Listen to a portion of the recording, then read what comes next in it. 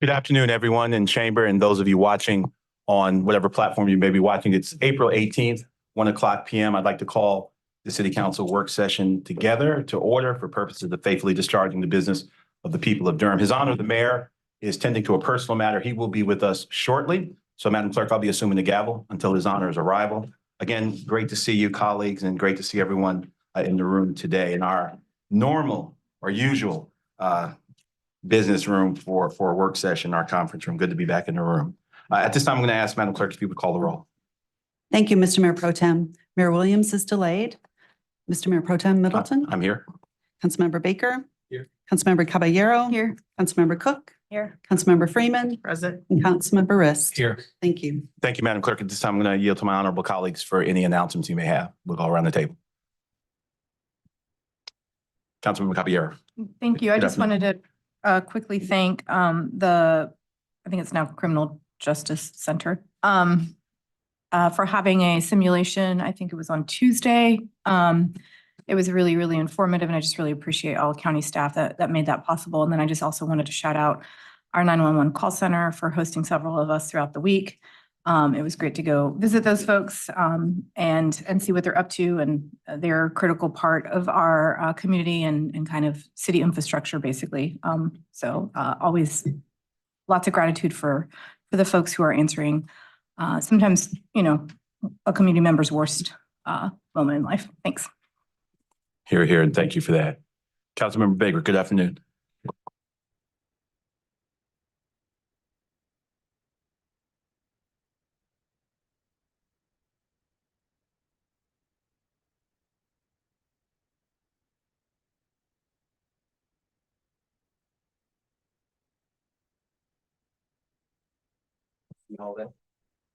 Thank you, Councilmember. Colleagues, Councilmember Freeman, good afternoon. Good afternoon. Thank you. I just wanted to take a moment and thank and share with you all. North Carolina Central University School of Law held the Just Action Fair Housing in Durham, the Action in Action last night, which was really great. I want to thank Stella Adams and Leah Rosenstein for a great discussion around what affordable housing looks like coming out of the color of law and moving forward, just acknowledging how race has taken shape in those segregated neighborhoods that we see today and how we can move forward to make sure that they're desegregated in a way that's in line with our values as a city. And then also, I just wanted to note, I just spoke with the city clerk, and it seems to be some mix up about the summer camp item that was pulled off of the agenda, and I want to make sure that that's not the case. I want to make sure that we do bring that back this afternoon. So I'll just bring that up in other items. Thank you. Thank you, Councilmember. Councilmember Rist, good afternoon. Good afternoon. Thank you, Mayor Pro Tem, colleagues, city staff, residents. I just want to echo Councilwoman Caballero's comments about the simulation that the county sponsored for reentry. I want to encourage anyone who's eager to learn more about what that is like for someone who's kind of reentering the community and how you sort of interact with all the systems, public systems, nonprofit and private, and some of the many challenges folks face reentering. I encourage you to do that kind of simulation. One thing it was clear in the work we did together, and also the mayor was there, some of the challenges, not only around, as we all know, around housing and jobs, but also simply identification, having an ID, which is so critical. And many folks don't have that when they reenter. So, again, want to encourage folks to participate in one of those simulations if they're interested in learning more about that. I will say that I'm really proud of the city for being part of the basic income pilot. Mayor Pro Tem, you've been a big leader on that one. That's been supporting folks coming back to Durham from prison. And I'm glad that we had money in the budget last year. And I also know there's money in the budget this year. And I hope that as the budget continues, that additional $1 million for basic income to support folks reentering Durham will remain in the budget. So thank you all. I yield back. Thank you, Councilmember. Councilmember Cook, good afternoon. Good afternoon, everyone. Thanks for being here. Just briefly wanted to say that I yesterday was able to attend with my colleague, Councilmember Rist, the Confronting Change exhibition, and we had some events at the Carolina Theater. That is a installment that is now on the 3rd floor at the Carolina Theater. I would encourage everyone to go see it. It details how folks in this very city were on the front ends pushing for civil rights in the early 1960s. I think that there was quite a lot of comments about how when we talk about national recognition, there's conversation about Greensboro, there's conversations about other cities in the South. And Durham hasn't been on that national conversation, even though there were quite a few events that happened here even before many of those other ones that do get in that national conversation. So I would encourage everyone to go look. It's an awesome exhibit. And I just want to thank the Carolina Theater for putting that information out there. And there is an upcoming movie, TBD, on the date of release that's going to detail a lot of those actions. And they actually interviewed so many people that were there at that time. So it was a real honor and would encourage everyone to go check it out. Thanks. Thank you so much for that, Councilmember. His honor's in the room. I'm going to make a quick announcement, then I'll yield to him if he's ready for the rest of the agenda. So colleagues, on next week on Thursday, I'll have the honor of being sworn in as the next president of the North Carolina League of Municipalities. I'm particularly excited because it's been decades since one of our large cities in the state has held the gavel, and I don't know when Durham has held the gavel. And I want to today shout out this incredible staff, particularly our city clerk, Diana Schreiber, who's done a marvelous job in coordinating our participation and handling invites for folk to be there. I want to shout out our legislative delegation as well, who's done such a great job for Durham. And I want to shout out Durham, who's going to be not only working on Durham's behalf on all of our colleagues around the state, every town, village, and municipality in this state, on getting what's important to us as cities at the local level passed. So I want to thank also our city manager for continuing our relationship with the league over the years. And I know previous managers as well. Durham is a mainstay in the North Carolina League of Municipalities. And I look forward to not only building upon that, but extending that. I also want to shout out our city attorney as well, City Attorney Rayberg, who's not here today, who are in her generosity. You can't have more than 3 people from one city on the board, who, when our now mayor took the seat that I formerly held on the board, our big city seat, and I assumed the second vice presidency of the league, can have 3 people from one city, and our city attorney gladly stepped aside so we could assume leadership of the league. And I'll never forget her generosity and graciousness in doing that. So thank you so much to all of you. Looking forward to a great time next week in Winston-Salem. I'm going to thank Mayor Joines down there and his team for doing such a great job in rolling out the carpet for receiving the league next week for our City Vision conference, and looking forward to a great term and a great representation for Durham. That's it. Your Honor, thank you. Good afternoon, sir. Good to see you. I'll yield to you. Thank you, Mayor Pro Tem and colleagues. Welcome. It's good to have everybody here. My apologies for being late. Just getting in order the shooting that happened outside of my apartment today. Again, gunfire tends to reek in the city. And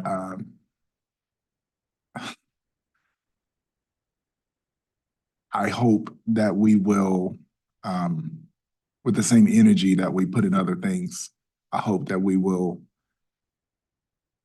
put the same energy into responding to what is right before us. And I know we have to walk and chew gum at the same time, but it's really frustrating.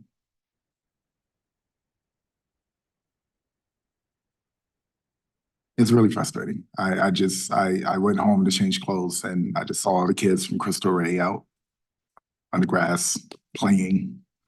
45 minutes before they were outside playing, there were 2 people shooting at each other. And we have a lot of things to be excited about in our city. We have a lot of things that are worth celebrating. But in that wardrobe or that outfit of celebratory matters, I'm always going to make sure that an accessory of that wardrobe is the reality that I don't feel we are properly addressing. And I really don't care about, you know, I really don't care if you want to ignore it and act like it's not happening, because it is. And it's going to soon be in your backyard. It's coming. And the summer months are coming, when traditionally this type of behavior increases. So I am going to continue to try and get us resources whether it's selling T-shirts, whether it's expanding heart, whether it's bringing back ShotSpotter, whether it's whatever else, whether it's funding mentoring organizations that are doing the work, whatever it is, every single church, if you have the ability to take up tithes, you should have the ability to go out and take the word outside of your four corners. Every business, take a chance, hire someone, occupy their time.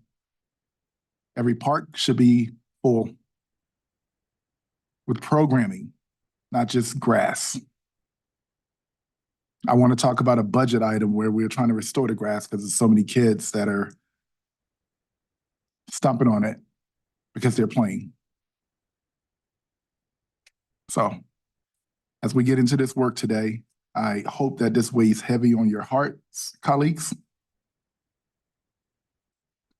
because it is a reality. And we're the ones responsible for coming up with some solution.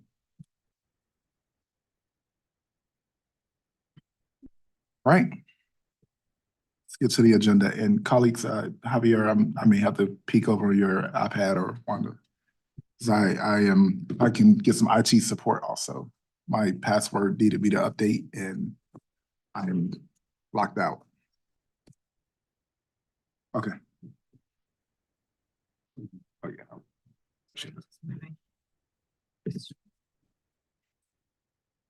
Thank you. You're welcome. Okay, we'll do this before the priority items or priority items first. Okay, got you. All right, Madam Manager, I'll recognize you. Good afternoon, Mr. Mayor Pro Tem, members of the Durham City Council. I have a few priority items for you this afternoon. Agenda item number 19, proposed water and sewer rates for 2024, 2025. A presentation will be made during the April 18th, 2024 City Council work session. Agenda item number 24, fiscal year 2025 stormwater rates. A presentation will be made during the April 18th, 2024 City Council work session. And finally, additional information was requested during the April 15th, 2024 public hearing on the consolidated annexation Wake Olive Apartments, agenda item number 27. Staff's response is attached under priority items by the city manager, city attorney, and city clerk. That is all I have for your consideration today. Thank you so much, Madam Attorney. Good afternoon, Mayor and members of the City Council. The City Attorney's Office has no priority items today. As always, good, thank you. Madam Clerk. Good afternoon, Mr. Mayor, Mr. Mayor Pro Tem and council members. The city clerk's office has no items, but we do need to address Councilmember Freeman's summer camp item. Thank you. Where is that on the agenda? Mr. Mayor, Councilmember Freeman during announcement said that she would bring it up during other matters. Okay. Okay, yeah. All right, so we'll address that then. So I'll now entertain a motion to entertain the manager's priority items. So moved. Second. Then moved and properly seconded. All in favor? Aye. Aye. All opposed? Thank you.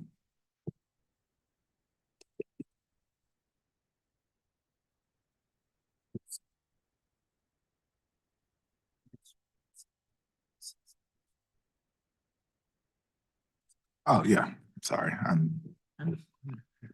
All right, we'll now read the consent agenda. Number 1, participatory budgeting steering committee. Number 2, resolution to set a public hearing to consider a permanent closure of 479 Lanier Street. Mr. Mayor, I'd like I'm to, sorry, Lanier feet of DACIAN Avenue. Mr. Mayor, I'd like to pull it. Okay. Number 3, resolution authorizing the conveyance of surplus properties to Durham Community Land Trustees Incorporated and the approval of the development agreement for the purpose of affordable housing development. Can I pull that one? Number 4, resolution authorizing the conveyance of surplus properties to Black Lamb Development Corporation and the approval of the development agreement for the purpose of affordable housing development. Number 5, contract amendment number 1 with McCormick Barron Salazar Development for lofts at Southside Phase 3 and Phase 4, site preparation and environmental assessment. Number 6, lofts at Southside Phase 3 amended development loan commitment. I'd like to pull that one. Thank you. 6. 7, lofts at Southside Phase 4 amended development loan commitment. Number 8, resolution authorizing the conveyance of surplus properties to Habitat for Humanity of Durham, Inc. and the approval of the development agreement for the purpose of affordable housing development. Number 9, utility system revenue bonds, Series 2024. Number 10, Durham Station Transit Center Improvements Project authorization to negotiate and execute a guaranteed maximum price amendment to the construction manager at risk contract for construction services. Mr. Mayor, go ahead. We may be saying the same thing. I don't want to pull this one. I just want to say I want to thank the county for almost a $10 million contribution from the Durham County Transit Plan. So I want to appreciate them. And just to follow up, this is a really, really exciting program or project, and it's one of our core projects within the Durham County Transit Plan. And so just to see it moving forward is really incredible. And just also want to shout out our transportation staff for winning a $10 million federal grant. Thank you all.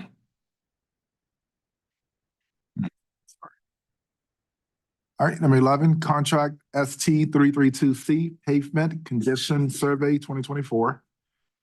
Number 12, contract amendment number 1 for SW 94 sidewalk repairs 2024. Number 13, contract amendment number 3 for ST 317C utility locate service. Number 14, street and infrastructure acceptances. Number 15, construction of 17 rectangular rapid flashing beacons, RRFBS, at school and trail crossings. Thank you. Can I pull that one? Yep. Number 16, transit grant project ordinance amendment for Durham Station. Number 17, blanket purchase order agreement with Core and Main LP for Neptune water meters and components. Number 18, agreement between City of Durham and Orange Water and Sewer Authority regarding mutual aid for drinking water supply. Number 19, proposed water and sewer rates for fiscal year 2024-2025.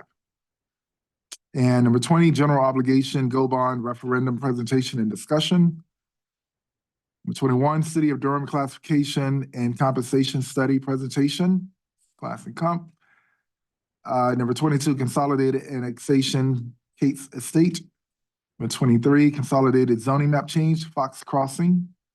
Number 24, fiscal year 2025 stormwater rates. That will be all of our items. So you have two citizens on line, and then I think we're here. Let's start with online. All right. We're going to go ahead and address citizens matters. And I'm going to start online. I have Ms. Jacqueline Wagstaff. Can you hear us? I can. Can you hear me? Yes, loud and clear. Thank you. You have 3 Okay, minutes. Good afternoon. How many minutes? 3. Okay, thank you. Good afternoon. I just wanted to bring something to your attention.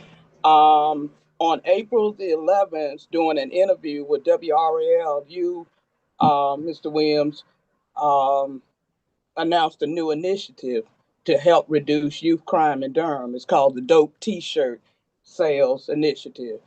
And I had a couple of questions about that, because anytime there's an initiative that generates funds, that's really a revenue generation initiative. And at no time have I heard this this body have a discussion about selling T-shirts to reduce crime in Durham, to help reduce youth crime in Durham. And one of my questions would be is, at whose expense would this T-shirt endeavor fall under? If this is a revenue generating initiative, then it would be a city initiative that was approved by this board. And then that means that would be more work on the staff, because they have to do three things: collection, accounting of these funds, and also administering the funds to these nonprofits that you said that would be getting these funds. And who would make that decision? There's already an initiative in place for non-city agency funds where nonprofits can apply for non-city agency funds if they would like to and get approved for it. So I'm trying to understand what this initiative about this dope T-shirt would accomplish, and whose expense would it fall on? Would it fall on the taxpayers? As a taxpayer myself, I'm not interested in paying for T-shirts that say dope. One of the things that we're having problems with crime is because of drugs, dope. And I've listened to the community since you announced that, and they're real upset about the fact that you're using the word dope, and it doesn't matter what content. We know that a lot of crime in Durham is initiated behind drugs, and dope is associated with drugs in Durham. So I would like to know, and I would like to have an accounting. I would like someone to supply me with information on the meeting that y'all discussed this initiative. Also, those three things: where would that collection come from? Who would be accountable for it? And how would we know what those funds would be? And how much would those T-shirts be? And who's going to print those T-shirts? And who's going to sell the T-shirts? Will they be sold by the city? You know, it's a lot of questions to that. So when you announce that there's going to be an initiative that is going to generate funds for the city of Durham to combat some issue, and this is a crime issue because we have youth, and you just had a shooting over in your neighborhood. I just watched it.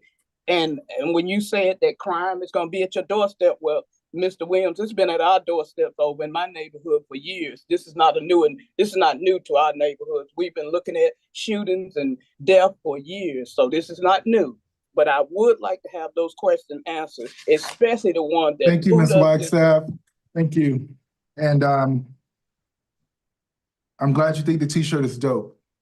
And I don't. And also, it's not a city initiative.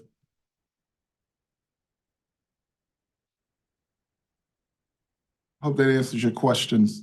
Next up, we have Jeremy Bergen.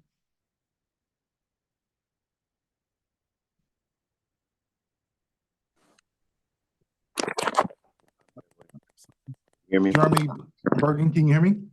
Yes, I can hear you, Mayor Williams. All right, welcome. You have 3 minutes. All right, thank you, Mayor, council members, for your time. My name is Jeremy Berggren. My address is on file. This is just one of my ceasefire updates. This last Sunday, there was a shootout in Southside again on East Piedmont down the street. Apparently, there were about 20 or 30 gunshots. The captain of our district came by to a neighborhood meeting, and this is just to say the answers are always unsatisfying. This didn't come up when you spoke about gun violence, Mayor, but one of the ways that would help this matter would be y'all increasing the police pay. The reason I wasn't at my house when the shooting occurred is because I was visiting a friend at the hospital who's chronically unsheltered, and he was hit in a hit and run where there's no police report, and he's been in the hospital for about 2 weeks. So I appreciate Councilmember Baker consistently bringing up that traffic safety is one of the leading causes of harm or death in our city. In my experience with gun violence, just to say, it was on the agenda today. It's in the form of affordable housing, and for the purpose of affordable housing. And I live in a low-income unit for disabled veterans, basically. But my experience with gun violence in the city of Durham and in the Marines and with suicide and growing up in California is that my housing saved my life. And my housing is harm reduction in terms of my relationship to gun violence. So I really hope you take that into consideration when you're looking at what Reginald Johnson is doing through the city. I appreciate that work. I appreciate y'all giving the Beaman Street assemblage to Habitat for Humanity. That is going to help a lot of families out. Like the Ms. Wagstaff called, though, it's hard sometimes as a military veteran and as someone who's experienced gun violence to hear the newness of it from the dais when it's been happening in our lives for so long. It's hard when I cared about it before it happened to me in 2016, and I was at vigils, and the only one there was really Councilmember Freeman.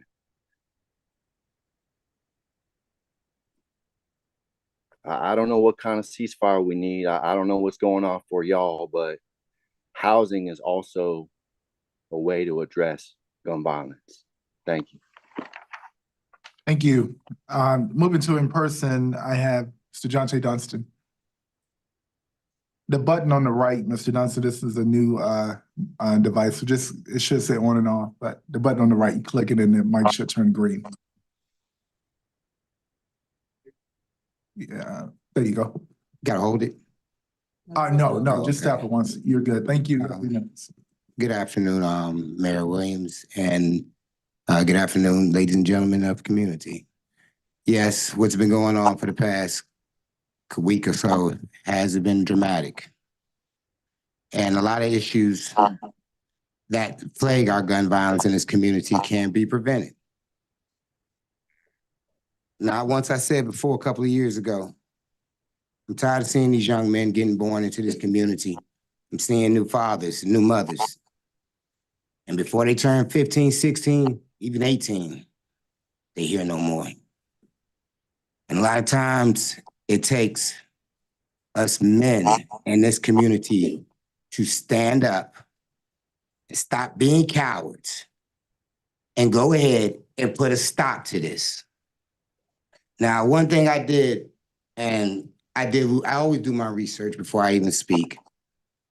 And one thing I did, and I say, we might have to take a chapter out of another country's book.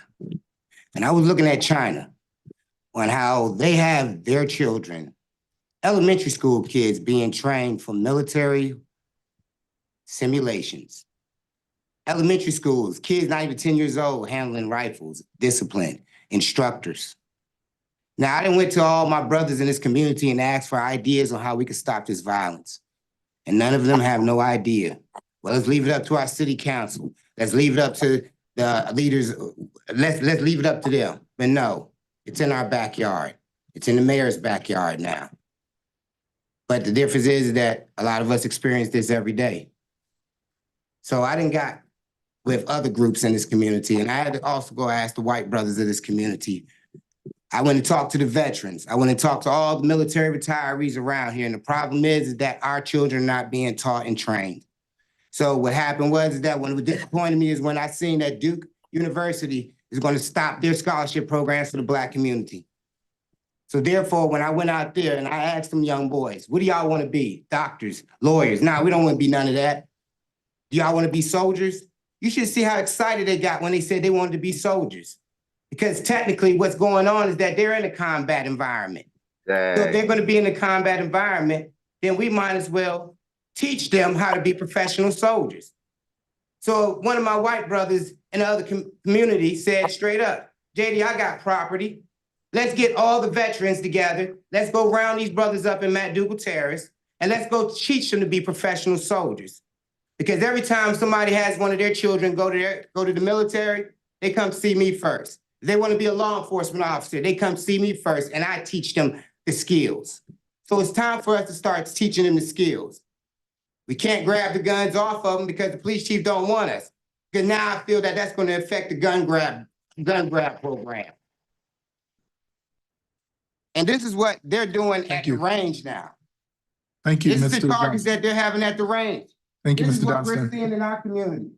This is what they're practicing on, ladies and gentlemen. So guess what? Who wears these? Mr. Dunston, could you turn that on We for me? do. Thank you. 2, 3, 6, 15. All right. Apologize, Brother Williams. All right, moving on. To our port items. Item number 2. Was it you? Councilmember Caballero.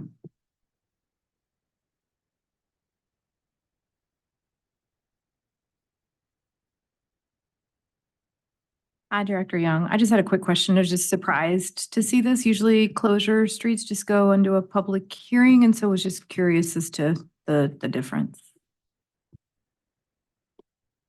Yeah, we're just making sure there's been some additional research, and we're just wanting to make double sure that we are following everything the way we're supposed to. And so there's a little bit of ambiguity in city code.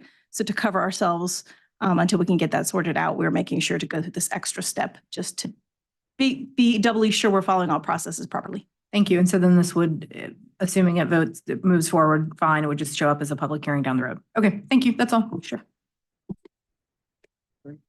I'm excited that all of these pulled items are going to go that quick, right?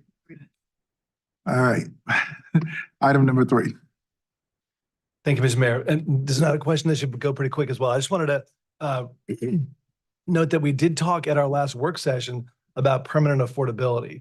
And so as we talked about, there are limited tools we have at the local level to promote or to ensure permanent affordability of housing.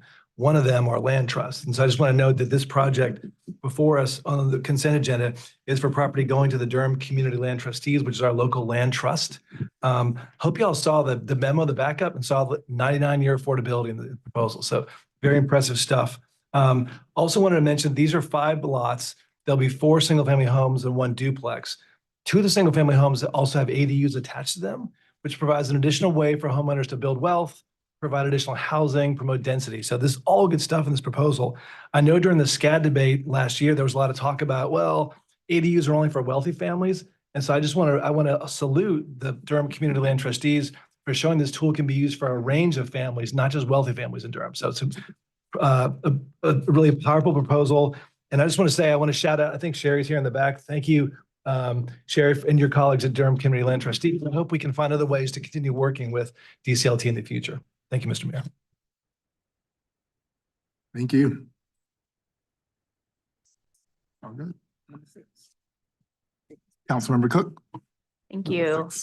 Hi, Mr. Johnson. I pulled this item. I know there's a couple of agenda items about this plan. This one in particular, I was curious to ask about some of the ARPA funding. I had raised this a few weeks ago at one of our work sessions.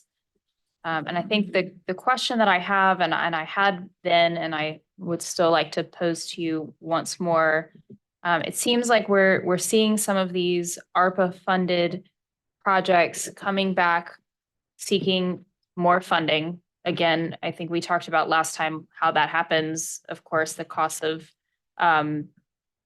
resources goes up and I think there was some conversation in here about tax rates and also then potential loss of loan down payment amounts. I understand how the numbers increase, but there is some discussion in here that there is going to be ARPA funding to cover part of that increase along with some other funding. And I was just wondering if we could speak to that.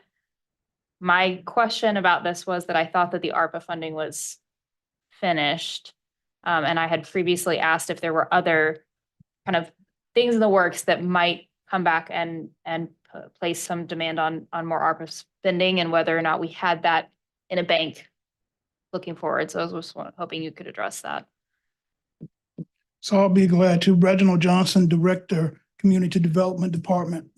As I mentioned when we discussed this before, the ARPA funding that we have, the city had decided that we would put $13.5 million into funding affordable housing. And we were mainly doing that on projects that we had not been able to fund.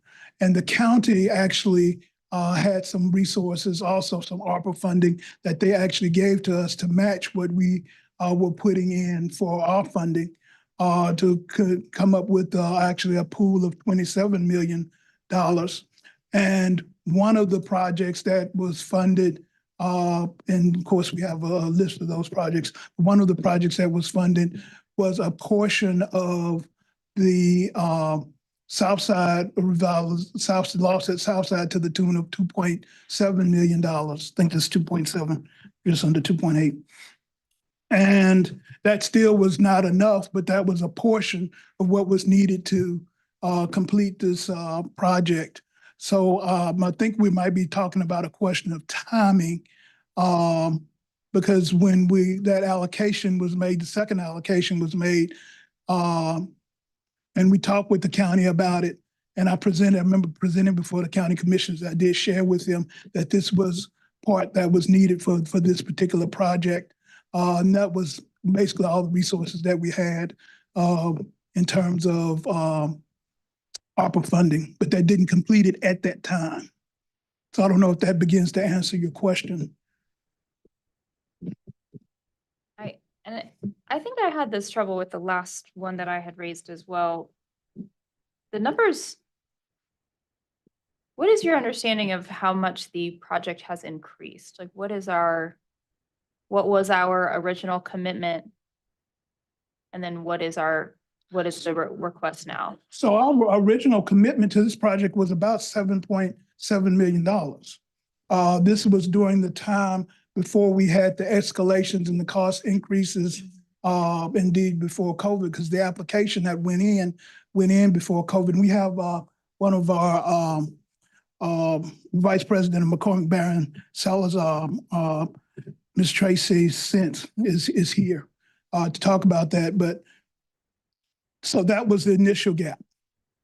Then as the project, we kept the project on track. There was another increases which we outlined that resulted in about $8 million gap, just under $8 million gap. And that's what we're talking about here. We were able to put together resources, one, so we wouldn't lose the tax credits, to be able to complete the funding necessary to move forward with the project.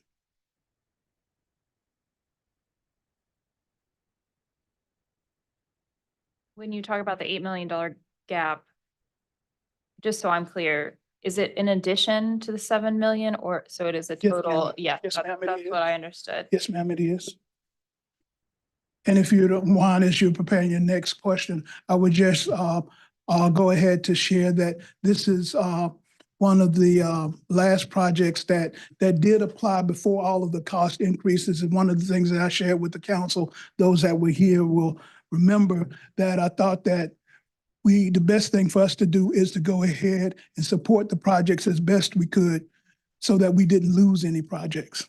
And fortunately, I'm glad to say that we have not lost any projects that applied in one economy. Right. And then by the time they got to a different part of the process, we were in a different economy. And then the results were dramatic increases. And I recommended to the council that, yes, it's going to cost us, but it would be best for us to go ahead because it's not going to get any cheaper. Yeah, and I appreciate your work on that because, and my colleague raised this earlier, but of course, we're always looking for affordability and longevity, and we've got units in this project that are set to be affordable for 30 years, and then we've got many more units that are set to be affordable for 50 years, which is an incredible number. So I appreciate your work on this, and of course, always appreciate you answering my questions. Oh, you're And I welcome. think that's all I have. Thank you. Thank you, Councilmember. And number 15. Oh, I'm sorry. Thanks, Mr. Johnson. I also wanted to ask a question about the tax credit side of this proposal. So as I understand it, for phases 3 and 4, they were anticipated 2 9% tax credit awards, correct? So it's a 2%, it's a 9% and a 4%. So it's two tax credits. One 9%, one 4%. One 9%, one 4%. And as I understand from the background reading, so there was a decision made back a few years ago to delay one application because DHA was also preparing to apply for a 9% tax credit. As I understand, we typically in Durham get like 9% tax credit per year. Is that right, roughly? Yes, that is correct. Basically, the way the qualified allocations plan of the North Carolina Housing Finance Agency is structured, we basically get one per year. That is actually competitive. We have to compete for that Right, the one. 4% are. Right, but yeah. 9%. Yeah, I'm saying the 4% are not as It's a competitive. it's a 9%. We have to compete. And one of the things in terms of not just the city, but the community, we really need to, have strategies that include us being successful with that one. And so we do know that we are supporting the Housing Authority in its applications because they will have a series of 9% over several years. So yeah, so this is my question then, right? Is exactly that. So I know that, so we're talking about Housing Authority stuff. We've got Southside. We're going to be talking about 505 pretty soon, which also I think was going to anticipate one or more 9% tax credit deals. So is there a strategy at the city? And if so, what is that strategy for sort of lining these things up so developers and our partners will know like who is in line for those 9%? Because it sounds like we got several years we're anticipating of 9% deals we want to get, right? So what is there a strategy there? What does that look like? There is a strategy, and it involves primarily first the Housing Authority and supporting the Housing Authority for its series of 9% as they go through the redevelopment of the downtown and neighborhood revitalization plan and others. So that's number one. However, as I was just saying, it's competitive. We can't just have them to submit. And assume, right, yeah. Right, and assume. So many years, we've had backups. So we either have them to submit 2 applications, that we've done that before, or we come up with another funder, another applicant to stand in to compete also.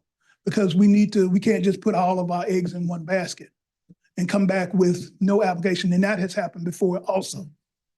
So I guess I'll say, so this is probably a separate conversation, but as we think about other projects like 505 that are anticipating 9% tax credit deals, it seems like there's almost like a backlog. And it seems like as we think about 505, we should have some sense of like, what's the potential for 505 also succeeding with other stuff that's already on the table. So I'd love at some point to have a conversation about what are our expectations? Is there a backlog, and how do we properly plan for all that? Well, there is, if you're using the term backlog, there is more than one entity that wants 9%, but we only get one.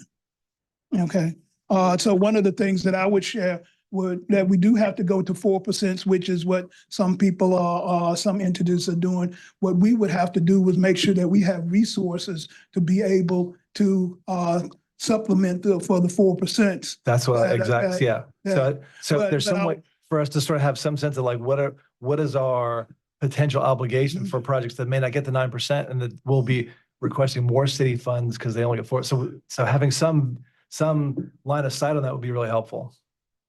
And so one of the things that we do, for example, this particular project, we had basically, this is Southside, we had not necessarily planned to bring that one forward in terms of suggesting that they apply for a tax credit. But that particular year that they were applying for tax credits, the Housing Authority switched its plan.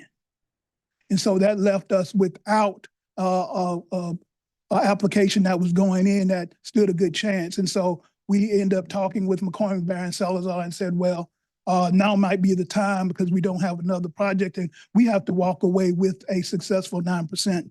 And so we pulled that one, I would like to say off the mothballs, off the pile or whatever you want to say to apply. Of course, they were successful. That's the reason that we're here now. Thank you. You're welcome. Just real quick, I know it's the North Carolina Financing Agency, but what's their philosophy for just one? Is it one per Durham or one per county or? No, what it is the size of cities. So Charlotte and Raleigh are in a different category and compete in different categories. I don't know if Richard, you want to say a little bit more about that? This is Richard Valzanis, our senior project manager. But I would say, because of the size of Durham and the way the rules are structured, we compete in another category than Charlotte and Raleigh. Right, and I think, good afternoon, Richard Valzanis, our project manager with community development. I mean, Reginald's correct. The credits are allocated to a pool. We're in a particular pool with other cities, and then we compete within that pool against the other cities. And typically Durham falls within where we get one tax credit award per year. Now, potentially you can get to if the project allocated to Durham is small, right? So but there's a possibility to get a second, but typically we don't get to. Okay, so what is that metric? Is it city size or what defines the category? Yeah, and I don't know. Yeah, they do break Yeah, Tracy's going to. And just introduce yourself. Hi, this is Tracy Semp with McCormick Barron Salazar. So the QAP and the state agency does break it down by size. I think they break it down between small, medium, and large counties and area metro city areas, and that's how they put it into pools. So how many does Charlotte and Raleigh get? Yeah, I mean, you know, we can look at the latest list that came out, but I think in the past, I can remember them getting a 2 apiece, at least 2, right? And so, but we can pull down the latest list from the agency and give that to you guys. Okay. Yeah, and I only ask this because, I mean, this is a policy. It's a policy, and policies can be sometimes massaged or changed, or, you know, I mean, I'm looking at the how fast we're growing versus other. I mean, we're growing faster than Greensboro. Sure, they're probably in our category, but we're probably growing faster than Charlotte. I don't know, but maybe the policy needs to reflect the speed in which you're growing. That's just an example, but I'm just thinking about how we could potentially convince the agency to reconfigure their tax credit. That's where we come in as policymakers. Absolutely, and I would encourage you to do so. Actually, in my talking with the legislators, you know, this is the number one issue that I bring up, is that the fact that it's structured. Now, of course, there are, as you well know, some politics on why that goes in. I'll just say that, why the reason that is, but we agree wholeheartedly. Thank you, Councilmember. Thank you. When y'all get that, I forgot what it was. You asked what. It was a list of projects that Raleigh and Charlotte get in the number of projects. Can you also share what other states do, what their housing financing, like what their policies are, so that we can see what's the difference? Because I know in other states it's structured differently, and you're not competing, and there's multiple 9%, and this is consistently raised as a barrier for affordable housing.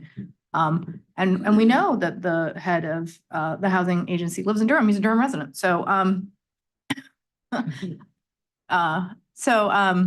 that would be great to see, because to Mayor Williams' point, it is our job to consistently pressure. Thank you.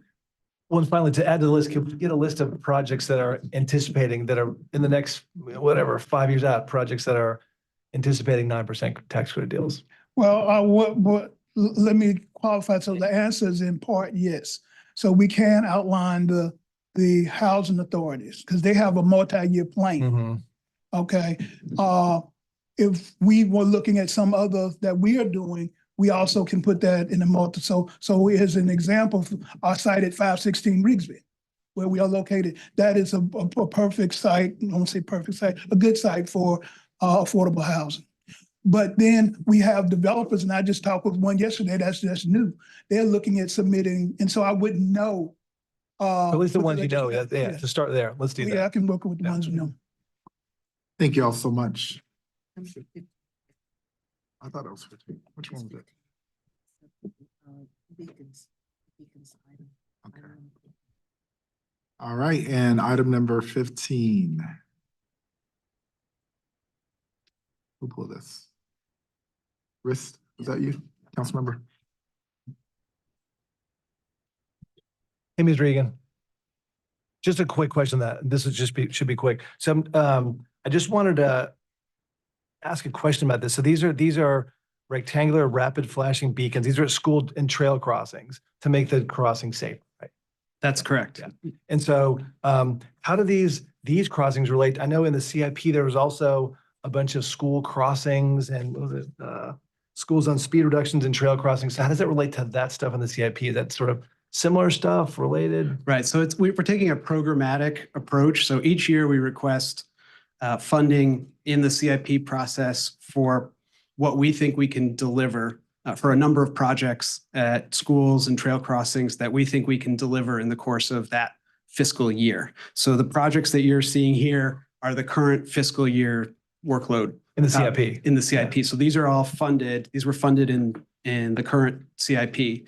So for next year, for the 25 CIP, we've requested about $300,000 in funding for the next batch of these at school and trail crossings. And so these 17 are also, these are also at somewhere at schools, right? Or are they only trail crossings? No, some are it's schools, yeah. it's a mix of school and trail, both for this year, and then the funding requested next year would support both school and trail crossings. So this is just more of these kind of like. Correct. We have a long list Yeah. of requests. We prioritize them. We look at schools, for example, that have the highest percentage of students receiving free and reduced meals. We look at locations that are in identified equity and EGI communities that the city's prioritized. We try to focus on the projects on city-owned streets. We have a more predictable approval process for installations on city-owned streets. We have done some on NCDOT streets, but that's a more complex process.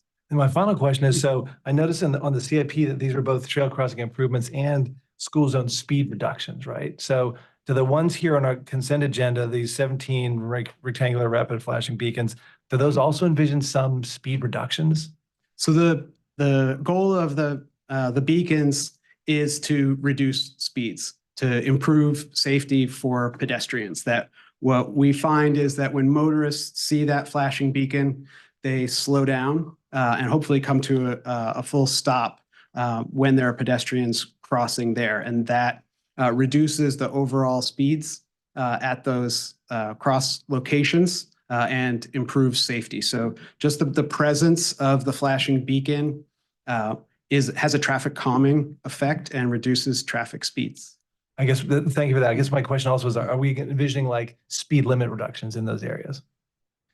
So we do data collection before and after we do these installations. And then we look at what the posted speed limit is and what the actual conditions are in the design. So what we're really generally trying to do here is to calm traffic, bring speeds within the posted limits. If there's a particularly strong traffic calming effect and we're seeing a major decrease in travel speeds, we may consider at that point reducing the posted speed limit. But generally, we're trying to improve compliance with the existing posted speed limit.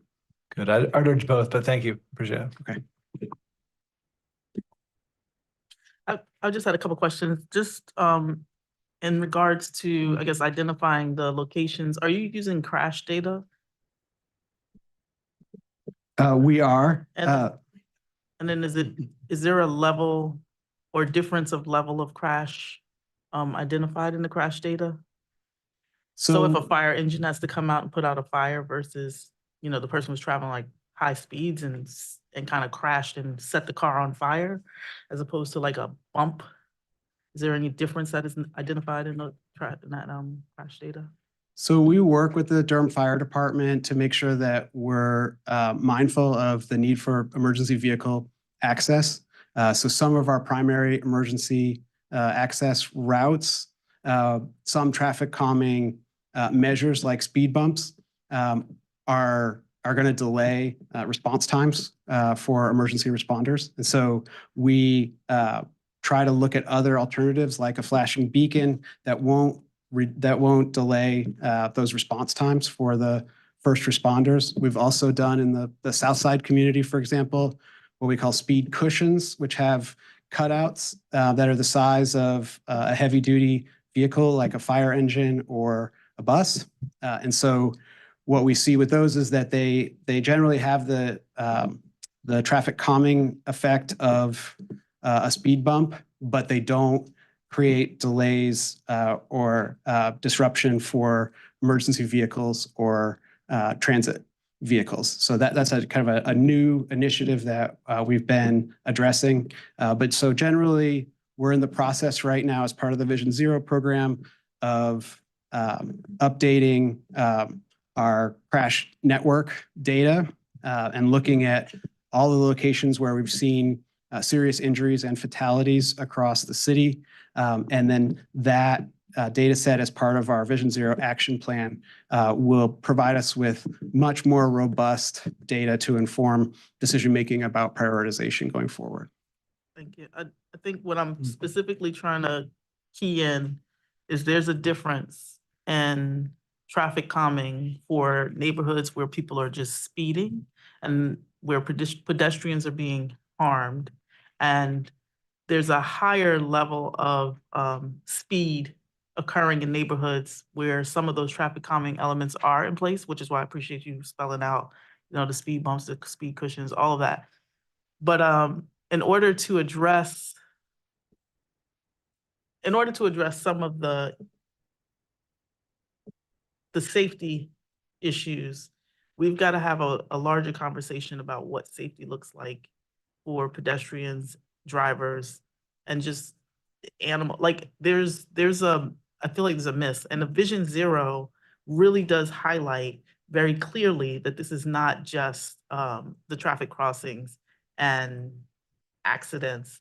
And it's increasingly becoming, like, I'm increasingly aware of how many more fire engines are being called to scenes for speed-induced crashes in which a car is completely crumbled on a street, on a city-owned street. So you're driving 60+ miles an hour on a city-owned street. So the speed limit reduction sounds great, but there has to be a more robust look at how we address it. And it's not just the devices, it's also our law enforcement, and some type of way we've got to make sure that we get our hands around this. Yeah, so the Vision Zero approach looks at all sorts of interventions, education, enforcement, and engineering. So these are engineering, these are design changes that we're making to the roadway, but there's a critical role also for education and enforcement as well. Thank you. Go ahead. Just one question. I know that sometimes these beacons are typically very helpful, but sometimes can also create a false sense of security. And I think that was highlighted with the fatal accident that occurred on Guest Road a couple years ago. Is that something that's taken into consideration here? And going back to my council members' questions, are there going to be corresponding investments that you anticipate, or that are at least planned for in the future, of other traffic calming devices that are paired with this one?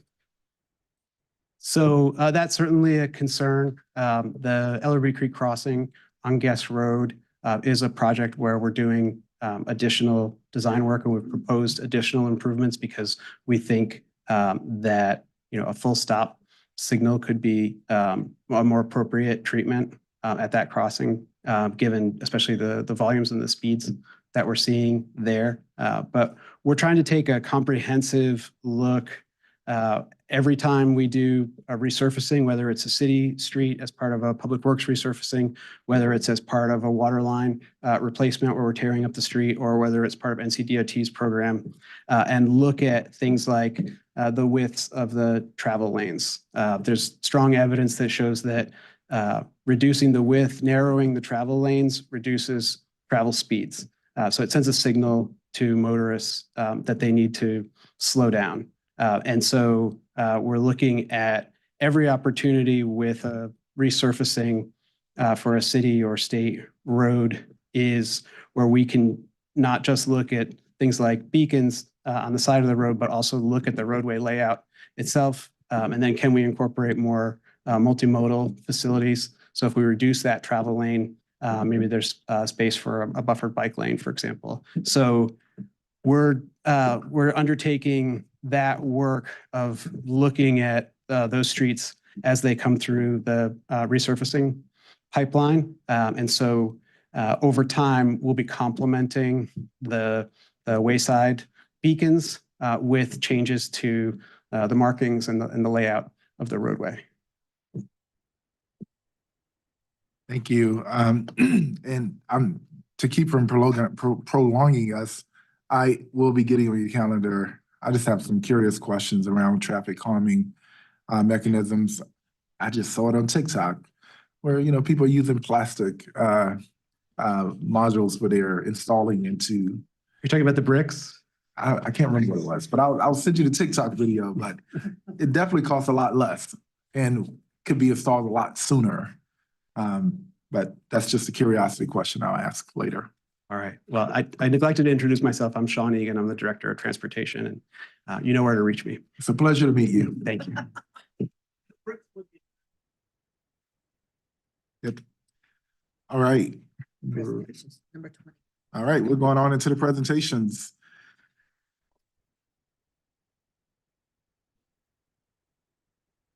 Welcome, Mr. BR.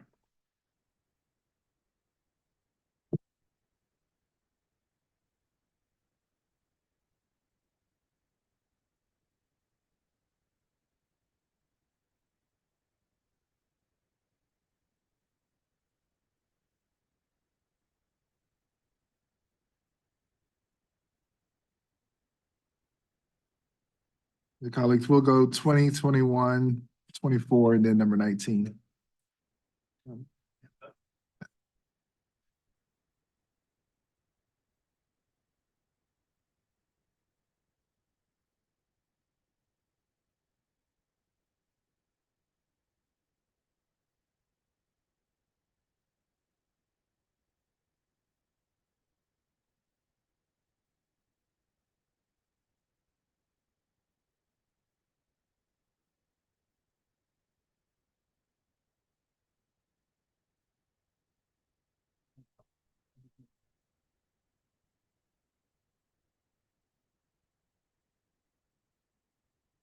There we go.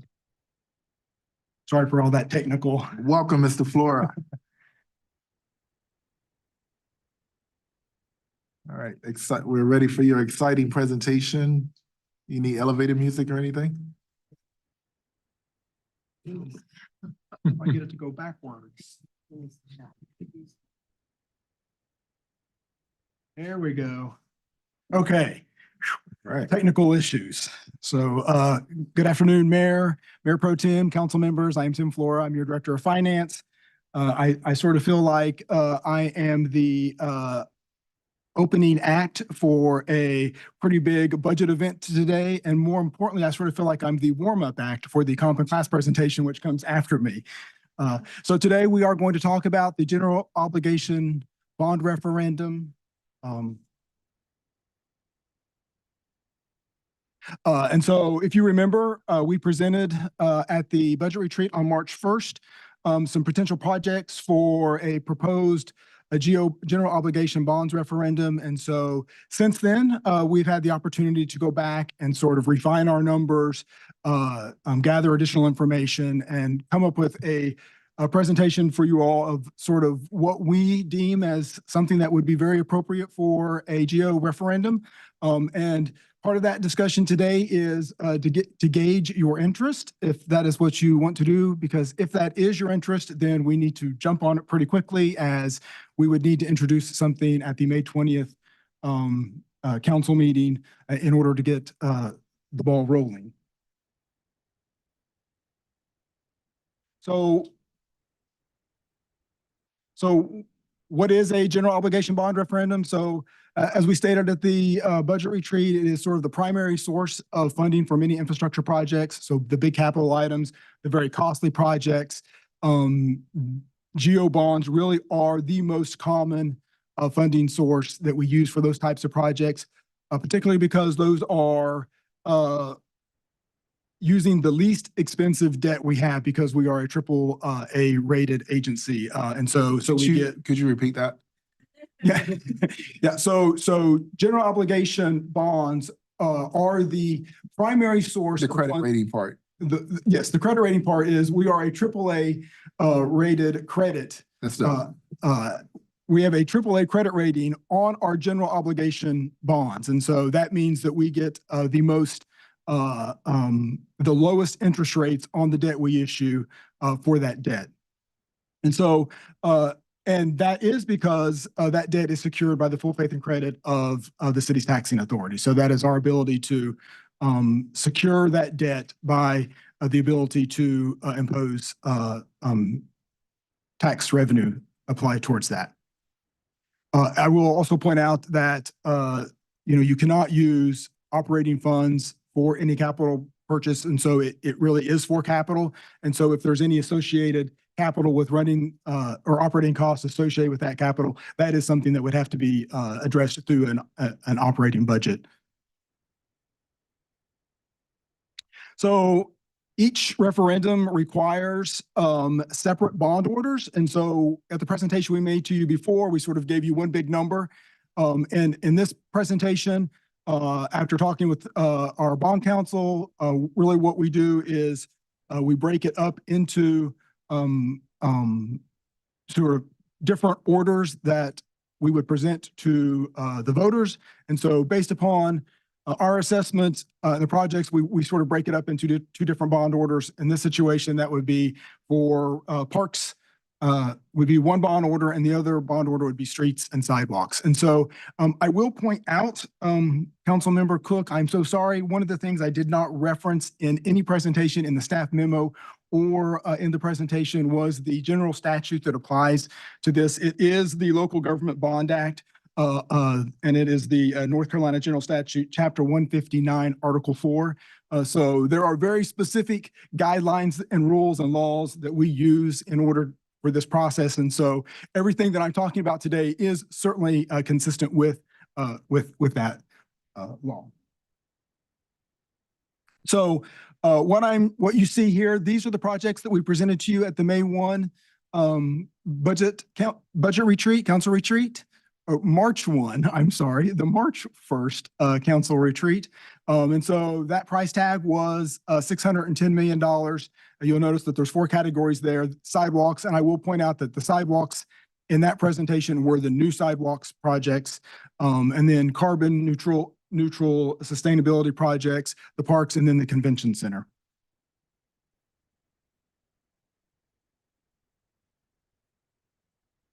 What we have refined into the 2 bond orders is somewhat different. The first is the bond order 1, which is the Parks and Recreation Splash and Pay project. So that's the 2 projects, park projects that were presented at the budget retreat. The former Wills Fun Park, and then the other was the East End Long Meadows Park, the Austin Avenue Park facilities. So that is a total of $85 million. And then different for bond order 2 for the streets and sidewalk, you'll see the first item there is the new sidewalk projects. That's $60 million. But because of the parameters that we were looking at and the scope of what we're trying to do as far as, so one of the things for GO bond referendum is you really want to, it's improving the quality of life for your residents. And so we thought by adding not only the new projects, the new sidewalk projects, which is very specific areas, but also we would supplement the funding that we have for the street paving and maintenance and supplement some of the sidewalk repairs payment because it addresses, potholes and sidewalk repairs across the total city.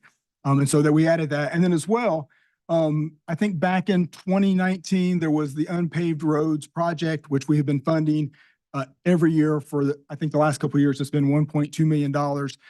I think at the time when that passed, I think council was looking to get all of our unpaved roads completed in a 10-year time frame. We thought the unpaved roads project, $10 million of funding for that in this would also sort of serve well because those input rates are throughout the city. And so all this really is doing is we would be moving it to this sort of funding, which is sort of what I would consider the less expensive funding, and then free up capacity in our regular CIP process. So what I'm going to do is, so this is the high overview. I do have in the presentation sort of more specifics on each of the different projects we've talked about. A lot of this is information that you've already seen at the budget retreat. I won't spend a lot of time on it, but if there are specific questions about the projects, I do have the departments here that put together that information here to answer specific projects. But so on a very high level, though, the former Wills Fun Park, which would include the large outdoor aquatic center and preserve the Wills Fun indoor skating rink, which all that is complete. But all of the park areas surrounding that project was $43 million.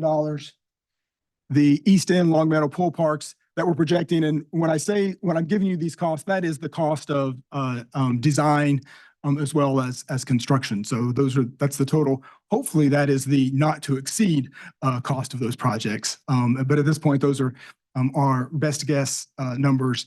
And that would be the Central Community Plaza, retain existing the athletic courts and fields, as well as a potential pool at the East End Park. So those two projects are bond order 1, moving to bond order 2, the streets and sidewalks. So these are the new sidewalk projects. What we did is we just took 11 of the most project ready projects that were there to fund those. You're looking at 25 unique sidewalk corridors and gaps. We're looking at like 12.4 miles worth of sidewalks. This is in addition to additional funding that we already have. We already have, I think, $38.6 million of federal funding that goes with that, and current funding that we already have at current funding levels is $12.4 million. This is just a list of those projects. You'll note that I've got it capped at $60 million. I think the estimated from the department was like $62 million, but those are escalation costs. If it goes over that, we certainly have other revenue streams that we could make up, but we thought the $60 million was a good number for that. The sidewalk and repairs and the street paving and maintenance, again, really the number we have for that is 50% of the next 3 years of CIP funding that we have programmed in. And so we just really are pulling that out to supplement the funding that we have.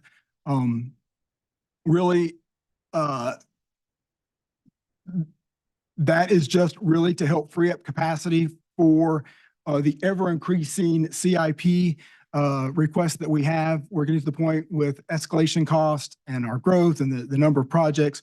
What we currently have in our CIP, it's hard to cover all of those projects. In fact, I think what we are still going through, if I'm not mistaken, it's something like we have 85 projects in the CIP list right now. Right now, we are looking at only being able to fund just a partial, I think about 50 projects of that. So really with a GO bond referendum, what it does is it just frees up capacity in our regular CIP process so we can get those funded. And so this is just partial funding. I just want to make sure I was clear about that. This is just partial funding of current funding that we're already doing. And then here's the unpaved road project, which is new, which was not mentioned in the other. Again, it's just a matter of this project fit nicely into a GO referendum packet, and just in the fact that we're still shy. I think we still have about 13 miles of unpaved roads that we would like to get paved. And this $10 million, while it may not cover the entire cost of getting all these roads paved, it would be a bigger chunk and get us closer to obtaining that goal.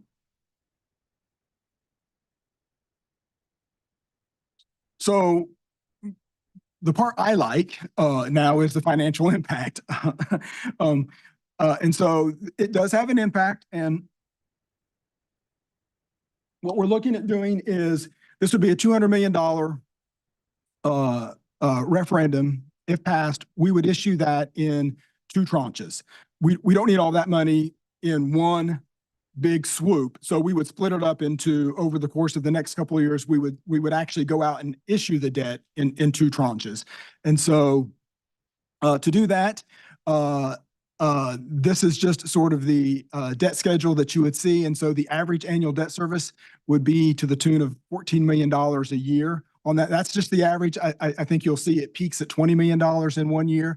And so but I do want to point out that this is what you're seeing here is based upon a 20-year payback schedule, which is standard level principal payments, but at an interest rate of 5.34%. And that 5.3% is only here for illustrative purposes because the General Assembly changed the way reporting requirements are. And so we have to report the interest rate at the highest interest rate, I think, of any GO issuance.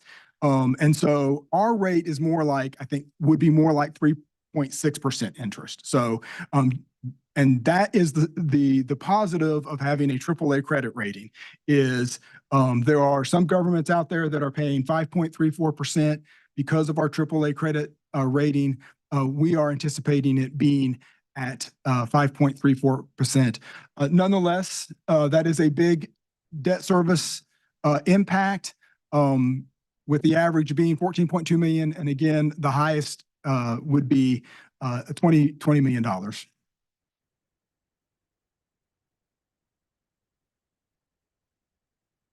This is just a revision of a chart that we showed you at the budget retreat.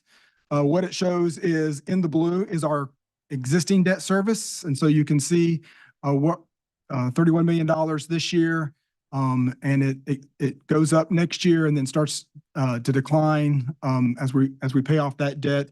The yellow is the debt service that is anticipated for the $95 million housing bond, GEO bond that we've got.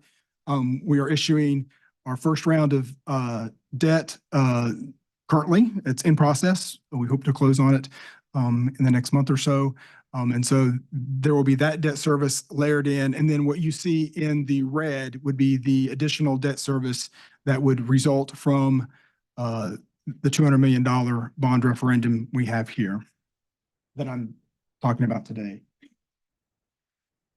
So financial impact and talking about the tax rate implications. And so what this schedule sort of shows you is what is that impact on the tax rate. And so the average tax rate, if you average all of it, is 2.51%, but the immediate impact on tax rate would be 3.45 cents on the tax rate. And that would impact in FY26. Really no way to sugarcoat that. That is, and again, this would be at its highest because this is based upon that 5.34% interest. We do fully anticipate it being lower, but you are in the ballpark with these numbers. And so really how you see that declining, because we make level principal payments. So the level principal payments are not like a house mortgage where you're making a level debt payment. How we work our debt over the 20 years, you make a level principal payment, which then means your interest rate, your interest costs decrease over a period of time because you're paying more of that principal up front. But the goal in this schedule really is you're looking at that far right column to see, well, you don't want that column to go negative because you want to make sure that we have enough revenue to pay for our debt service. But as you see, as you go down that second column, the property tax rate, you can see over time, in reality, we could decrease that tax rate impact as we are paying down the debt.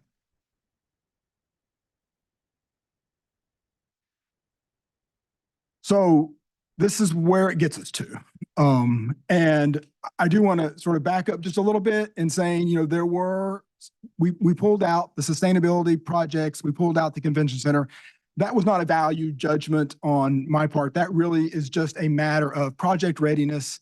What we put together really were those projects that we could start funding sort of immediately and were most appropriate to fit what we were trying to accomplish. Sustainability projects are not a specific project outlined by the general statute. It's not that we couldn't do them. It would just involve a whole lot more work as we had to tie them to other projects that were. And so again, no value judgment on how we got to the projects we got to, other than the fact that those were the most appropriate for this funding strategy. So now funding options, and this is where we really need your input. It's, we could do the referendum as proposed, or we could do it with changes. We could not do a referendum. That's certainly an option. It will just impact how we work our CIP projects. And so there may be some that could be delayed or even not funded at all. We could put the referendum in a future year. That is certainly an option. The only threat we run with that is just with the ever increasing escalation cost. Projects are not going to get any less expensive. I mean, I just do not see they're going to. So if we delay it, you always have the threat that next time I come back, these same projects, it's going to be at a higher number. Or no referendum at all, and we could continue to work through our CIP process, and we could show you what that cost through the CIP process is in order to get more projects funded.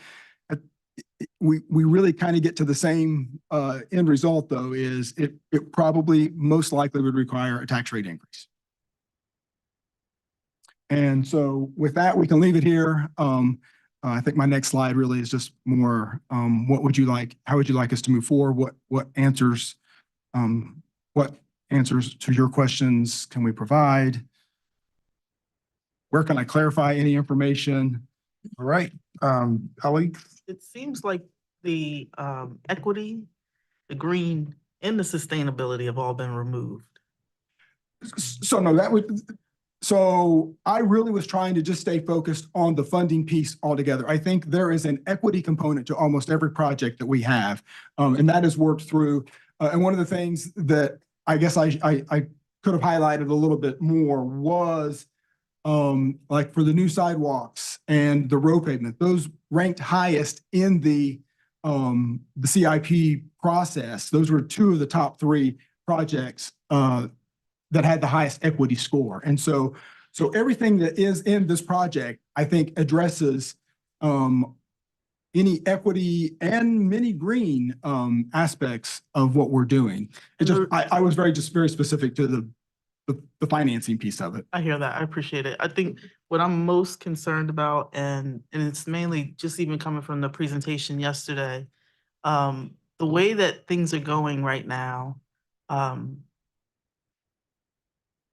with construction being the jobs that get created and only construction, essentially what happens is the people who do the construction end up being moved out of the community.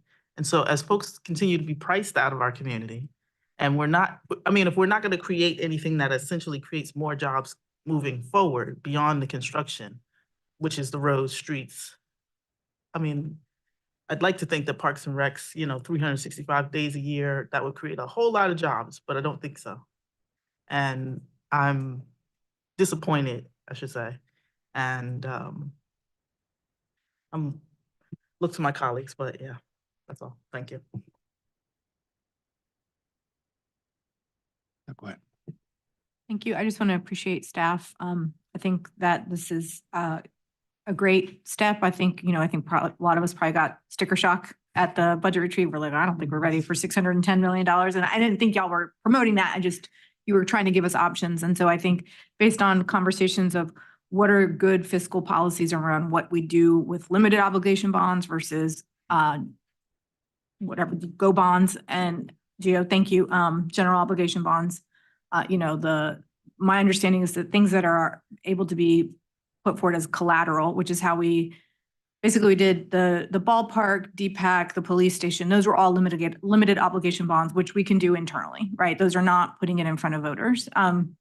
So I think having been on the council, we've had several conversations around infrastructure bonds and knowing, our climate satisfaction survey, especially around roads and sidewalks, that consistently gets put as there's lots of other things in there, but that the entire time I've been on council, and I think before that, roads and sidewalks is always where we see some of our deepest resident dissatisfaction. And so to meet that need, I think it's going to take something like this and probably, as we've discussed, several rounds of this. So I am supportive if you're looking for a thumbs up to move us forward. I am, eager to hear from other colleagues, but my thumb is up. And then with the park side, I think that those parks are transformative for our community. All 3 of those parks will be in areas that have historically not been invested in at the same level. We've heard from a lot of community members around pools specifically for many, many years. It is actually a public health crisis. We have a very high percentage of children who drown in our community because we don't have enough public pools. So I think that plays out in many, many ways. We can have long conversations about why we have those numbers in Durham around public pools specifically. So I think it does actually address the equity question because these are publicly held places, unlike many of our other features that we have done. Limited obligation bonds are, you have to pay to go see the baseball game. You have to pay to go see a show at DPAC. You don't have to go, you're not gonna have to pay to use the pool. I mean, you're gonna have a much lower cost to that. You're gonna have a much lower cost to a lot of the amenities in the park. And that's something that I think is really, really important. So I am supporting this. Thank you. Councilmember Cook? That was, Councilmember Caballero actually touched on one of my questions, which of course, there's gonna be continued costs after this 80, I'm looking specifically at the Parks and Recreation one, after the 85 million originally. Are we gonna have, what are we looking already at, like, would there be costs associated with using those recreational spaces, and what would that look like?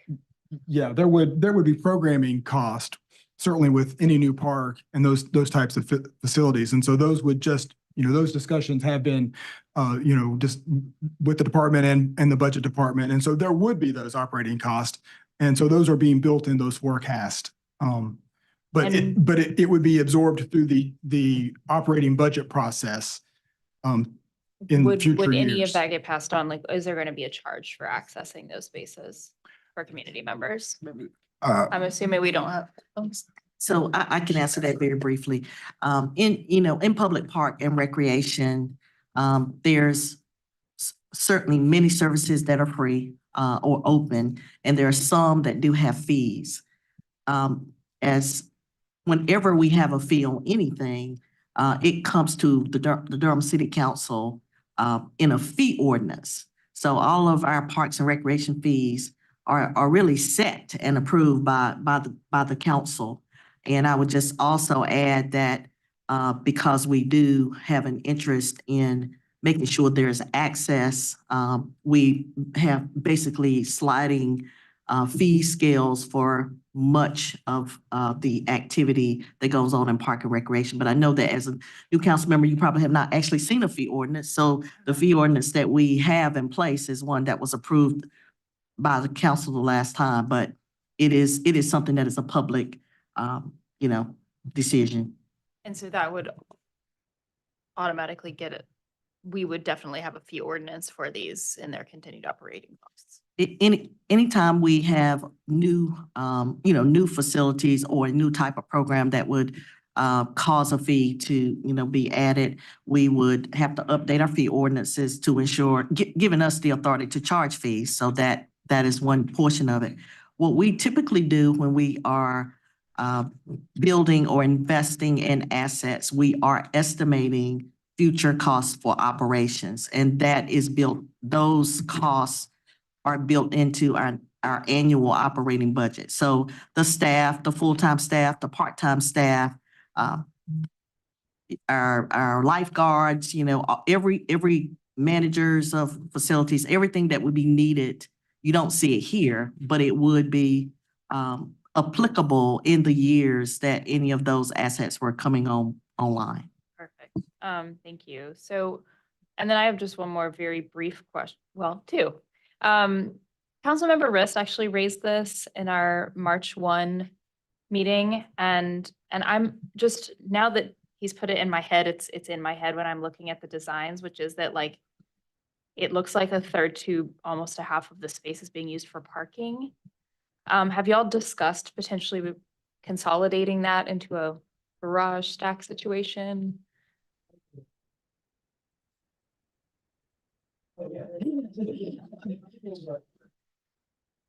Sure. I think. Afternoon, recreation. As far as the renderings of the park and the parking lot, you may recall that is just a rendering. So it may not be that exact footprint you see of parking spaces. We haven't contemplated a staff parking garage like that. Plenty of time to modify. Okay. I mean, I know they're rendering, but I also remember you talking specifically about how there was tons of feedback on, like, having a deep pool, for example, for older kids to play basketball, and these things that I know are getting incorporated. So those things are going to stay, I'm assuming, but there's going to be room for other modifications outside of those ones.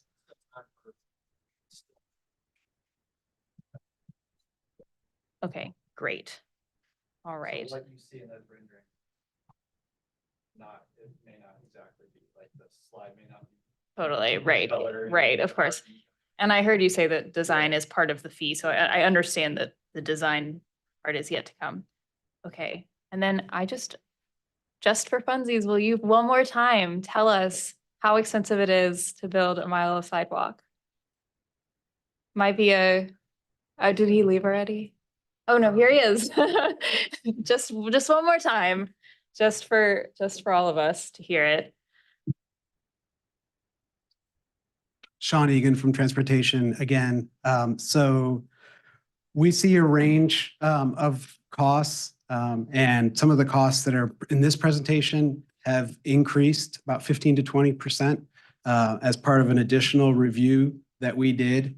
Right now, we have the internal staff resources to deliver the current level of sidewalk projects. So for us to do additional property acquisition and for us to do additional project management on top of our existing city staff, we would need those costs to be included in the cost of the project. So the revised estimates are higher than what you saw on March 1st because they include the estimated cost for contracted services for property acquisition and contracted services for project management to deliver these projects.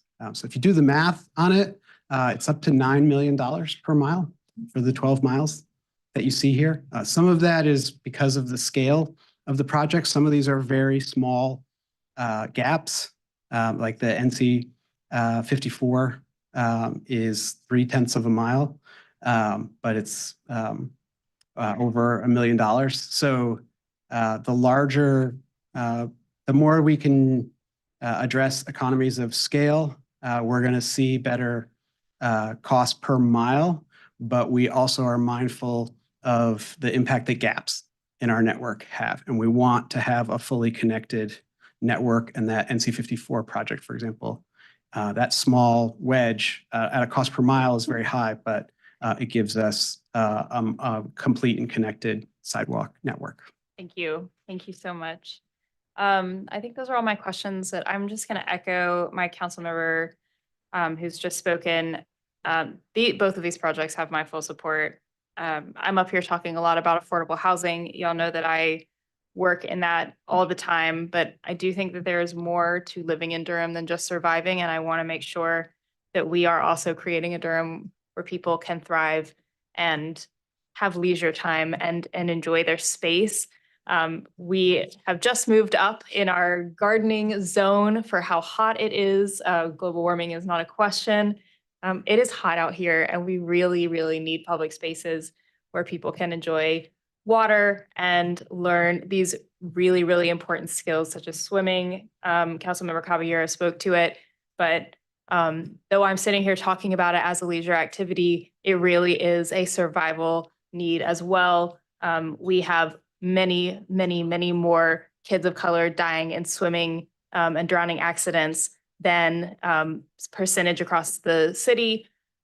So there have to be opportunities for folks to learn how to interact and be around water, particularly as the climate continues to rise. And also we know that recreation spaces are vital for the community. So I am fully on board with that one. And I'm also going to echo those sentiments before even I've been on council for 3 months. I've gotten so many emails about sidewalks.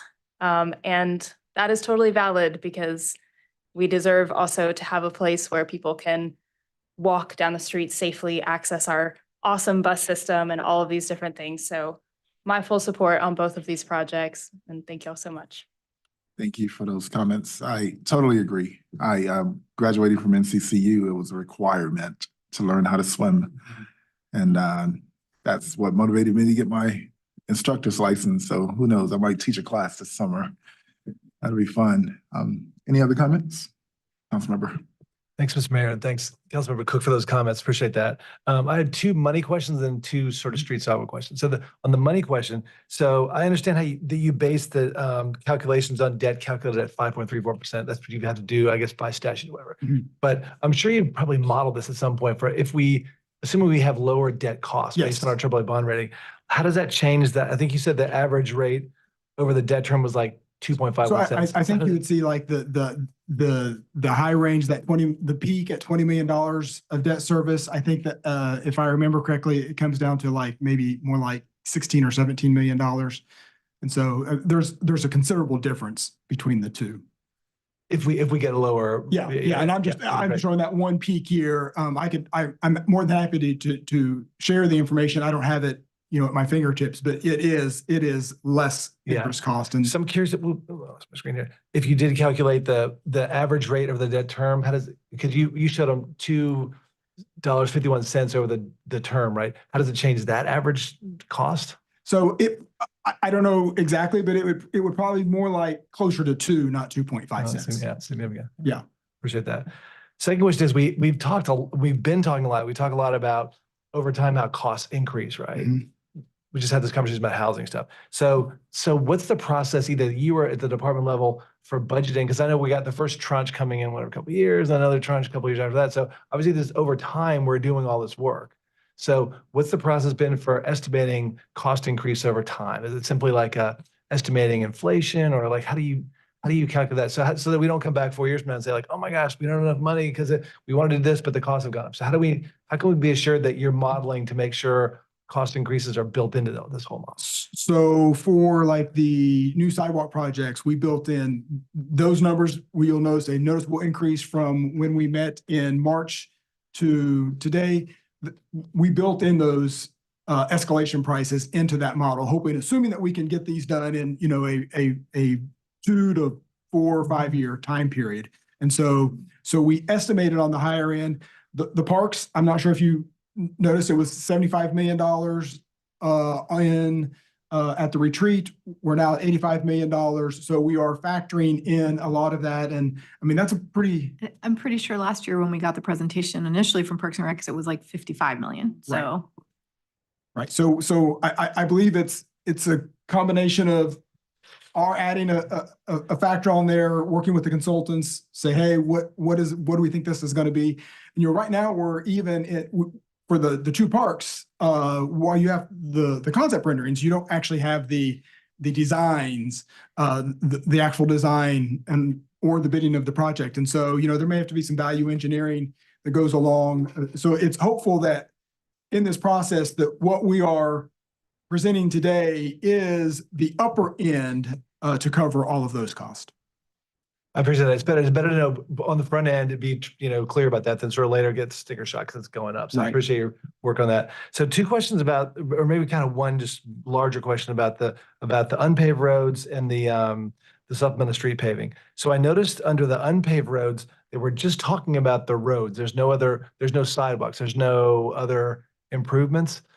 I'd love to see us, because we talk a lot about, well, we have these roads and like now we got to try to build sidewalks because so is there not a way that we can build in, or what would it look like to build in sidewalks as well? So we're not in the same place again 5 years from now. Oh, we need sidewalks. We got to do additional work and like right away. So can we do that? And I know there's a cost, right? But so there was a cost associated with that. That I think there was if I'm not mistaken, and City Manager Page could probably help me with that. There was a study that was done, and I think the original intent was just at that time was just to pave the roads, not to provide any of the curbs. And that addition, certainly anything and everything can be done. It all just comes at a cost. And this was, I think, the most cost-effective way to at least get them paved. Yeah. That was like when you presented, it was like $119 billion or something. Someone may have presented that. It was not me. Yeah, it was. Yeah, that was. We have enough street-on roads to go from Durham to Dallas. I remember that. That was me. No, it was you. So to answer your question, back in 2019. Sorry, the direction was that we would go forward as a department and just pave all the roads, no other improvements. If the desire is to now change that, it was switch from just a paving project to actual full road construction project, which is going to be substantially more than what we gave to finance as far as estimates. And that will really vary depending on each street, depending on how much right of way we have, utilities that would need to be addressed, driveways, drainage. It's a much different type project, but a much higher cost. Yeah. Yeah. No, I understand. It just feels like, it's sort of, we're just kicking that can down the road then. So, in the future, we're like, hey, we don't have sidewalks, we need to build sidewalks. Again, I understand there's limited costs, but I just want to raise that question. I'm like, yeah, so that's one. The other question I want to raise was, there's been a lot of talk about like what our standards are for building roads, right? And I guess this is in the UDO. Is that where that is? It's in the UDO, but it's also within our reference guide for development within Public Works, and we work with the Transportation Department as well with developing those standards for new road construction. So and what are those standards? What would those be for the new road construction? Is that? Well, it depends on if it's a residential or commercial, so it somewhat varies depending on what type of development is happening around the new road. So I'm not sure I'm understanding your specific question as far as. Yeah, no, and I'm kind of fumbling with this, but I know that we just talked earlier about, narrow lane widths means like traffic calming, right? So like, what are we building? Wider roads? Are we building roads that are gonna be more traffic calming? I guess the question is, I guess you said that the standards we have, but I'm just want to make sure that what we're building is building for the future, not sort of, Yeah, so I mean, with a typical residential street, you'll have roughly 12-foot wide lanes. You may have a 2 to 4 foot wide shoulder in addition, and a sidewalk that's built anywhere from 5 feet to, I think in some cases now we're going with 10-foot wide multi-use pathways. So you can actually narrow that road just with some of the traffic calming measures that transportation has. That's pavement marking, striping, different things like that. Doesn't necessarily mean changing the width of the roadway itself. But just change the configuration. Yes. Yeah. So that's why I guess I'm just hoping we have that complete street sort of notion. That we're utilizing that as we're building these new roads. That's, I guess, my request. Yeah. Yes, we do. Right. Well, again, I think this is exciting stuff. I appreciate the work staff has done and look forward to this. I'll be supporting this. Thank you. Mayor Pro Tem. Thank you, Mr. Mayor. Thank you for all the work staff. So I was here in 2019. I remember discussion. I was a council member who said that there are cities in this country where you can literally go across the tracks and see the historic vestiges of disinvestment. So a lot of the conversation about paving the roads was about equity. And one of the things I remember saying was that, one of the thresholds that in order to be truly considered a great metropolis, you have to cross. Two of the thresholds. One is you have to be accessible without a car. And two, in a city, every road should be paved at some point. So that was part of the impetus of that discussion, kind of bringing us up to, in light of historic inequities, to at least a baseline. Some of these areas where these roads are, they will be just roads. Folk were having problems traversing them with their cars. So I'm glad to see this in this project. With that said, I want to do a little commercial about our AAA bond rating, because some people think we're too protective of it. There's kind of poo-poo on that AAA bond rating. But the financial health of the city and strength of the city is the reason why we're in a position to do some of the other things we do without having to raise taxes, whether it's expanding HART or guaranteed income. And to demystify our job, I always invite people, to just think about how you run your own household. Think about what a good credit rating allows you to do for your own family, how it allows you to project your income beyond what it currently is when you have a good job history and a credit rating. So it's the same thing for the city. Think of the city as your house. The same rules that apply for your credit score apply for ours as well. And it allows us a lot more agility and power to do things. So I'm not debt averse, but when we talk about floating debt as a city, the checklist we go through, for example, we talk about some of these projects being expedited. One of the questions I had is how expedited? How many years are we moving forward on certain things relative to what we would get just going to straight CIP?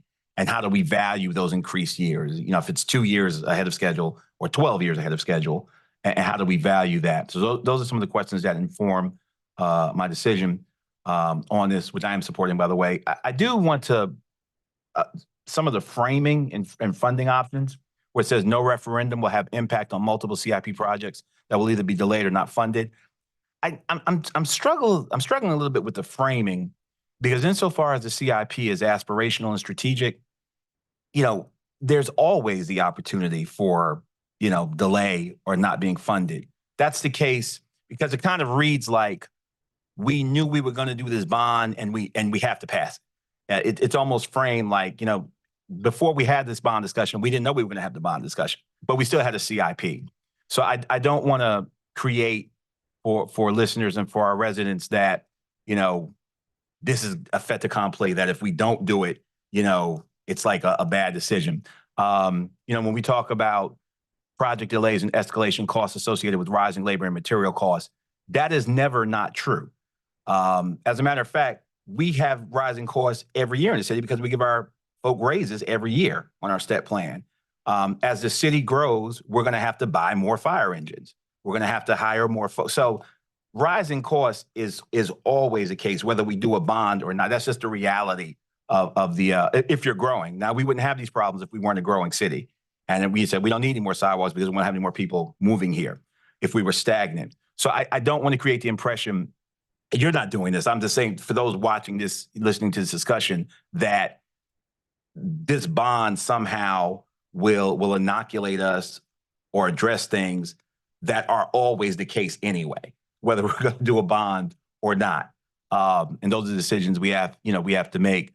Sometimes when you look at your debt situation, perhaps adding a penny or whatever half cent to the CIP, which I think we elected to do with the sustainability and the equitable fund, as opposed to a bond at that time, relative to the whole picture, sometimes might be the best way to go. Even taking into account rising costs, which are always rising, that's built into the picture.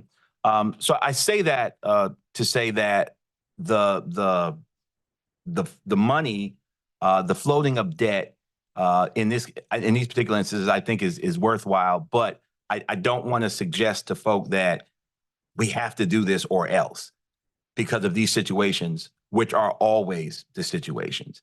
We're going to have higher costs, not only with relative to this, but our operational costs literally go up each year because of personnel and things. So we're always dealing with rising costs unless we're not growing. So that the cure for that is just shut Durham down or say no more people can come.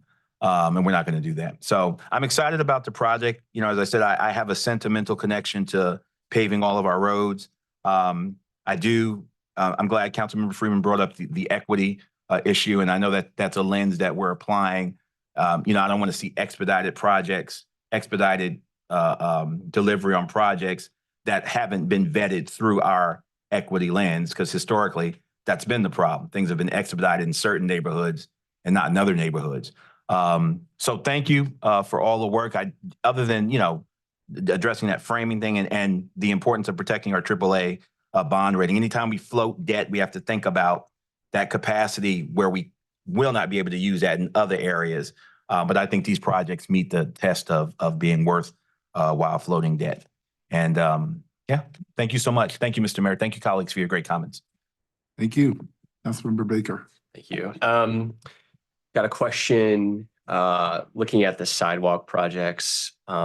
Some of them have federal funding attached to them. I'm just wondering if we were to not fund them, would we lose that federal funding for those specific projects, or would that funding be reallocated? I will let Director Egan address that one. So we're under very significant scrutiny through the Durham Chapel Hill Carborough MPO process, which is where we've gotten the awards of federal funding that you see for the sidewalks. We've had recent meetings, Council Members Rist and Caballero have been there, where their colleagues are asking, why is the city holding on to this funding for projects that the city is not delivering?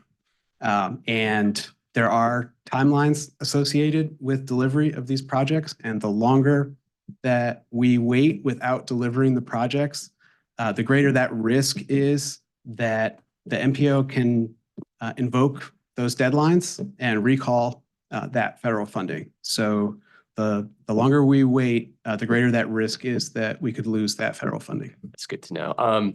And some of these projects are in NCDOT right of way as well. Did we go to NCDOT and say, this is your right of way, you need to build us a sidewalk? We work in partnership with NCDOT. NCDOT has an approach, what they call betterments. So if we want to improve, make better a state roadway, they look to the local government, the municipal government to sponsor the cost of a betterment. There's some discussion about a complete streets policy but so far our experience has been that where we request betterments, whether that's a sidewalk or other improvement to the roadway, they look to the municipality to cover that cost. Okay, one last question. As far as our investments, is there any additional potential matching? Are there any potential matching grants out there that would give us more bang for the buck here? So we are applying for some funding through the DCHC MPO process, but that's for trails projects. So the projects that you see here in the bond are not projects where that was requested. There are always competitive opportunities, but we have many needs, and so we have a priority framework for those competitive opportunities. One of the biggest opportunities that we have ahead of us is the federal Safe Streets for All program. So they have $1 billion available each year through the bipartisan infrastructure law. Right now, we are not qualified to apply for that capital funding through that project. We need to make some changes to our Vision Zero policy, and we need to have a Vision Zero action plan before we would be an eligible applicant for that funding. So we are working diligently to bring forward those updates so that when that cycle opens up again next year, that we can be an eligible applicant, and we're currently ineligible. Okay, we think we can make those updates in time for next year. Yeah, very soon. Okay, thank you.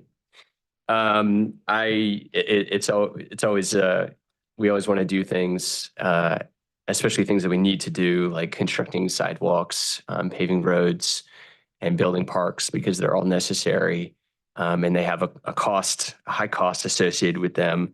I am also supportive of this path that's being presented to us and putting it in front of the voters so that they can make a decision. And I think it's important stuff, important infrastructure for us to be investing in.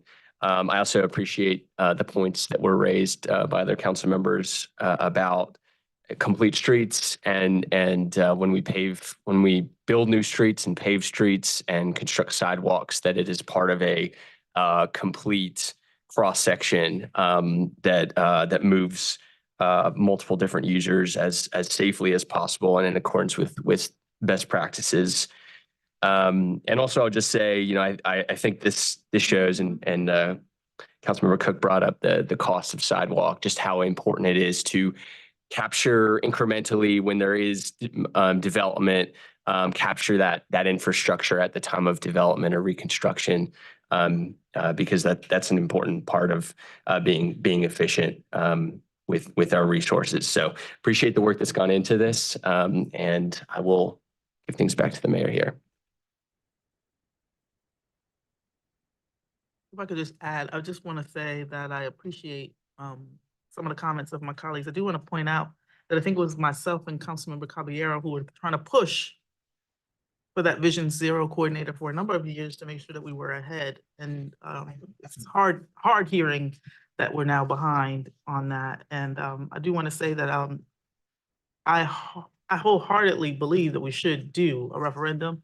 I do want to make sure that it's the best referendum for the people, considering the amount of money we're talking about. And I do think that it's important to figure out whether or not the complete streets can be factored into those paved roads. I do think that wherever there's opportunity as well, we've got to figure out how to make sure that our MWBE resources are in place. And these are the type of things, these are the conversations that I like to see. And when I don't see them in the presentation, it makes me worry that the staff is not talking about it or engaged in some work behind the scenes that will make sure that that comes to the forefront.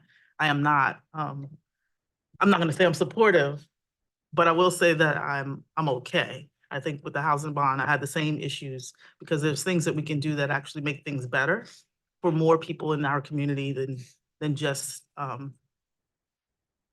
contractors who come in from other states and other cities to cover what we need. And so I just want to make sure that we're not losing that piece of this in the equity conversation, just knowing like there are plenty of women-owned and minority-owned businesses who could be involved in this conversation. But if they're not even a thought in our conversation as we talk about a bond for 85 million or 110 or 116 million dollars, then I think it gets lost. And so I don't want to lose that. And that's all. Thank you. Thank you. And just really quick, I know that these are projects that we're going to be delivering if it goes through. So to your concern, Councilmember Freeman, I would hope that the Office on Equity is included with it, considering that it will have to go through. It's like we're not outsourcing it, so well, some of it, yeah, but it'll have our standards. Well, I think it's important to note that there have been contracts that have come forward that said they couldn't find or they didn't meet. And so if we're not actively pursuing it, it kind of gets to the end and we're like, oh, we can't do it. And Gotcha. That's all. Noted. Mr. Mayor, if I might say, okay. Thank you. I do want to, this particular discussion, and I do want to say in kind of defense of the staff, that the equity lens in terms of the ranking of our projects is now part of our culture. And that's reflected in the listing of these. The contractual, I agree with Councilmember Freeman, we need to maintain vigilance at the contractual stage when we're bringing in vendors. But this, what is before us now, is reflective of a culture of equity, and the staff does a great job in doing that. I just want to celebrate them on that. Thank you, Mr. Mayor. Yeah. I would echo that as well. I think the staff does a great job, and I think it's really helpful to make sure that we keep saying it as well. Yeah. That's a beautiful moment. Go. We need that on a shirt. I just had a couple more questions. One is around like the tax increase, because with the affordable housing bond, essentially we're putting it in front of the voters. You get these things if you say yes, and yes means your taxes are going up. So the affordable housing bond, we delayed it because of the pandemic, and it was also just, there wasn't the pressure.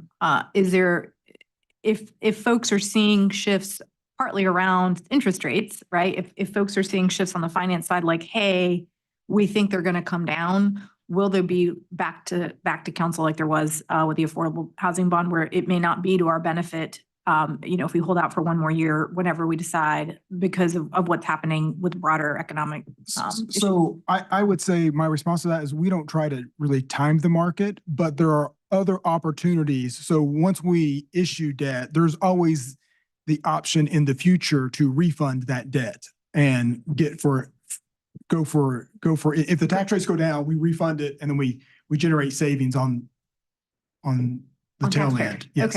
Okay, thank you. That's what I want to make sure because we all know that part of this is how we market this in a couple months. And then that's to my second point, and this is really for our stakeholder community. The process is staff gets us the projects, they do the legal and technical pieces, then it is up to other folks, not staff, to promote. Staff cannot promote it. So this is for our stake. We can promote it as elected officials. We can do it.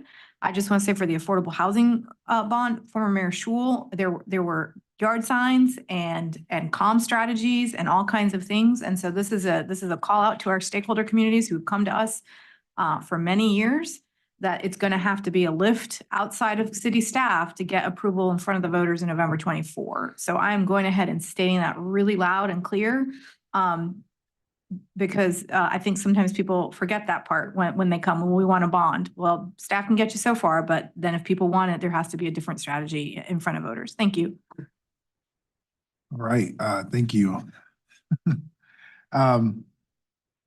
This is exciting. And I'll start with, I'm glad to see that the convention center is not on there, because what was presented to us was without consideration of all of the private interest in supporting us on it.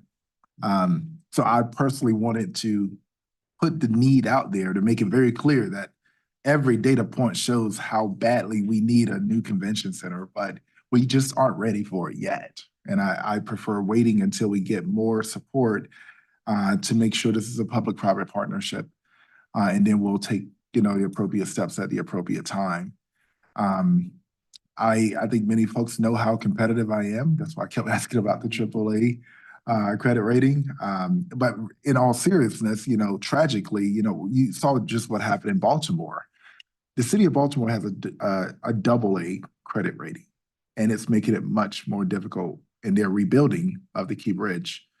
You know, it's going to cost the residents in the state more. Of course, the state is helping them out with that, but that's just one example that, you know, how it pays off that we are in this situation. Also, there are only 30 cities, I believe, about 30-something cities out of 30,000 cities and towns across the nation that have a AAA credit bond rating that's identified by all three of the issuing agencies. And Durham is proudly one of those. So we are in the best shape that we possibly can be. Once let's say this is passed in November, if we, you know, put it on the ballot and it's actually passed, once it's set, and I'm glad that you just answered Councilmember Caballero's question around, you know, tax rate changes of being able to refund. I was interested in that. But are there any other impacting factors that could impact the actual calendar of the payoff rate, or do we just set it and just follow it no matter the population change or rates? Are you talking specific to the tax rate, or? So let's say we do 200 million. Mm-hmm. Our tax base expands. I don't know if these are related, but our tax base expands. In some perfect world, we cover in our CIP and projects and more. Are we able to Adjust? Yes. Okay. Yeah. I mean, I don't want to say the word fluid, but it is sort of fluid. And as we grow, if our resources expand, our tax base expands, yes, we're able to make those adjustments. Okay, that's good to know. But as information that we would provide to the public, there are some ballot requirements for transparency. And so we would have to follow those transparency requirements in informing the public from a staff perspective as to what that is. But the reality is yes, as we grow, tax base grows, we make adjustments based upon on the forecast. Gotcha. And current conditions. I'll just say quickly the reason why I'm supportive. You know, one is just the comfort and quality of life.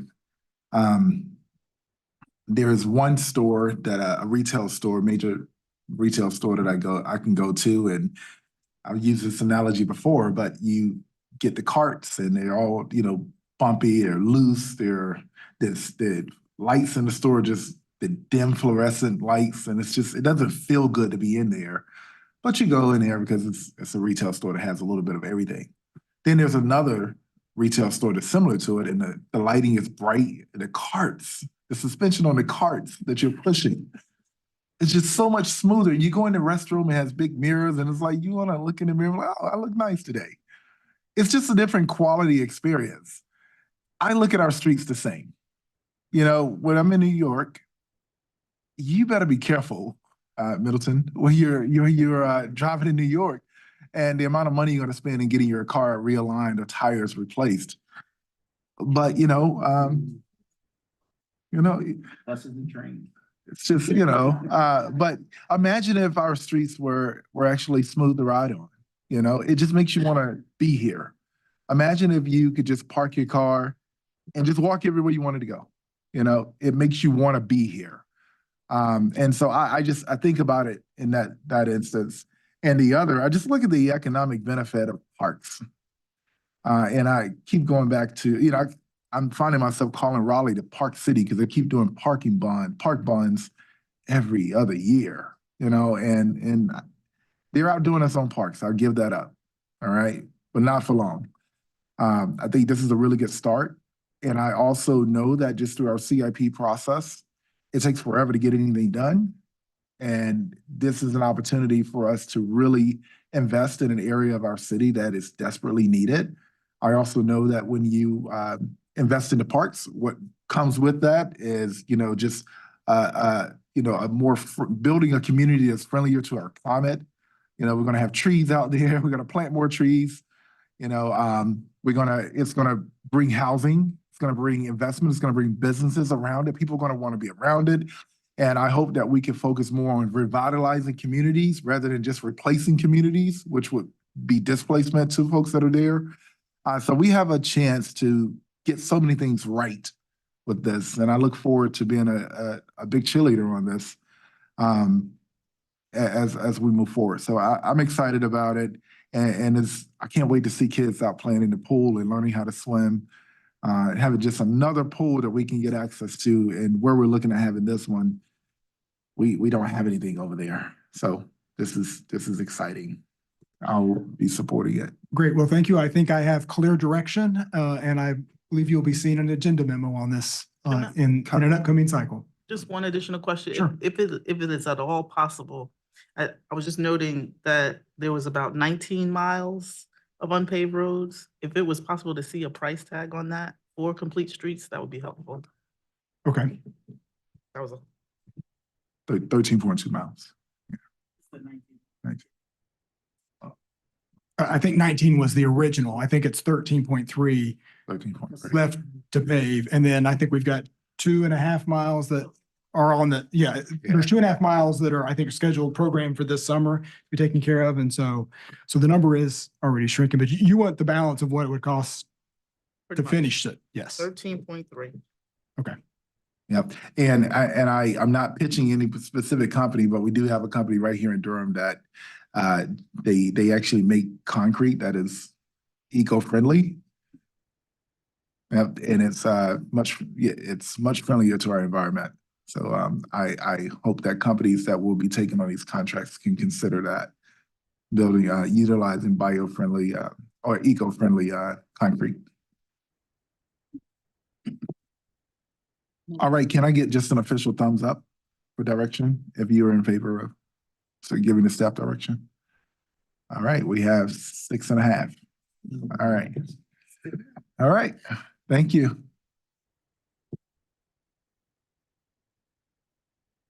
Number 21, right? Yep, number 21. Thanks, Tim.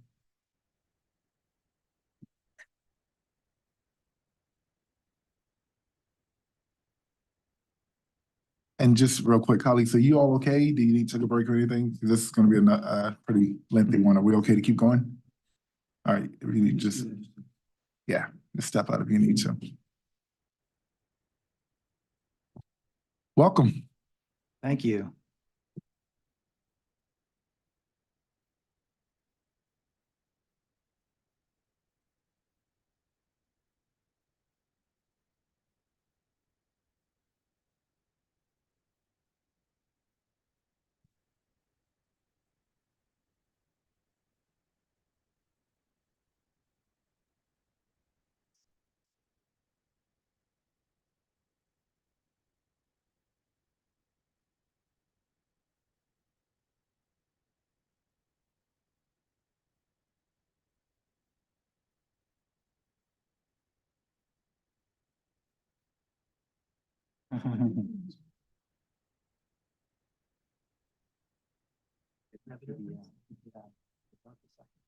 Okay.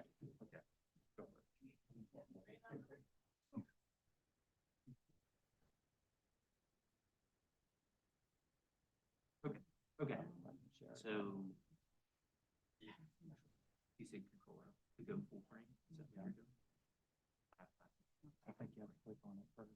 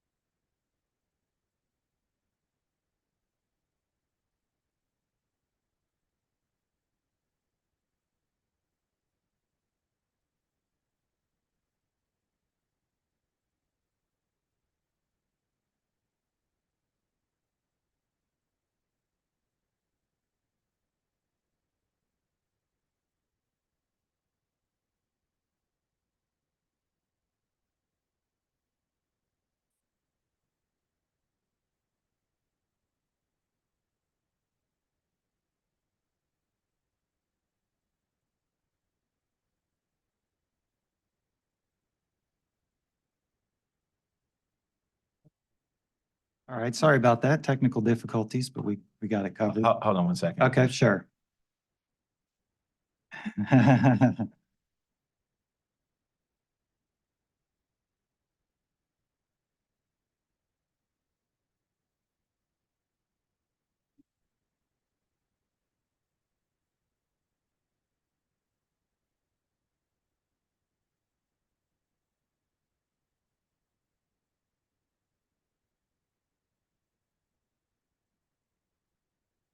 All right, colleagues, are we ready?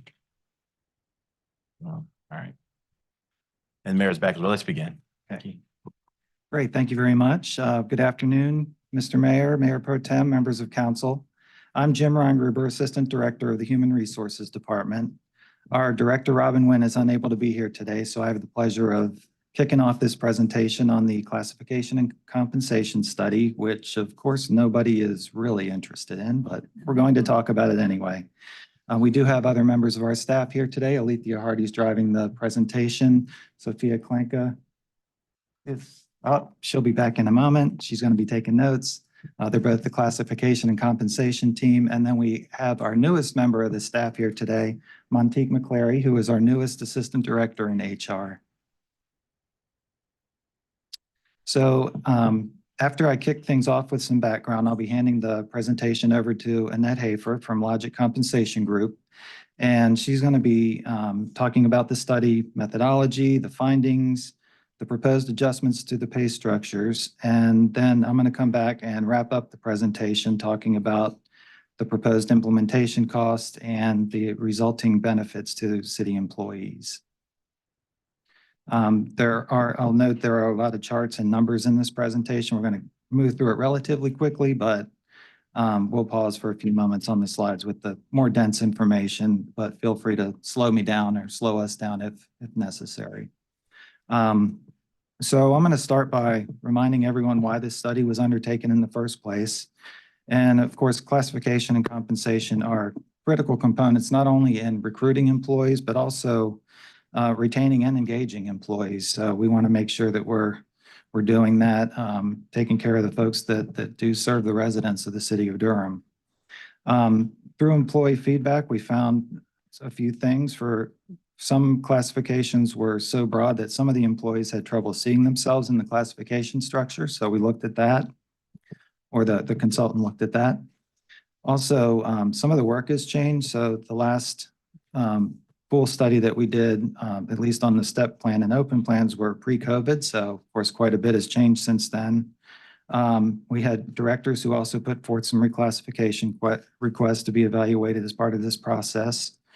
And on the compensation side, in a nutshell, employees were feeling like their salaries were not keeping up with the market. Next slide. So the city contracted with Logic Compensation Group to conduct a study to begin to analyze and address some of the issues listed on the previous slide, and again listed as primary objectives on this slide.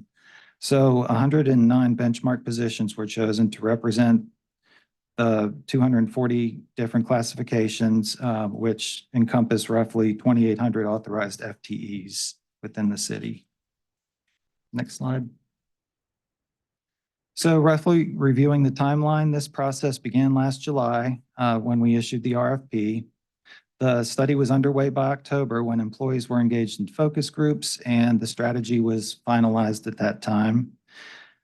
Data collection was then completed in November and analysis and data verification ran through February. So during this phase, we presented that update to council at the budget retreat with some preliminary budget estimates at that time. The classification phase was then undertaken and proposed pay structures were developed. And so Annette's going to talk about that. So I'm going to pass it off to Annette Hafer from Logic, who will discuss the study. Thank you, Jim. Good afternoon, Council. We're going to discuss preliminary outcomes of the classification phase as well as the proposed pay structures. While the classification phase was conducted after the compensation phase, we are discussing it first to provide an understanding of the city's classification system and how it coordinates with market pay to update the pay structures. The next few slides will provide some background on classification. This graphic demonstrates the pay grade leveling currently found in the city. The current 22 pay grades encompass all step and open range classifications from entry-level classifications found in the A pay grades up to the deputy city manager classification found in the E92 grade. There is a document titled Classification Structure that has been included in your agenda packet that shows each city classification and its associated pay grade. This pay grade leveling is important to keep in mind as we discuss how the city's pay ranges were updated. So in this slide, we illustrate an example of a current classification structure currently found in the city. In this case, we are focusing on the maintenance and operations class structure as identified by the purple callout. This class structure can also be called a job family, and these terms are used interchangeably. In certain classification structures, like maintenance and operations, a series of classifications are found within the overall structure because they are related by the type of work, and in this case, labor trades work. The red bubble shows that we have 3 series currently: maintenance and operations, fleet maintenance, and trades. You will see classification titles within the structure and series, the pay grade of the classification, which is an indicator of that class placement within that pay leveling structure, and finally, the minimum and maximum of the pay range for that class. And this is the information that was reviewed during the classification phase of the study. So the review process involved classifications identified by HR, employees, departments, and Logic Compensation Group, and included those classifications that may have changed since the previous study. Position description questionnaire documents describing employees' work were submitted by employees and were utilized during this review. Recommendations for change or update were based on business needs, and therefore review could have resulted in no change, new or modified classifications or classification structures, and/or the update of an associated pay range. So the city is still in the process of evaluating the proposed classification changes. And at this point, we are proposing changes to or the development of the classification structures listed here. And once again, any of these changes could involve the results that we just talked about. At this point, we anticipate an increase from about 240 classifications to 270 classifications. And let me just give you a few examples of some of the updates. So 3 levels of the emergency communications text and specialist are reassigned to a higher pay grade to better reflect the work that they do.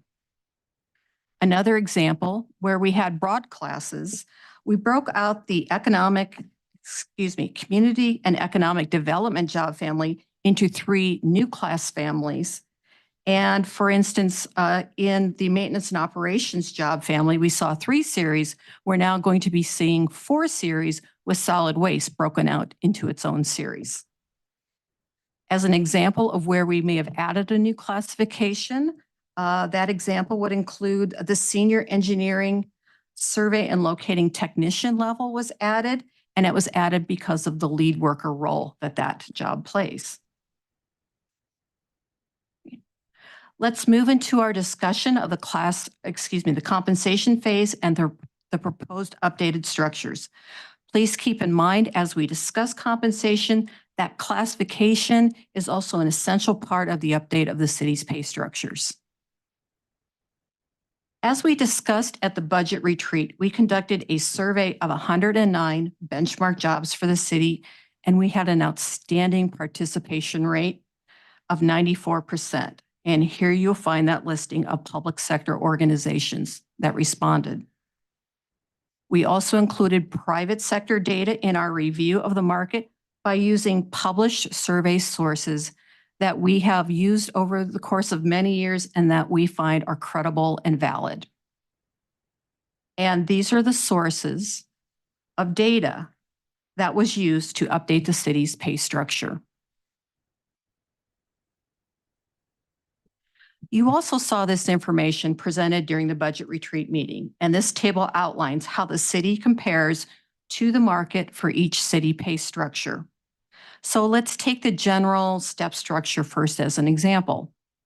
The city's step 4, which is known as the pay target or market rate within the pay range, is used to compare to the market's 60th percentile of actual salaries, which is the city's pay strategy for the step structure. All surveyed classifications that are included in the step pay structure were compared to the market in this way. And as a result, the pay structure overall was determined to be below the market by 9.6%. I'd like to emphasize here that the 60th percentile is a better than average pay philosophy. Most public sector organizations have a philosophy of paying at the median or 50th percentile or the average of the market. Therefore, Durham has chosen to set a higher standard for employee pay.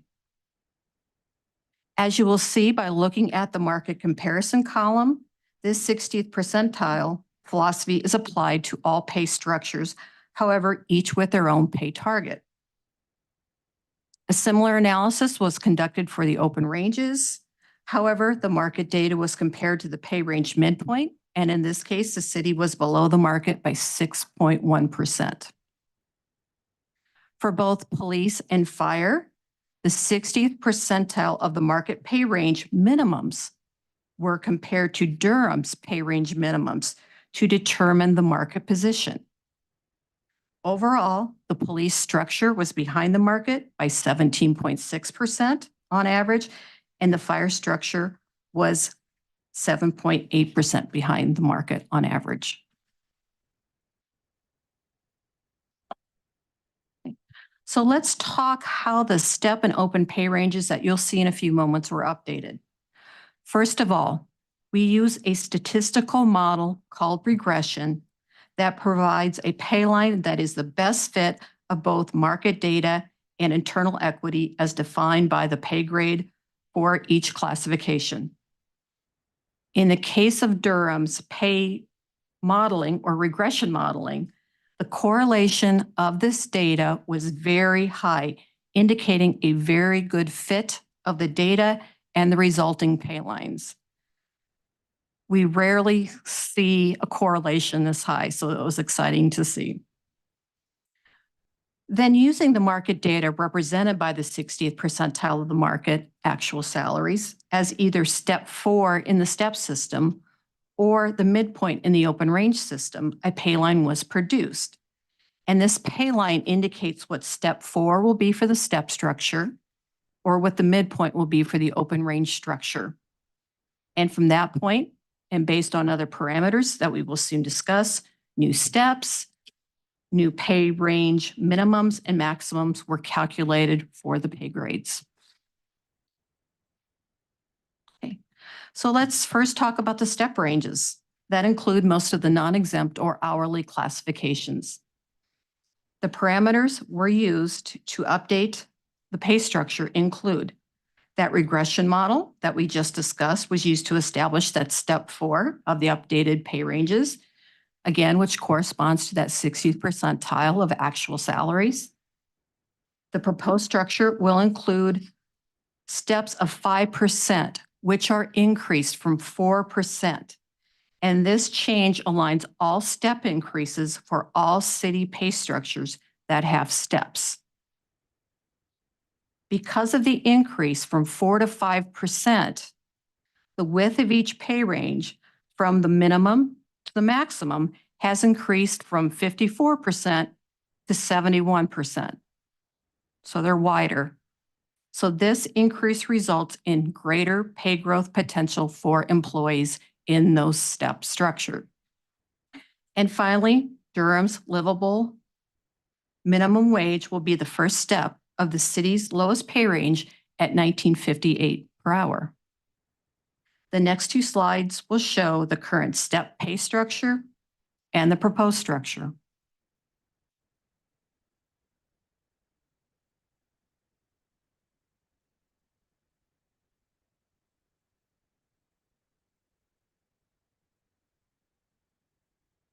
Since I'm in a new part of the country, new allergies have flared up in the last day.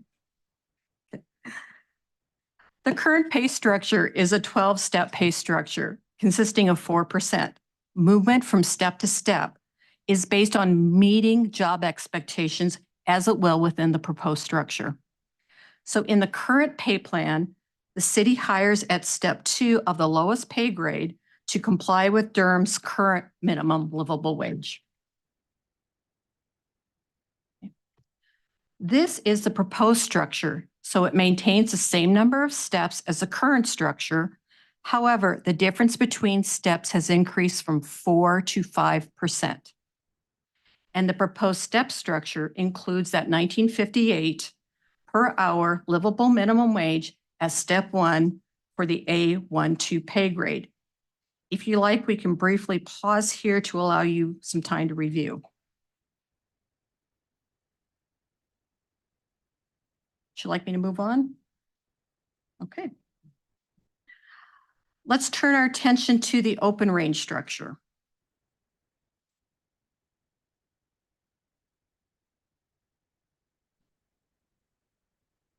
We froze.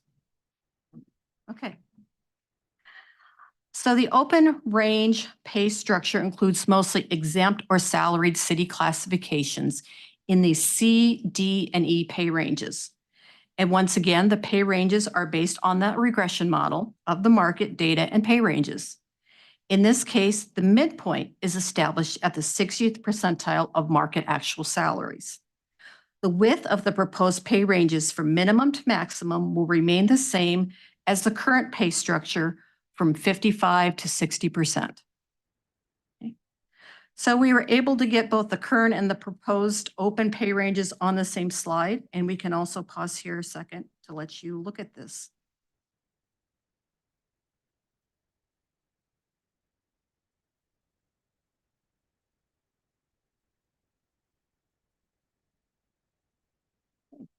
And moving on. Let's talk about the police. The police pay structure includes sworn jobs from police recruit to police captain, and beyond this, executive police jobs are found in the open pay range. The parameters are a bit different from the step and open pay ranges in that these pay ranges are based on the market minimum and maximum for each rank. So we establish each rank's pay range minimum at the 60th percentile of the market's pay range minimum. And the current 5% differences between step will also remain in the proposed structure.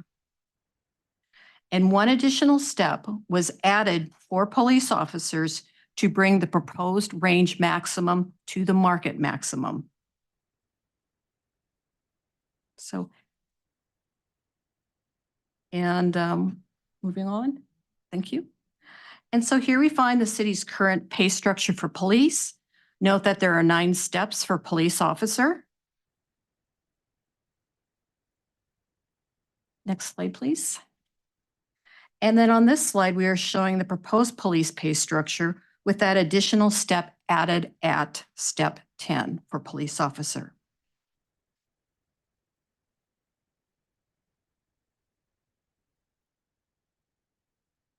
Next slide, please. So the fire proposed ranges are based on the same parameters as those of the police. However, 2 steps were added to the joint fire driver, senior firefighter, and fire inspector rank, which is pay grade F3 because of the higher market maximum data. So here we show the current pay structure. Note F3 has 9 steps. And here we show the proposed fire pay ranges, including the additional 2 steps at F3 for the fire driver, senior firefighter, and fire inspector rank.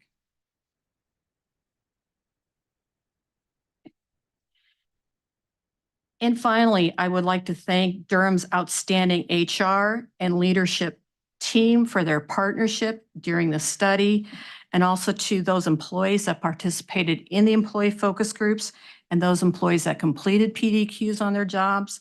We really do appreciate all the time and effort that was spent in getting us to this point. And before I pass the presentation to Jim, who will discuss proposed budget implications and cost strategies, are there any questions I can answer for the group?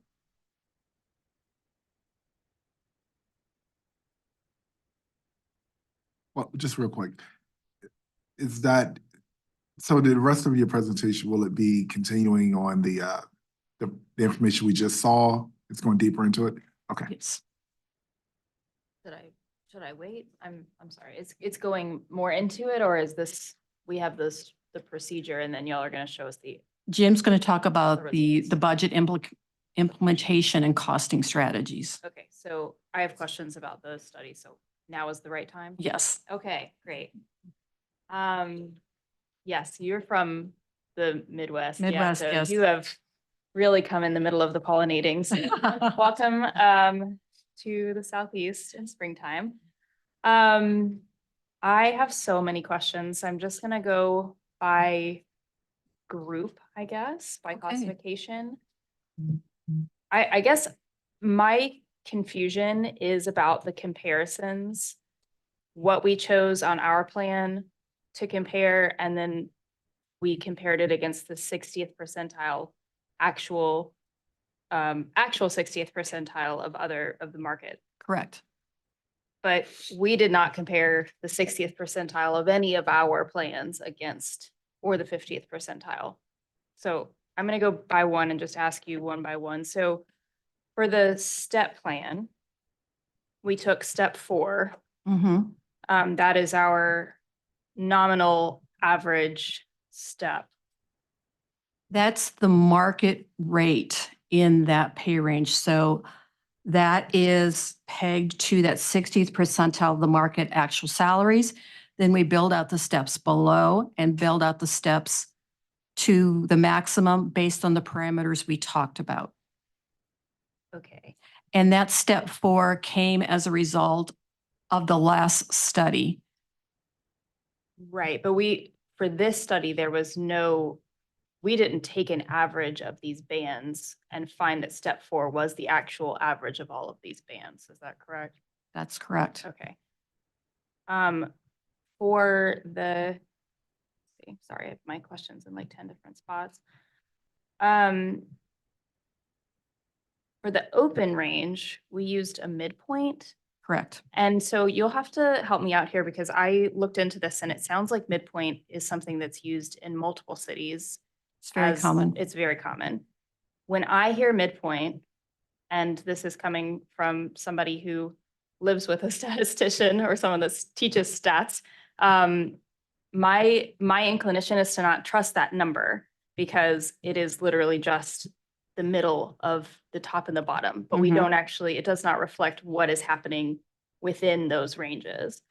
So am I correct in understanding that if we were comparing a midpoint to the 60th percentile, depending on how many actual people and where they fell within that range, we could already be meeting that 60th percentile in terms of actual numbers? So your midpoint is based on the 60th percentile of market actual salaries.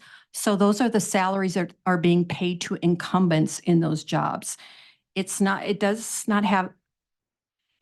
based on the range, but it's based on the people that are actually in those jobs. So we are collecting actual salary information from the comparator group and calculating the 60th percentile. So that's what people are actually being paid, and that determines that market rate for your pay range.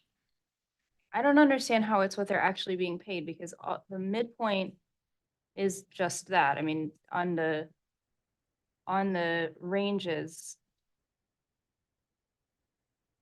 Sorry, I'm just coming back up to the one you have the current and the proposed on the same slide. Those mid ranges are literally exactly in the middle, correct? Like Correct. it takes the lowest paid person and the highest paid person, and it's exactly the middle of those two. No, no. It's not. So those pay ranges, again, that's based on that 60th percentile of the market actual salaries. So we use that point to determine that midpoint in the range, and then we're calculating out the minimums and maximums based on the spreads that are appropriate for the jobs found in those ranges. Right, but what I'm saying is that like the actual people, this is not an average that we're looking at. Like this midpoint. Yeah, we're not comparing understand yours. that. This Okay. is and I might not be asking my question well, but I would like help understanding this because when I look at our current ranges, Mhm. we have, for example, just on the first one, C41, we have a range minimum, a range maximum, and we have a range mid. And that range mid is literally exactly in the middle of the minimum and the maximum. Correct. And so that is not accounting for the actual average that people in C41 get paid. Correct. And so we are comparing it against the 60th percentile of actual salaries in the market. Potentially, we could already be meeting that in terms of our actual pay. If all of C41 folks, or the majority of them, vast majority of them, were on between the middle and the max, we would already be potentially paying them the 60th percentile, right? Like we don't have an average. We're comparing an average or a 60th percentile to something that's not an actual average. Is that true? Do what? Right. So we're assessing the structures when we are conducting this analysis. So Right. we're using that market actual salaries as a way to establish that midpoint. Your employees could be paid at any point within that range. So we're not comparing your employees' actual salaries to the market in this case. We're comparing that midpoint Right. as a comparison of the range to that standard which the organization has set as its strategy for that particular. Right. I mean, I structure. guess my question is then why are we using actual averages on one side to compare to our structure on the other side? Why are we not comparing our mid-range with other mid-ranges for those band jobs? That's a great question. So one of the reasons for using actual salaries is because you are really looking at what incumbents are being paid in the jobs that we are surveying. The range presents the potential for pay within a particular job. So in this case, the city has chosen to look at what is actually being done in the market, what people are actually being paid in the market to establish these pay ranges. Now, some organizations really do. They'll compare midpoint to midpoint. And their philosophy is that they want to ensure that their pay ranges meet the pay ranges of other organizations. But in your case, you're looking at what people are actually being paid in the market to help you establish a range that will be competitive with the salaries that are being paid in the market.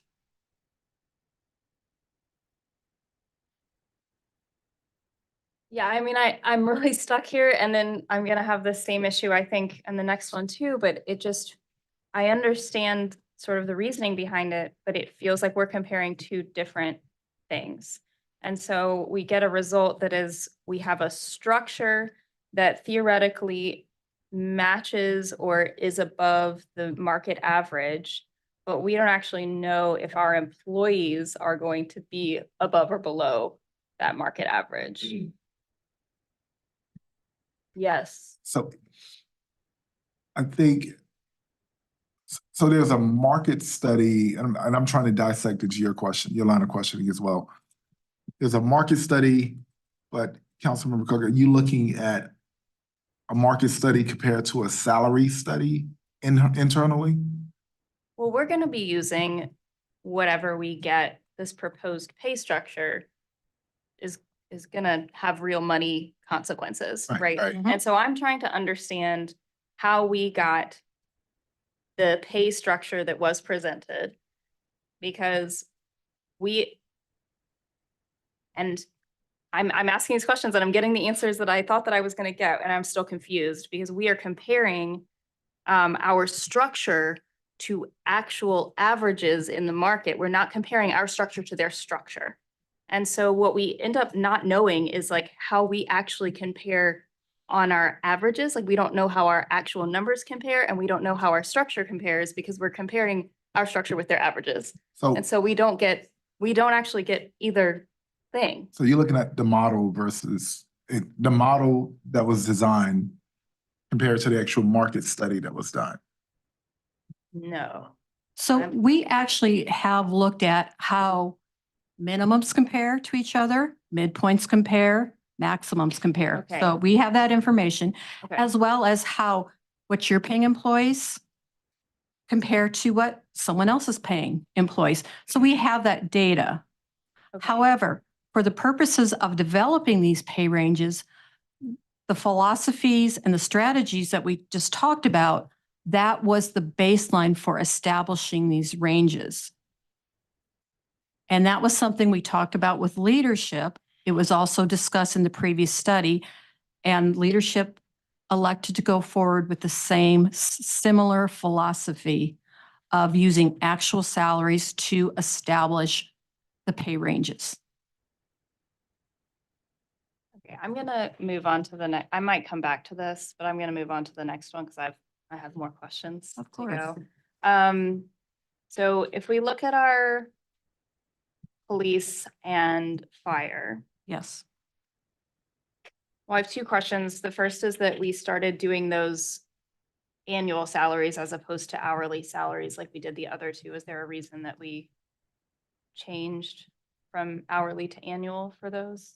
It's just to account for some of the difference in schedules. So we brought everything to the same basis and used the annual rates to account for different schedules, but everything is on the fundamentally the same basis. So that is not by hour. It is when you say that we did it by comparable. So if, for example, we have fire that works more hours than police or more than 40 hours a week, let's say, than just a general step plan person, we're not getting their annual salary based on the number of hours that they work. We're getting as if it's 40 hours a week.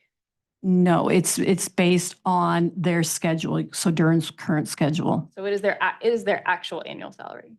Yes. Okay. Okay, so what we don't get is if they work more hours, we don't get, that isn't taken into account. If their hourly average is lower because they work more hours. Okay. That one, we started a range minimum. And what I think I understood you saying is that it's a minimum per rank. So Per rank, yes. compared per rank. And then in your analysis, did we also look at how long or the experience needed or whatever, any other comparables to how the people move from rank to rank? No. Okay, and so again, I think I'm confused because now we have a comparison of a minimum and then we grow out from there. But then if we don't have the next steps, then it's like we're gonna know that our first step on all of these matches the market, but then we don't know moving forward if we're above or below the market because we don't know then the progression. So in the case of police and fire, it is very, very close to the market data. The 60th percentile of the minimum and the 60th percentile of the maximum. So we fundamentally looked at both numbers to help establish those new proposed ranges for each rank, while using the 5% to get us through that range. Wait, sorry, could you say that one more time? So the 60th percentile of the minimum and the maximum. Yeah, we looked at both numbers to help us establish those new ranges for each rank, because we were able to calculate the 60th percentile of the market's minimum and the 60th percentile of the market's maximum for each of those ranks.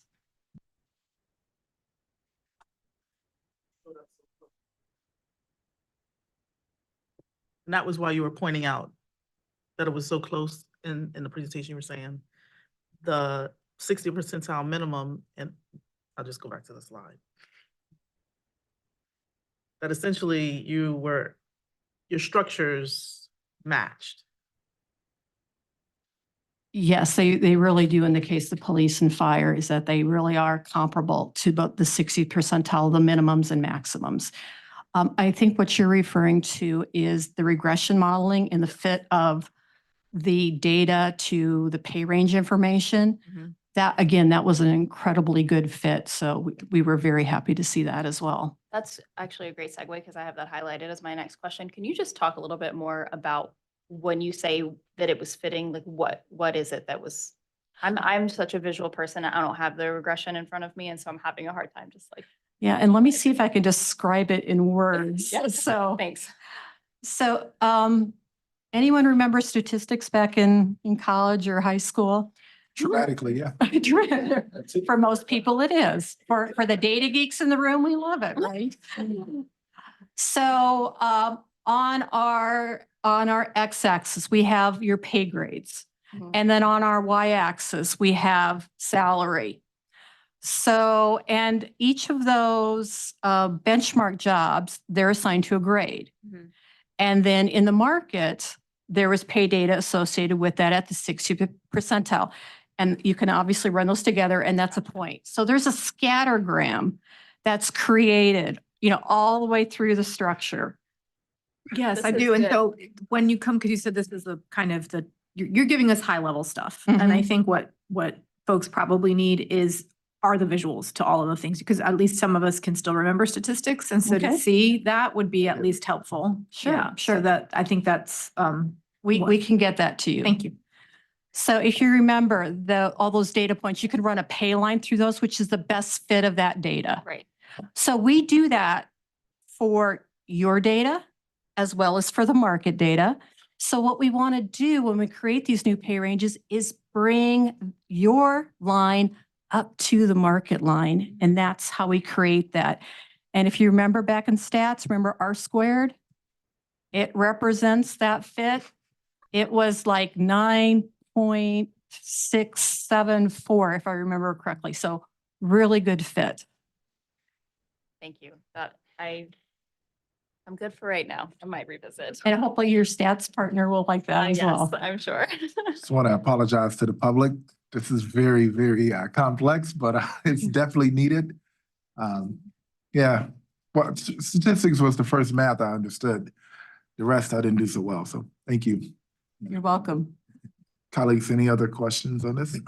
Just the comment, I do want to, this is a high level conversation, but I think it's worth noting that we had employees who actually went out and did their own research. And they found actual salaries connected to actual people and then compared that to their situation. This is building on that. I mean, Yes. when our employees asked us to go look at the market, we understood exactly what they were talking about. This is not doing violence to that ask at all. It's deepening it, it's broadening it, and because we do have a structure, it's speaking to the structure, but our employees full well know when they call their friends who work in carrier or other cities and ask, hey, what do you make? How long have you been there? And they brought that back. And I think this honors what they have asked for and what they see in the market as well. And I don't want to steal anybody's thunder, but we've gotten some pretty good feedback thus far from some of the real actual employees in these departments on this. And I'm sure we'll get to that. So I do want to say that, part of our job is to get into the minutia and to, question the undergirding methodology. But this is very much in keeping with what some of our own employees have said to us when they've done their own market studies. So I just want to put that out there. Thank you. And the city has developed its own labor market. We looked at those 17 organizations, and that's who the city feels are their comparators and competitors for labor staff in general. So that's the market that we use to help establish the fundamental basics of the new pay ranges. And I just wanted to just kind of give a big shout out to Councilmember Cook, just acknowledging this is your first time through it. And it is definitely a different way to look at the way people are paid. And I think your questions hearken into how much you do understand. And I think that when we do have the design conversation, those are really good questions that we'll need to navigate and figuring out if that's the way we want to continue to move forward. Because I do think that there's factored in equity pieces that are unsaid that need to be said. And I think that would help a lot of this conversation as well. So I appreciate the presentation thus far. And it's really, like I said, it's just a different way to look at how people are paid. So thank you. Mr. Mayor, if I might, I want to associate myself with that comment. I'm just centering the voices of people who actually work for us.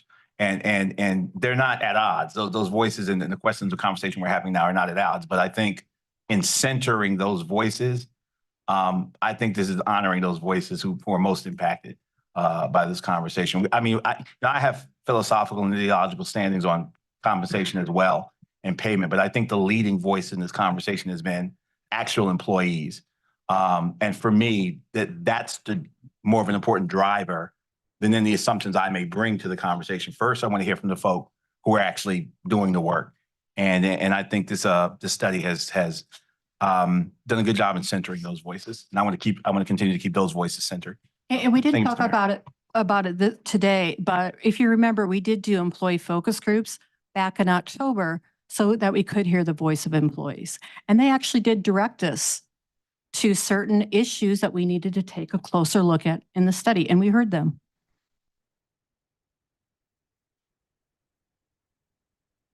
Thank you. And I definitely want to highlight that because it was some contention around that. Well, they didn't call me, and I just want to make sure that folks do know that we did have employees that work for the city actually involved. Thank you. We can continue. You're welcome. I'll turn it over to Jim. Great, thank you. Alethea, if you could go to the next one. So now that we've seen the proposed pay structures from Logic, we're going to look at how that applies specifically to the city's workforce. Next. So let's talk about what the implementation would look like based on incorporating the proposed structures and also staying within the estimated costs discussed at the City Council budget retreat where we presented.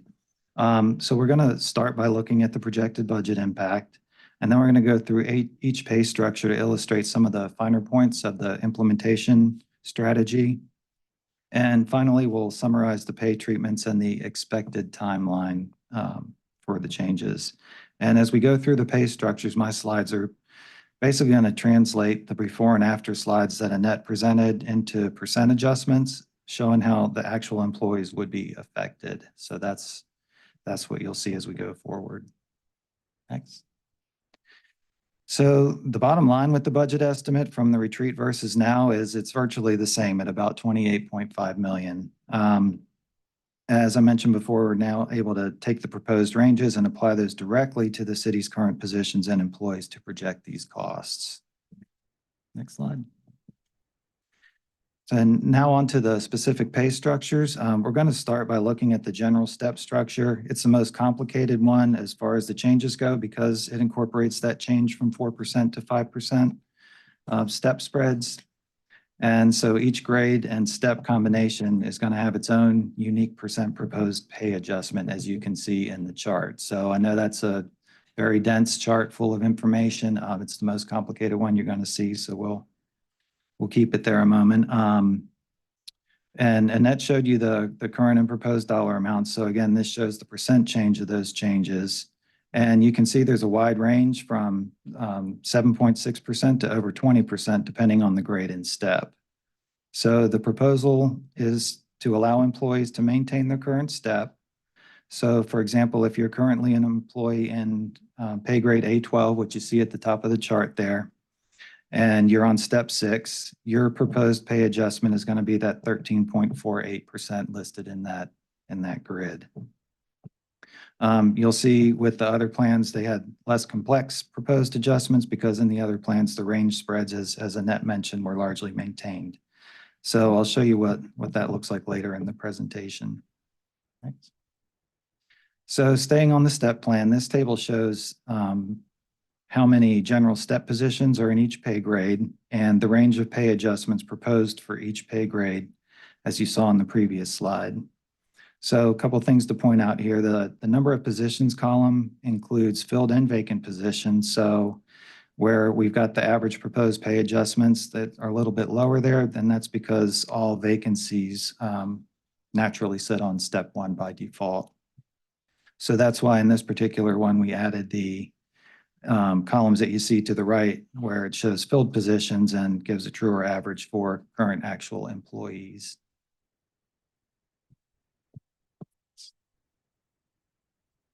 So still on the step plan, we thought it might be useful to show an example. And again, looks like a lot of information, but I'll kind of guide you through it. So this illustration shows the reality of the current pay situation for our entry-level positions at the base pay grade, A12, as well as the proposed adjustments and how that's going to affect actual employees. So currently, Annette mentioned this, but the lowest paid general step employee makes $18.82 an hour. I'm going to note here too that these are rounded amounts. Our system actually goes out 4 decimal places. So if anybody's trying to calculate at home, you might get a few pennies different. So currently no employees are on step one of grade A12, as that's below the current Durham minimum livable wage. And with the proposed adjustments, these employees on step two would stay on step two and receive a 9.25% adjustment, which would bring their hourly wage to $20.56. And then for those who were hired prior to January 1st and receive acceptable evaluations, they'll move to step three at $21.59 an hour with their merit increase. So in the previous structure, this step would have been worth 4%, and now it's 5%. Therefore, almost all general step employees that are currently with the city will make at least $21.59 an hour by the end of July 2024. So by example, most employees earning $18.82 today will be earning over 14.7% more on July 31st than they were on June 30th. Next slide. Like I said, the general step plan had the most complex changes for implementation. So we're moving on to the open range, which is simpler. And as a reminder, which we just talked about, but the pay grades have a min, mid, and max instead of steps in the open range. So the proposed percent adjustments are the same for all employees in a given pay grade, except for one minor exception that I'll talk about in a minute. And just as we are proposing to keep general step employees on their current step, current open range employees are proposed to keep their position in the range. So that's not as complicated as it sounds. So for example, an employee at midpoint in the current range would stay at midpoint in the revised range. And because the range spreads didn't change in the open range, the math works such that the proposed adjustment to the pay grade gets applied to all positions in that pay grade, making it relatively simple to calculate and implement. The proposed exception I mentioned is for employees in the executive group of classifications. So in order to stay within the estimate that we gave at the budget retreat, the proposal is to cap adjustments for executive level positions at 5%. And this is basically anyone who's an assistant department director or higher. I will note that there is one classification in that D65 range that is not executive level, so they're not proposed to be subject to the cap. So you can see the number of positions in each pay grade and what percentage adjustment is being proposed. The pay grades starting at D64 and down through E92 contain all of the executive level classifications. And as I mentioned, D65 has there's one classification with its four total positions in there that are not executive level in that grade.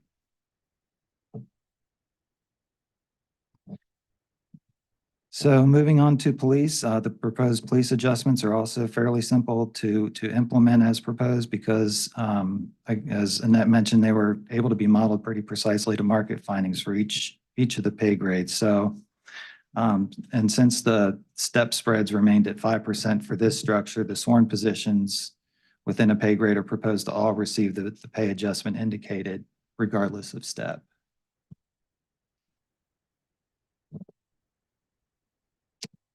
And finally, here's fire. So again, like police, this was modeled precisely to market findings. And as we noted back at the budget retreat, there were some positions to be at or above market in this structure. So those particular positions are not proposed to receive market adjustments, but will of course be eligible for merit increases.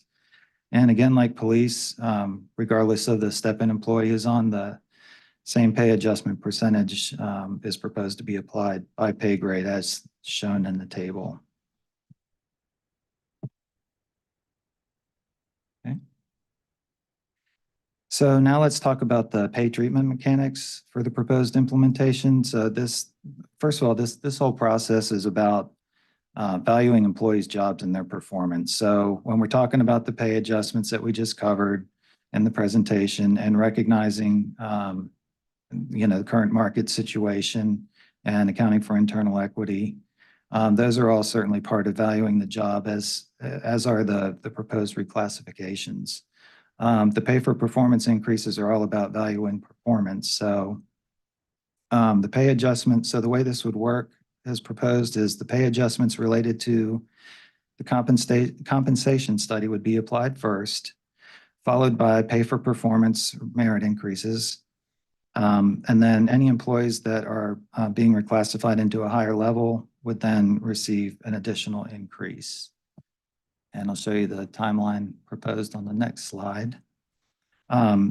So showing the specific timeline, all employees who are receiving a pay adjustment based on the compensation study results would see that on their July 12th paycheck. Pay for performance will be reflected on their July 26th paycheck, and then anyone receiving a classification adjustment will see that on their August 9th paycheck. We will be sending specific communications to each employee detailing, so everybody gets, this is exactly what your proposed increase is going to be. And if their structure or class is changing in any way, that information will be included as well. And that concludes our presentation. Thank you so much. Take questions. All right, colleagues. You turn the mic on.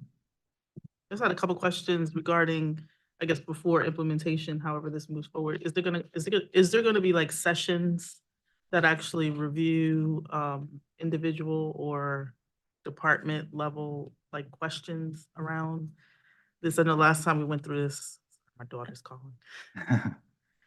Last time we went through this, there was some confusion because we didn't have, I guess, specific areas covered in that way. And I just want to make sure we don't do the same thing and miss opportunity to answer some folks' questions beforehand. Madam Manager. Thank you for the opportunity to speak. So we always learn from previous experiences. I would really like to thank the team that is standing here, those who are present and those who are not present, as well as the leaders, everyone. We've worked together to really come up with something that is digestible. Even though we were creating these changes as we're going along, sharing them when we have information that is accurate and information that can be understood.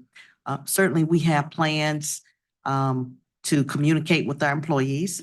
I have already started that directly by recording a video that all of our employees could view, explaining what we were going to be doing for today for you all, as well as sharing with the community. As we have talked about here, we have over 2,800 employees in the organization. We want to make sure that we have direction as we're going along before we share information with employees that may cause them to have additional confusion. As we get direction from you and ultimate approval, we intend to have a letter or written communication that's going to every single employee explaining the situation regarding their pay, so they will receive that directly. We also understand that there are areas, some folks working the same jobs. We make it available to employees to be able to come into auditoriums or spaces. For example, solid waste department, they have an auditorium there. They have meetings that we have participated in recently and will continue to do. So we go at this in multiple ways, but most importantly, we want to make sure that we are transmitting, accurate information, the information that we can be pretty certain is going to happen for them. So hopefully that is responsive to you, but we have heard, from our employees when they don't know what's going on or they don't know it early enough. And we have tried to address that in this particular project. So hopefully that's responsive. Thank you. I appreciate that. And then I just had a follow-up. Is there a metrics or process that folks can follow if they do have questions, or like some type of direct way that they can, like not like their Durham one call version of this is the question I have? So we do have a frequently asked questions that's ongoing. So we recorded a video. We thought of some frequently asked questions that employees might have to sort of get it started. And if we receive a question from any employee, we're adding to that Q&A. And I see the HR team shaking their heads because sometimes one employee has a question, other employees have it as well. So that is another thing that we're doing. And we have had that active, I believe it's been since Monday of this week. So for the past 4 days. Is there like an email address or a phone number? Is it like, how are they contacting you? Just call HR? HR Connect is the best way to get directly to, make sure that the call doesn't get on a voicemail or something like that. It goes to HR Connect. We have case management in that department where every question or inquiry gets a number and gets followed, but that's how we're responding to that. Thank you. I will just say this, I appreciate the presentation, and I think I understand that we're following this design and this is where we are right now. And I do think there'll be some adjustments as we move forward, but we'll see how things move. Thank you. That's all. Thank you. This is significant. This is a significant amount of money. And I'm looking at some of the numbers. There are some folk in our organization who are in position to get some significant increases, and thank God for it. That's a good thing. I'm heartened by some of the feedback I've heard, I'm sure colleagues have heard as well, from some of our most ardent critics. Not perfect, but I'm heartened by some of the feedback we've gotten. This is a serious addressing of the issue. And I echo, there may need to be tweaking, but I just want to thank the staff for the work that they've done. I want to operationalize the term internal equity and what we mean by that. Is that addressing compression issues or individual folk who may fall into certain just operationalize internal equity for me? So the short answer to that is yes. I don't know if you all want to expand on that. Well, when we talk about internal equity in the case of establishing the pay structure, that's the pay grades that establish that equity. It creates an internal alignment of jobs relative to each other, internal to the city. It really doesn't have anything to do with what they're paid, but it establishes a pay leveling approach to the jobs within the organization. I appreciate that, because I wanted to, I guess it's almost a Rorschach test. You can see what you want in it. So I appreciate you operationalizing. I got an email from a union rep for a fire department who expressed, for the most part, appreciation for the plan, but indicated a couple of individualized cases that may deal with compression or folk who might fall into gaps or holes. How do you see any of that? Are there folk who we're going to have to tweak or who may fall into specialized cases that might need ad hoc kind of intervention, even while the whole structure or most of the structure as a whole is operating? As a manager, I think you want to chime in? So, Mayor. So whenever we do this type of extensive market review, and we're looking at minimums, we're looking at maximums, we're looking at, midpoints and those kinds of things. We build the best structure based on, regression and those kinds of statistical modeling. But we realize we have employees who are here right now. And when we implement, we do have to look at whether or not in implementing in a very, broad sense would create something internal that we would have to adjust or correct upon implementation. And that is not new. We actually have to do that every time that we have, a major market adjustment, because the market is not going to stay the same. If we actually had internal equity, as it has been described in the previous market study, and we do a new market study, some positions may have increased a bit more than other positions and may cause, minor tweaks to have to be made. But we are committed to looking at every situation that needs to be, edited or looked at. But that is implementation, which is really different from the overall information that you've seen here. So that happens upon implementation. I appreciate that. Police corporal over 22%, firefighter 17%. I wish I got raises like that, but they deserve it. And I do want to say that I know there's been impatience with the process, and there were some who advocated for kind of a quick knee-jerk, visceral kind of response without doing all of this due diligence. And I'm not mad at that. I understand where it comes from and where it came from. But there's a reason why we're celebrated as one of the best run cities in the country. And this is what it looks like when we do it, and plan on keeping the lights on everywhere else in the city as well, and keep fixing potholes and keep answering 911 calls, and keep doing all the other things that we're required to as a city. This is what the process looks like. And for those that it took too long, deepest apologies. But this is what it looks like. And I'm proud that we're gonna have to talk about paying for it. That's the other part. And I know we're gonna have that conversation soon, but I can't thank you, Madam Manager, enough and your staff for the work you've done under fire, oftentimes, under, blistering critique, including not caring about people. But alas, we've come to a point, and I look forward to even conversations that my colleagues have echoed and intoned about possible changes moving forward. But this is a serious, serious engagement of what our folk have asked for, and I hope that the arms race will continue.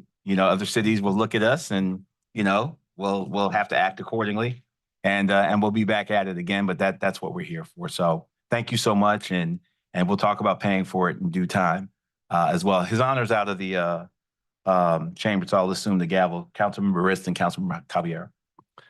Thank you, Mayor Pro Tem, and thanks for those comments. I appreciate that. The first question I have was about, I think this is where you're going. This is this issue, not just compression, but it sounds like this bypassing issue. And I think that's the email we got from folks from the fire union. So I just want to confirm again, City Manager, that's one of the issues you're aware of. So that's kind of, as we refine this, okay, I just want to make sure that's, clear. Good. I had one question that's more of a math question. So, and this is just a high level thing, but it seems like as we looked at those numbers, in many cases, so there were significant increases for folks at the beginning of a pay grade in many cases, right? But often as you went down the pay grade, or as you went sort of like when you went, as you went, the higher the step, but then the higher the pay grade, increases were even larger, right? So does that mean that not only were our entry level positions were not being paid market, but we actually weren't as people were gaining experience, we weren't rewarding them as well as they grew in their positions, right? So those are both true, right? I mean, largely speaking. Yeah, it's a little more complicated than Yeah. that, but for example, if you're speaking about the step structure itself, that some of those increases at the larger steps were a direct consequence of going from 4 to 5% spread between the steps, because the decision to keep people at the same step that they're on, you know, that you think about the way that works out mathematically, you know, if you're going from This is partly math. right, from step 1 to step 4, with a 4% spread, that's a spread of 12. If you're going with the 5% spread, that's a spread of 15. And that spread increases as you go up the line. So the higher the step, it's kind of like, you know, rewarding employees that have been here for a long time and didn't have the benefit of those 5% steps along the way. And now they are sort of getting made up for that benefit. I appreciate that. And the last comment just is that I know we had a lot of conversations earlier at the budget retreat and at I think a previous work session about this issue of how we're rewarding employees on the bottom and at the higher end. So I just want to say I really appreciate the cap of on increases for executive positions of 5%. That's a significant sort of policy decision there that I think reflects both the commitment to greater equity among staff, but also I know it's partly for budget reasons as well. So I think for both reasons, I really appreciate that. And want to again appreciate the manager and her staff for the hard work on this and those important policy decisions. So thank you, Mr. Mayor. Thank you. I appreciate the presentation and I agree with a lot of what's already been said. I guess my question is when are we having the conversation about how are we paying for it? You know, I think there's a lot of things that were done in this circumstance. You know, I get that folks maybe want more and that's their job. Their job is to ask for more, but I think that a lot of goals were hit. And you know, a budget is every year and you get better and you get better. And so you know, I think some colleagues raised, you know, the piece around percentages, you know, well, 5% at a higher amount means more than at a lower amount. And so I think the fact that we've capped basically the executive level of that 5% addresses that. It doesn't address a policy change, which I think we've discussed is going to have to be a deeper conversation than what we would have done with this type of study. But I think at least in the short term solves for that. I think that we've heard loud and clear from police and fire around competition and what they're seeing in other markets. And I think we are delivering very significantly. That is a lot. Those are really large increases and they deserve it. So there's not a question about whether they deserve it or not. It's just a question of we really wanted to be thorough. And, you know, I think there's a few cities who've been pulling out a fund balance to pay for their police officer increases. And I will never ever approve of that because they're going to be hurting in a 2 or 3 year. So while I appreciate employees, you know, heard around what, you know, what they want, it wouldn't have helped them long term. I think this really sets us up for really clear long-term path. I think if you're on the step plan, you can clearly see where your money is going to be and how well you're doing. And I think that is a really great retention tool. And then the last thing is one thing I do want to talk about is like I know they're doing they're getting the market adjustment. If they were here pre-January 1, 2024, and they have their merit increase, they're also getting potentially whatever that merit increase. For the step plan and for police and fire, it's 5%. It's flat. But for the open ranges, it's a range, right? And so I guess I would love to know, you know, what are we seeing financially? I think we budget for what? 5%. Okay. But then I guess it'd be interesting to see the actual kind of numbers of who is getting more of the 6%, because I think that does also create an equity question, at least in my mind. And again, I don't think we're going to solve for it this year because this is already a lot of money, but I think it does kind of bring up this whole question around how are we doing pay structures in the city? So that's something I'd like to see as a council member is just numbers of overall, what are the numbers of folks who are getting, you know, exceeds, right? Because it's exceeds gives you 6% merit raise versus meets, and then meets exceeds. So that's just a question I had. Sure. And are you interested in just the previous year's data or more than 1 year's data on that? Or? Maybe 3 years. Okay. Thank you.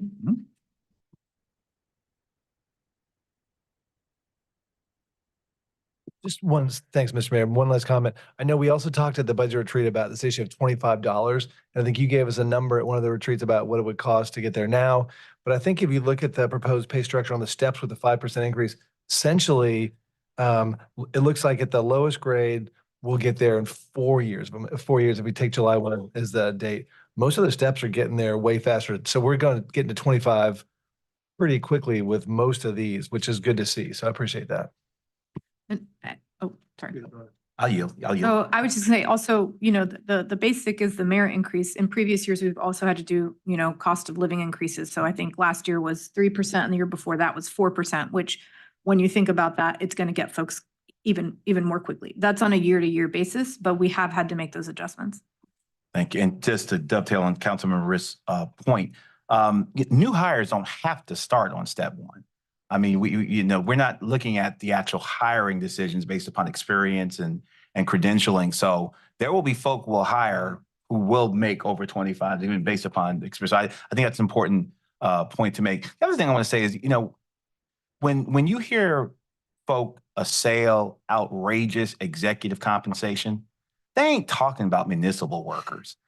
You know, and you know, when we're talking about folk, $100 and some odd $1,000 in this organization is $300,000 in the private sector if you were doing something comparable or more. So, you know, I get it. You know, CEOs making 400% more than the lowest paid employee. That's not who municipal government is. And the folk we're talking about, you know, 5%, yeah, is different when you're making 100,000 as opposed to 40,000. But those $100,000 folks started off as many of them started off at the $40,000 range. These are folk who worked their way up through the organization, worked hard. Many of them are the first in their generation to go to college or be homeowners. And I just want us to be careful because I understand what we're talking about, but these ain't the folk that are doing that. You know, it took them a long time to get to that 6-digit ranking. A lot of sacrifice and a lot of hard work, and many of them started at the beginning, you know, very early in the organization. So I just want to make sure we're targeting the right people when we focusing on the right people when we talk about equity and compensation and outrageous salaries for folk. These are not those folk in the municipal government, but I understand. And I just want to thank those who have had long, fruitful careers with the city. And I want to see them and their children thrive. Thank you, Mr. Mayor.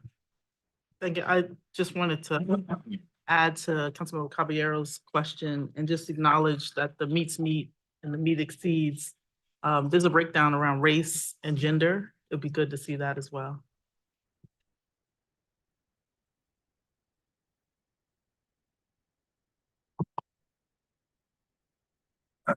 Any other comments? All right. Yeah, go ahead. Yeah, just real quick. Yeah, we've been talking about very high dollar values today between infrastructure and employees, and there are exciting things to spend money on. It's where we want our money to go. It's where tax dollars should go. And so it's interesting coming in as a newly elected member of this council, where the prior members had already put in place the decision making that went behind the pay increases, and you know, it's obviously very, very exciting. Huge change, huge increases, and I am putting together a list of questions. I'm not going to ask a bunch of questions right now, but I'm putting together a list of questions just because I want to learn more and make sure that that I understand everything that we're doing. But overall, I'm excited that we're seeing these increases in the numbers behind them. Thank you. And just one other thing, I just can't leave the conversation without saying that it's not just the increase, it's actually like the opposite is true as well. And so the staff that's been underpaid all this time, there's an angst there. And so I do appreciate the presentation. I appreciate the comments. And I just want to make sure that we don't lose sight of these are people, these are our staff, our employees who have been working for us. And so when you say 22% underpaid, based on the market, that's kind of shocking. So thank you all so much. I just want to say to our staff, our city employees that, we see you, we see you and we hear you, we're listening. And we agree with you as well. And we're also responsible for having the most practical and realistic way of getting there. Folks run for office to be disruptors. And that's what we are. We look at whatever the status quo is and we get in office and we push that envelope. And then we have amazing staff like yourselves to execute all of those things. And it just, I can't say it enough, man. I'm just so grateful that we are the city of Durham. Not every city can say this. Not every city can do this, and so I'm sorry.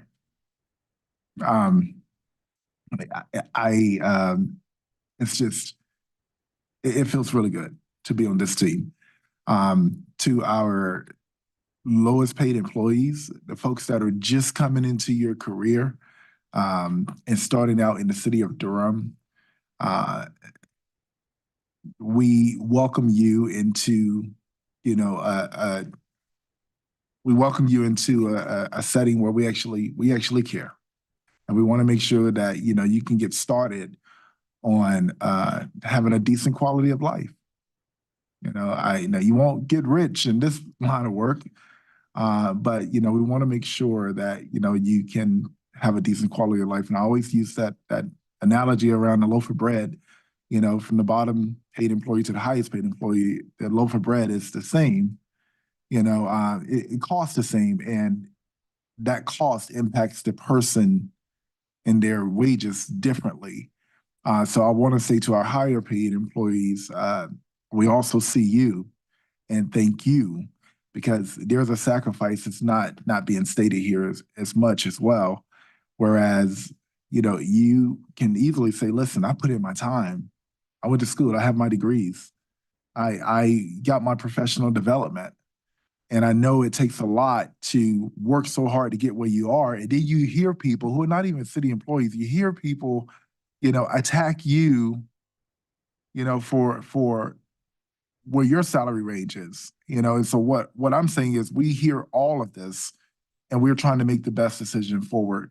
And I know that, those, I think it's D64 and down or up, a lot of those folks are, they're quiet and they're probably boiling inside, also because it's like, wait a minute, I did what I did to get here and now I have to make this sacrifice, but those relationships are ironclad. I appreciate Manager Page, just communicating that. Like it was a tough decision, I'm sure, but it was also a values decision of how do we, look at the bigger picture. And there were sacrifices made on both ends of this all the way to the middle. And that's why you gotta, for the most part, it's not perfect, but for the most part, most people are at least okay or feeling better than they were. So, from the lower tier all the way to the higher tier, I just want everyone to know we see you, and this, I think, is the most practical way forward. I think it does have that equity lens. I think everybody is moving on and we're responding to the market. But I just also, Manager Page, to you, I appreciate the fiscal responsibility here as well. To Councilmember Javiero's point, there are some people that are paying salaries out of their fund balance, and I know for a fact they are in trouble right now. They're in trouble. Other municipalities. So we hit as many marks and targets that we could in this, and I'm just grateful for the work that's been put into it. And then my colleagues, to you all, I just really appreciate those deep diving questions as well. Anytime we have to probably have a an interpretation of what we just talked about. That means that we are really paying attention and to the community, you can trust that we're putting in that work. So thank you all as well. That's all I have. Do you all need direction, Manager Page? I think you have it. All right. Thank you all so much. Thanks for this work. We can take a break. All right, let's take a quick break. If I say 5 minutes, it'll take 10. So let's take a 5-minute break. See you back. It's what time is it? 4:30. It's 4:30 now. So take a 5-minute break and I'll see you back at 4:40.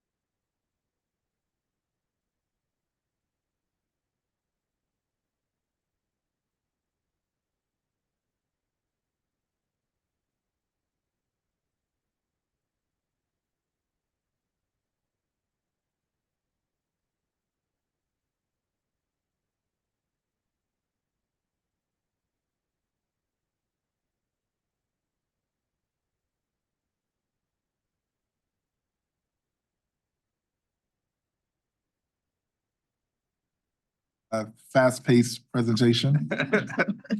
We're trying to be conservative with budgets here, so don't feel like you have to expend all of what's been budgeted to you today, time-wise. But you may get started. Thank you. Thank you. Good afternoon, Mayor, Mayor Pro Tem, Members Council, Don Greeley, Department of Water Management.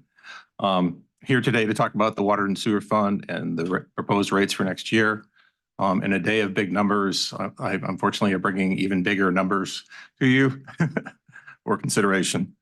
To lead off, as we have an overview of the utilities assets that we operate, maintain, have to renew and replace, as well as look out for new regulations and utility efficiencies.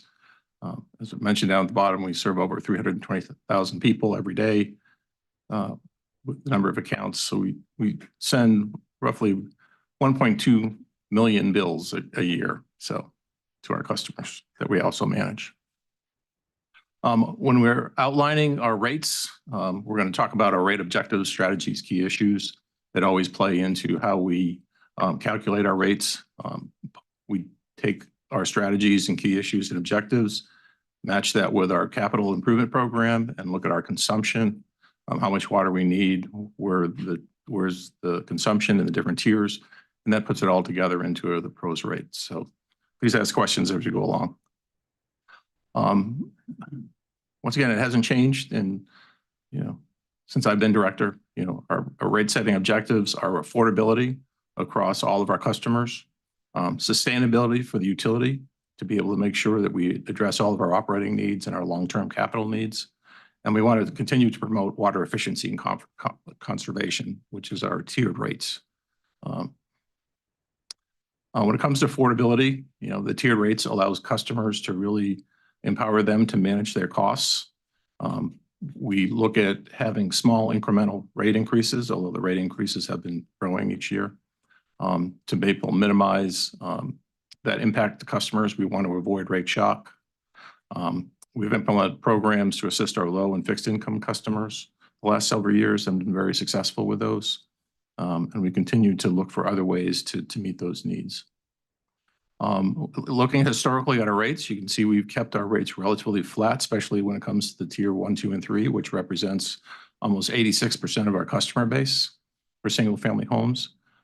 It does increase as I'll be talking to you shortly about the Jordan Lake project is now having a big impact in our proposed rates as in our CIP as that project now becomes real, and we will be spending some significant dollars on that project. So, but still, we try to keep the small increases to try to keep all of these average, all of that graph nice and flat and smooth as possible.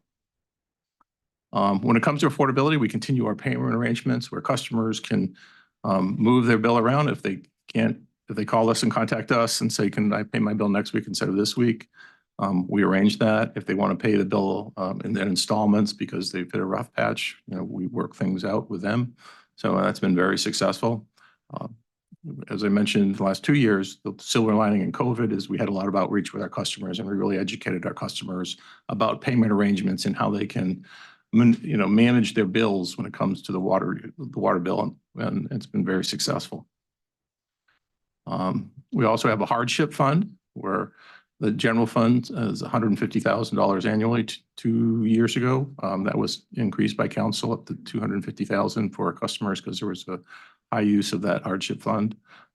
This year, we should be able to, the $150,000, we're projecting to be spent under that by the end of the year. Currently, as of April 1st, we've only spent $100,000 in that program.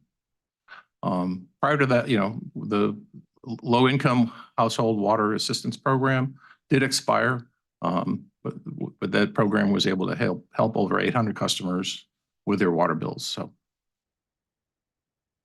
our key strategies. Don, real quick, sure. We don't charge for reconnects anymore. We did away with the disconnect fees. Correct. Yeah, I think that's worth noting because I remember sitting on a panel at National League of Cities talking about what Durham had done with our using league. That you remember that whole water thing. Yes. And I couldn't believe how many people were surprised at that from an equity point of view, not, we did away, because it's a significant source, that could be a significant source of income, but on the backs of poor folks. So I think it's just worth saying that that's also part of And we still, even though that we, did that several years ago, we're still contacted by utilities about, hey, we heard that you did that. How did you do it? So we continue to, meet with them and explain why we did it, how we did it, absolutely, et cetera. So that's been very successful. No, I just wanted to, I didn't see it on the pay, but yeah, kudos. So our key strategies was to, once again, we have a 10-year financial model and look ahead for 10 years for our capital programming. We want to continue to have our small sustainable increases every year. We want to cover all our operating capital expenses, meeting new regulations. As I mentioned before, accessing our allocation for Jordan Lake. We want to continue to manage our debt to the benefit of our ratepayers, not necessarily high bond ratings, but we do have very high bond ratings for utility. So when it comes to the capital improvement program, our strategy there is, of course, to maintain all of our infrastructure. We want to continue towards developing and building the infrastructure to access our Jordan Lake allocation and put Tier Quarry online as emergency water supply source. We have new regulations that we have to meet. Last week, the EPA came out with the PFAS regulations around per and polyfluoroalkyl compounds. They came out with 6 compounds that need to be regulated. Out of those 6, 2 of them are not in our water, one of which is Gen X. We haven't found in all of our sampling since 2018. 2 are so far below, they're in our water, but they're so far below the maximum containment level that we really won't have to worry about them now. But there are 2 PFOA and PFAS that we will have to address in the coming years. Our sampling shows us we're below and above the EPA regulations. So depending on the type of year and the time of year, so we will have to do some increased treatment at our plants to be able to make sure that we can meet that. We have 5 years to be able to do that. So, and we started that process 7 months ago. There's a contract that came in front of y'all for having a consultant come on board to help us with that. So, Don, if I can ask about that, this is a big issue. The league, the state North Carolina League is going to be taking up, particularly for some of our smaller towns. Yes, and commit how they're going to be burdened to meet these standards. Are we looking at just these chemical additives, or is it actual hardware? What does that look like? A lot of these, they're called for, a lot of them are, you may have heard of them as called forever chemicals, because they're in thousands of household products. No, I mean our response. What we need to do to come into compliance and address with them is our response chemical as well. I know they're chemical people. There's different type of processes that can be utilized to be able to take these out of. Part of the issue right now is once you take them out, where do you dispose of them? Right. So that's because we'll remove them from the drinking water, but now we have to do something with them. So, and that's ongoing discussion with the state of North Carolina that they'll be giving direction to us on what do we do with these residuals that we have taken out of our water. And the feds might be piling on as well with their own their recs. Is this a big ticket item? How expensive is this kind of stuff? Based on some early discussion with some of our consultants, we currently have a $30 million process improvement in the CIP program for 2.5 years from now for actual construction. So we don't think it's going to be too big of a heavy lift compared to the overall CIP. But as you'll see in a moment or two, costs are going up. So, but we'll know more in about I think that preliminary study should be complete in about 8 months. Cool. Thank you. I can also just ask about that. I appreciate, Don, that you mentioned that, because I know this has been a big issue since the EPA came out with their new standards just last week or so. So just to sort of put finer point on this. So the standard is it's like 4 micro whatever particles per something, right? Is a standard. Depends on the compound. Yeah. And the data I've seen about Durham shows that for those 2 compounds, we're maybe just slightly above, but compared to many of our peer cities, we're just barely above, right? So this is not for residents of Durham, this is not a major concern. I mean, we want to be concerned about forever chemicals. Yes. But we're in pretty good shape compared to most cities, right? Well, it depends on where you are. Certainly in Greensboro is a major, it's a major concern. Burlington, and Burlington area, because the industries that were discharged there is a major concern. But for us, because we're, so we're just straddling the line on that, it's not going to be a big, heavy lift for us to be able to meet those regulations. I don't know if this is a question for you, but so what's the, I mean, to your point that I know this is bankrupting smaller communities, water, municipal water, or not bankrupt, but it might actually. What is going to be the recoup cost from industries that have, I mean, it's private industry that caused the problem. So where's the state or the federal government on recouping? Especially because water is a municipal thing. It's not provided by the state or the feds. There's a lot of legal action going on right now. The city of Durham was asked to sign on to 2 class action suits against some of the larger chemical companies.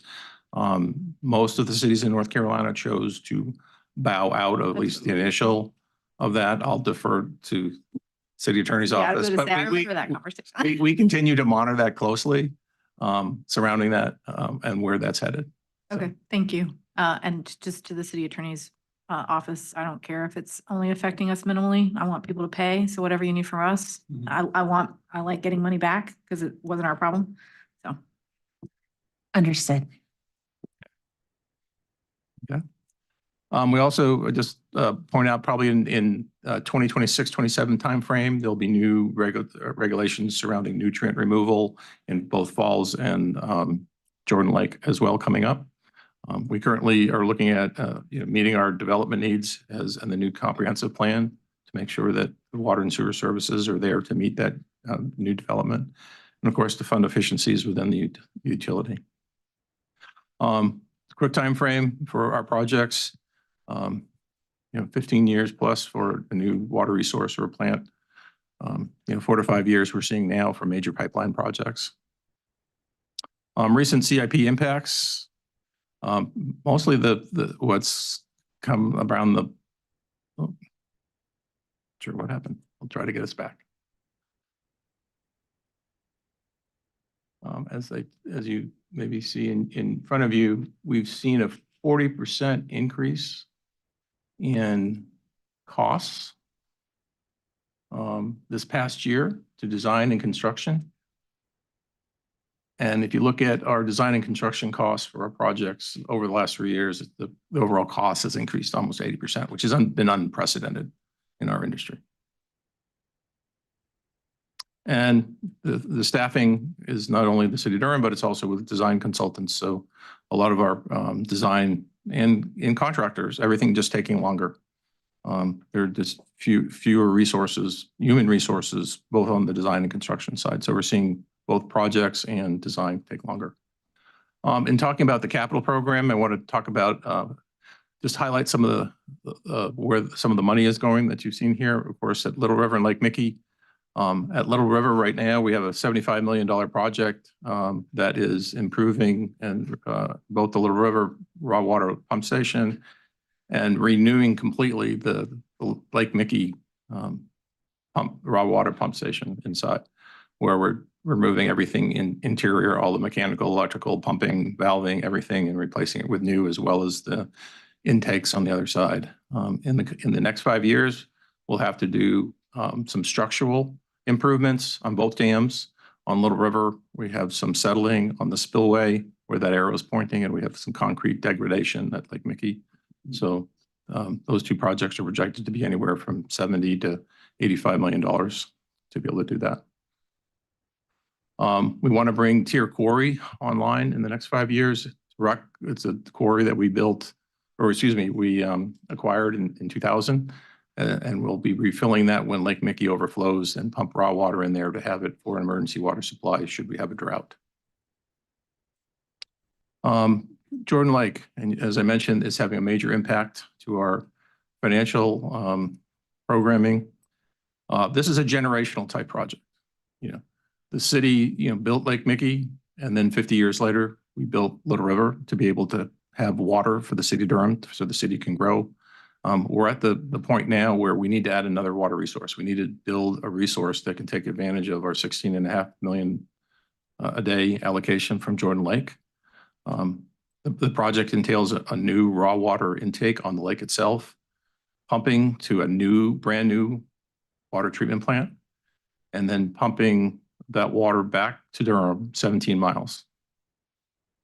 And currently it'll ultimately be a regional facility, but Durham will be building it first. And then eventually both Chatham County and Owasso and Pittsboro, who have allocations in the lake, will also buy in and pay for expansions of our facilities and pay us back for the investment that we have. So that's currently projection is a $600 million project. So, but the last 3 years, we've almost triggered our water shortage response plan in the fall. So it's because of the downdraw of the summer demand. And so it's really important for us to be able to bring this resource online to be able to continue to grow up through 2050, maybe into 2060. That is it's pretty lucrative. And I'm glad we're the supplier. Because the next area that's really going to grow is that Chatham, Pittsboro area. Question around the design of it. Are we, and I just don't know, so I'm asking, when we're building these facilities, is it a way to like build recreation around it? Like maybe like a walking trail around it, or do we want to keep people away from it? No, well, right now we're at the state park right there is where the intake is going to be. So we've actually engaged the parks because some of the choices we had was to build a influent pump station on the shore in the park or put the intake out in the lake, and they told us to put the intake out in the lake. So we've been talking to the state and the Fish and Wildlife as well as the state parks for the last 4 years about those facilities, and also with Chatham County about potential walking trails, intersection improvements as far as, because all of that is in Chatham County. And I only ask because I look at Lake Mickey. It is absolutely beautiful. Little River, the same. And another thing that people really underestimate the beauty of is our solid waste facility and all of that land out there. It's absolutely gorgeous. It's a lot of open space. And I know you probably think, well, it's trash, but it's so well managed. And once you go all the way to the back, it kind of goes up on a hill. It's a bit mountainous, and you look over, you just see all of the greenery across the city of Durham.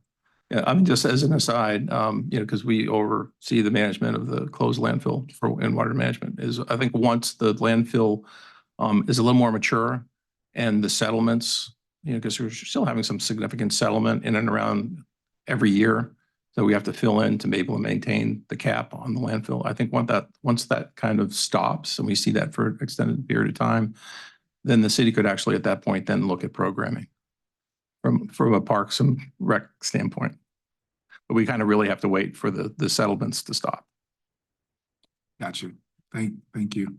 I know Raleigh, right at 540 and Capitol, it's like a landmine or something, landfill or something, but it's actually a walking trail up to the very top with parks at it. It's beautiful. Yeah. Just use it, it's multi-use, multi-purpose. Thank you. Go ahead. Yeah. Another program we allocate about $500,000 annually is to purchase land in and around Lake Mickey and Little River for water quality protection.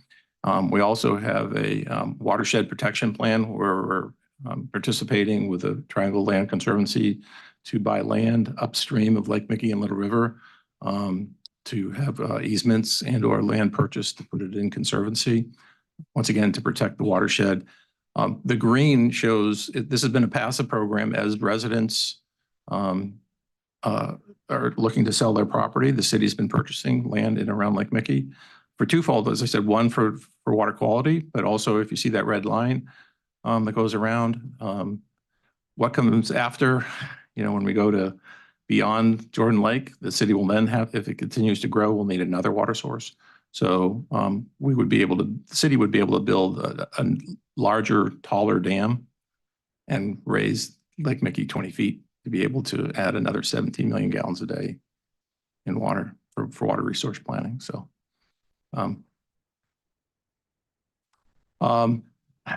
we also, in the capital program, we're doing all the renewal and maintaining of all of our 4 facilities. As I mentioned earlier, we have new regulations coming that we'll have to be able to build improvements to be able to meet all of those regulations. But we have a lot of renewal. I mean, right now we're in finishing the design of repairing the basins at the Williams plant. Those are the basins you see from the golf course side. They're need to be repaired structurally.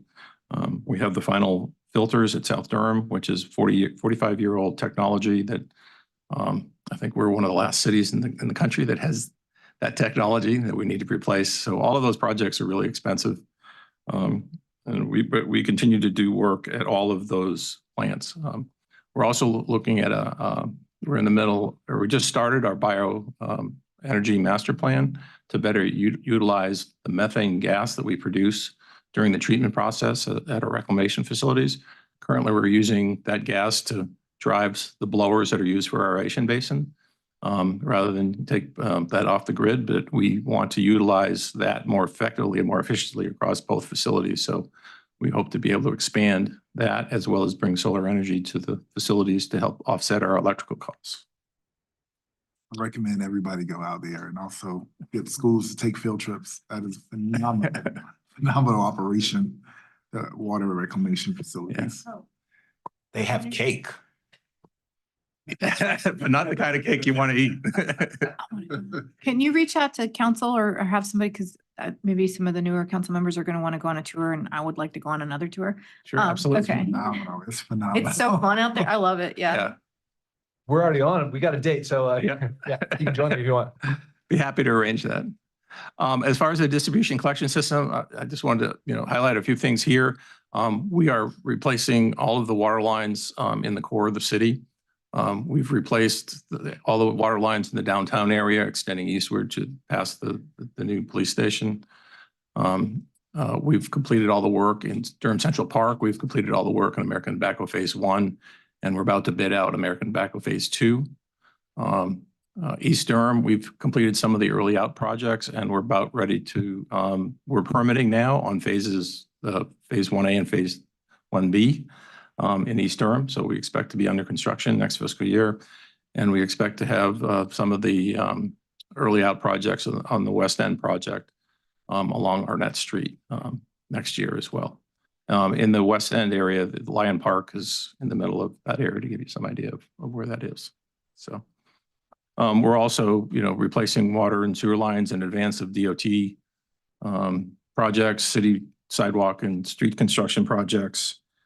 We're doing point repairs, line repairs as needed across the city. Don, could I ask a quick question about the security of our system? We've heard reports from Homeland Security lately, and there have been some media reports on some cities, particularly out west, water systems being compromised and hacked. Right.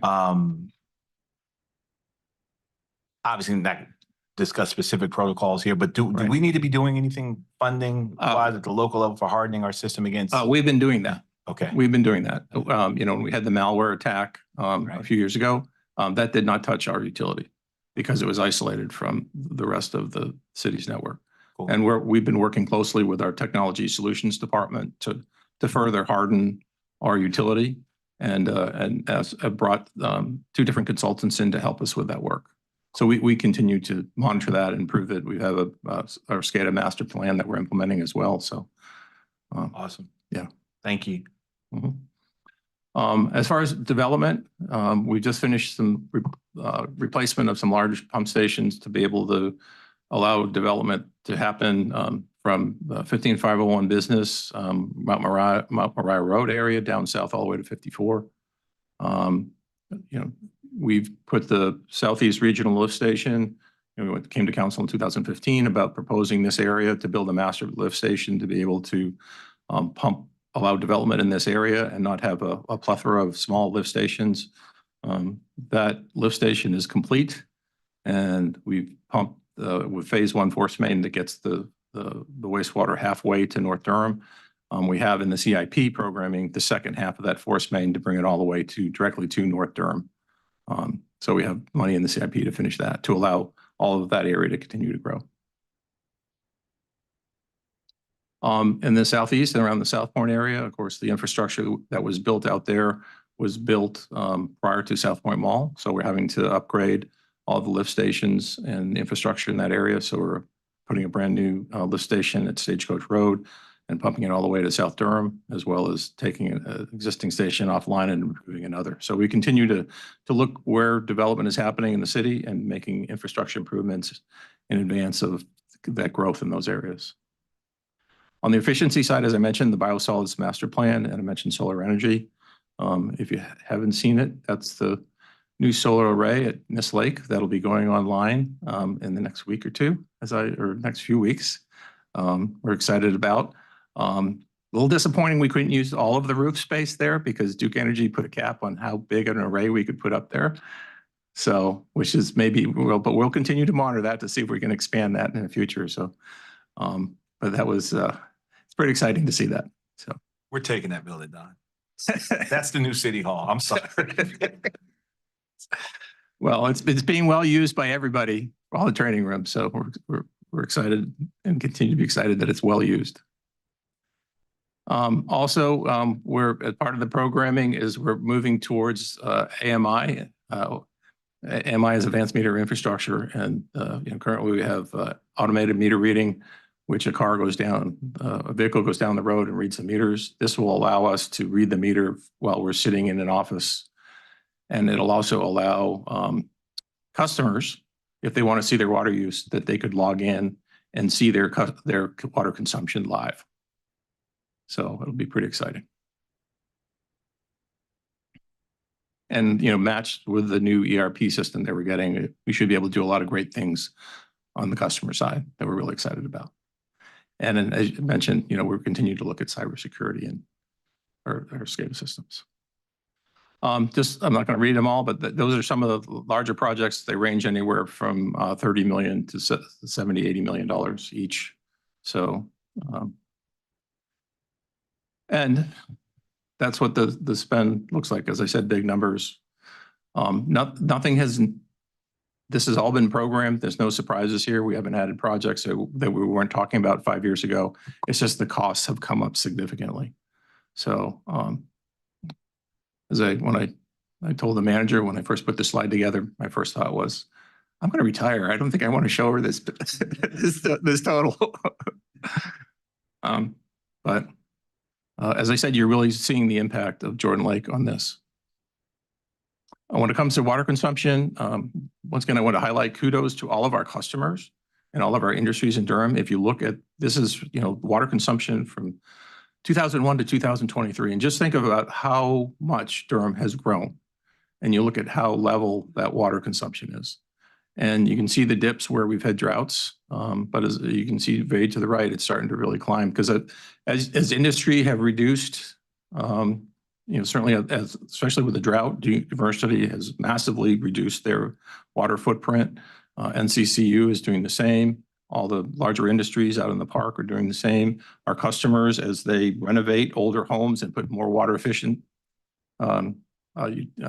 appliances in showers. But at some point, that's going to get us to a certain point, and we have to look at, bringing a new water resource online. But we are seeing it definitely trending up in the last few years. As far as where the spending is, you can see in this shows where our consumption is in the different tiers. Been relatively stable in tier 1, tier 2, and tier 3. There's been a little bit of growth in tier 5 the last few years. The rates for next year, once again, we're proposing to cover the operating and maintenance expenses, personal services, rate funded CIP, and debt service. If we didn't raise rates and we continued to do the capital program, you can see the size of the deficit on that slide. The proposed rates, once again, modest increases to the service and consumption charges. I apologize, I didn't catch it's an increase in watershed protection fee. It should continue our watershed protection fee at 3 cents per CCF. Of course, all the customers will see different percentages based on their water consumption and what tier they're in. Continue the tier 3 rates at commercial, industrial, multifamily, double outside rates, and course, we'll charge whatever Durham County charges for the Durham County service area. The proposed rates cover our operating budget, paper performance, pay-go funding, debt, fleet replacement fund, general fund transfer, watershed protection, maintains all of our debt covenants, and maintains all of the adequate operating reserves for the utility. As you can see, these are just the small increases. We're 40%, 40 cents for the service charge on water, 43 cents on sewer, the sewers service charge, and small increases on the consumption charges. This is what a typical bill. So if you're a tier 1 customer, your bill will go from $26.81 to $28.17. A tier 5 customer will go from $240 up to $256 on a monthly basis. So we've gone back to water and donuts. Last year we were ice cream, so we came back to water and donuts. But this gives an illustration of you know what that means. So if your customer, because I go to Costco and I see all of the bottled water still flying off the shelves and shake my head, because you can look on the left, you can see how much a deal Durham water is, and we think we have some good tasting water in Durham. So, well, speaking of which, because I like to make sure people know how cool Durham is, we were rated the best water in the state, correct? We didn't, not this past year. Sorry, right there. I don't want to hear the other part. Okay.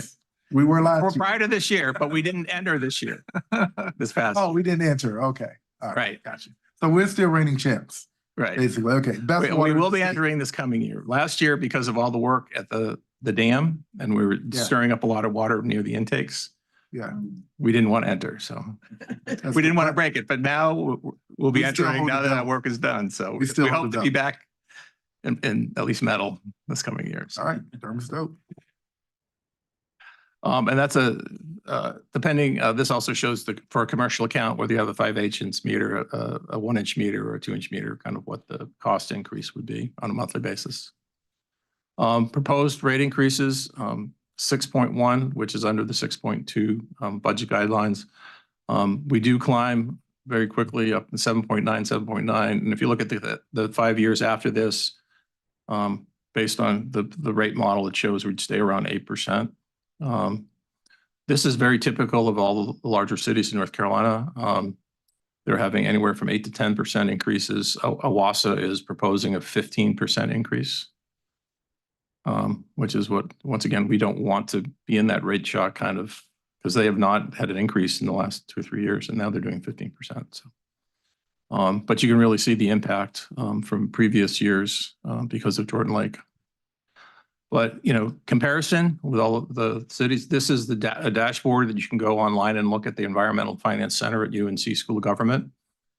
This is a comparison of 4,000 gallons on our water bill, and it compares to all the utilities in the state that have more than 25,000 accounts. And if you look at the dials, our bill comparison, we match up really well with all of the other utilities.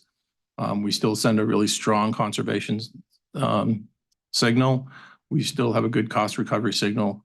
And I think the most important dial is the one in the lower right-hand corner, which is the school government recommends that for a water bill to try to target to keep it under 1.2% of the mean household income in your community. And we're at 1.1, so we're being on that.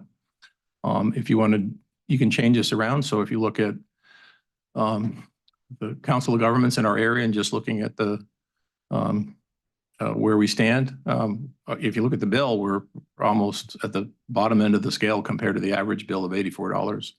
Not quite as strong a conservation signal as the surrounding utilities in our area, because we have a lot of smaller utilities now that have to have a really strong conservation. They actually have a different rate for the summer to help drive their consumption down because they don't have the facilities to treat that much water. So they have much higher rates during the summer. And then the affordability, of course, is still below the 1.2. What was the difference between those two charts you just showed? So the one. Okay, this one is the 25. If you selected the number of accounts, So if you're comparing Durham to, as you can see, you can select up here, you select who you want. So we pick Durham, and these comparing to all the other utilities that have more than 25,000 accounts. And then it gives you the results.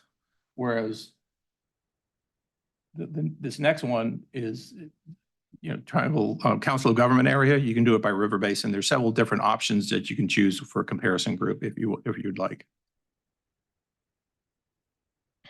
And then finally, just if you're, what a 4,000 gallon monthly consumption compared to other cities where we stand. And you can see where Owasso is right now. And if they have, this is where we are currently. So compared to what Owasso is going to hit next year for 15%, it's going to be pretty significant. So with that, any questions? Thank you. All right. Thank you, Mr. Greeley. All right. Thank you all. This is great work. It's overwhelming, but it's really good. You have a huge portfolio. And thank you to you and your team for managing it. All right. Thank you all. Well, thank you for your support, because this doesn't happen without all of your support. Starts with the manager's office and then comes to the city council. And it's been tremendous since I've been director. So. Thank you. All right. I'm sorry. So fast. Sure. So under the affordability tab at the very beginning, we were talking about the program that has expired, and I have forgotten the acronym, but I think you know what I'm. LIWAP? Yes, that's the one. I was like, I know there's W in there somewhere. Was that a COVID specific? Yes, it came out of the state. Okay. To help with COVID. There's no like comparable thing now that it has expired. No, but there are some, we also tap into some of the local charities as well. We connect with customers. And they've been willing to help out. Okay, but no funds available. Yeah, Okay. no state funds. Just curious. Right. Thanks. Didn't think so, but. Yeah. All right. Thank you. Thank you. All right. In our last presentation, is he still coming out?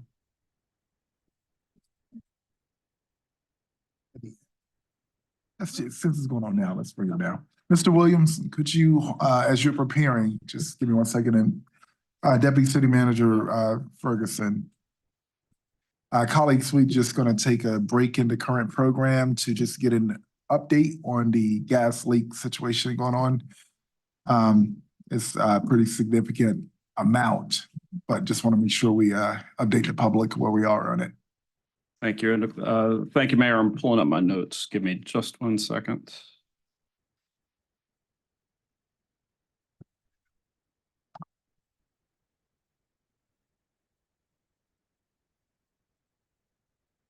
So just wanted to make everyone aware that around 2:30 this afternoon, there was a fairly significant report of a propane tank leaking at 3639 Andrew Avenue. It's right where Andrew crosses railroad tracks. Propane is a little different than natural gas. It doesn't dissipate the same way natural gas does in a leak. Propane is a heavier gas, so it sits.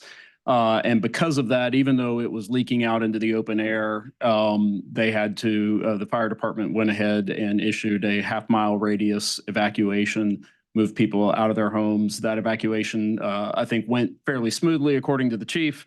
And everyone is out of the area. The contractor who owns the tank has brought in contractors who are bleeding off the rest of the propane. That is underway now and should be complete. Best guess is around 7 to 7:30, but that could be a moving target. The fire department has done a press conference in the last hour, so that information should be out in the public. Emergency management is also pushing that information out. There are a number of significant road closures: Andrew Avenue and Marley Drive, Glover Road and Clinton Road, Andrew Avenue and Raritan Road, Wren Road and Stone Park Court are all closed. And there are services, I don't have an update on this, but they are some coordinating services around people who have been evacuated. I can get more information on that, but I can assure you that they're communicating with the folks who are being evacuated if they need services to get them those services. That's something that emergency management is able to do. That's the information I have right now. There's not any known imminent risk, but until all the propane is gone, there is still some risk. So obviously, until it's clear, they won't let anyone back in the evacuation zone. Thank you so much. Thank you. And for parents who are wondering with their kids getting home late, this is really screwing up transportation and school transportation as well as bus service. So yeah, DPS did send something out through their entire parent network that a number of bus routes have been disrupted as a result of the closure. So That's right near Andrew Driver, that intersection. it's a bit farther beyond Andrew Driver. Down Andrew. Yeah, Okay. the specific address is 3639, which I believe is probably about a half mile to 3/4 of a mile past Andrew Driver. yeah. All right. Thank you so much. All right. Our last presentation. Thank you so much, Mr. Williams. Sure. Marvin Williams again, with the Public Works Department. I will be brief because I know it has been a long day for all of you. So today, talking to you about stormwater rates earlier with transportation. We're a part of that discussion because we are the project delivery arm for the Transportation Department on their projects, but we also handle stormwater in one of our divisions within the department. So much like water management, the stormwater fund is an enterprise fund. We're self-supported by the fees that we collect for stormwater. It addresses a number of programs and capital projects that we have, specifically stormwater management, stormwater maintenance, and our street cleaning. You can see below on the third bullet, we have some of the capital projects that we address through the stormwater fund, infrastructure improvements. Those are things you typically see when we do major pipe replacements, stormwater facilities. We also do quite a bit of watershed planning, and projects are generated from those watershed plans that become capital projects for us. Retrofit design work to meet the stage 1 rules for Falls Lake and the UNRBA, which you'll hear a presentation at the next work session about that organization and their interim alternative implementation approach, which essentially is our way of completing projects to comply with stage 1 rules as they're currently written. We also handle drainage repair in city properties. We do have a private drainage assistance program that we're responsible for through the Stormwater Fund, and floodplain mitigation.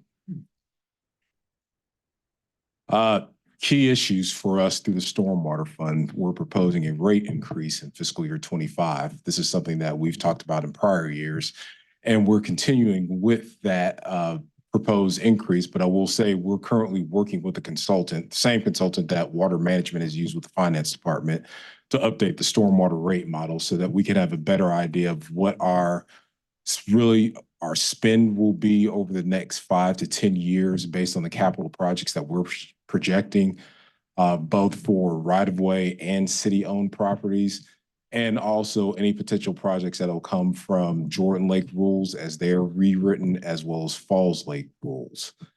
As I stated a moment ago, the UNRBA they're ongoing with their reexamination of the Falls Lake rules. We don't know what that's going to look like in future years, but it will have an impact on the fund at some point in the next 5-10 years. That's to be determined based on what the rules are rewritten in the state. And our 2023 NPDES permit, that renewal process has been completed.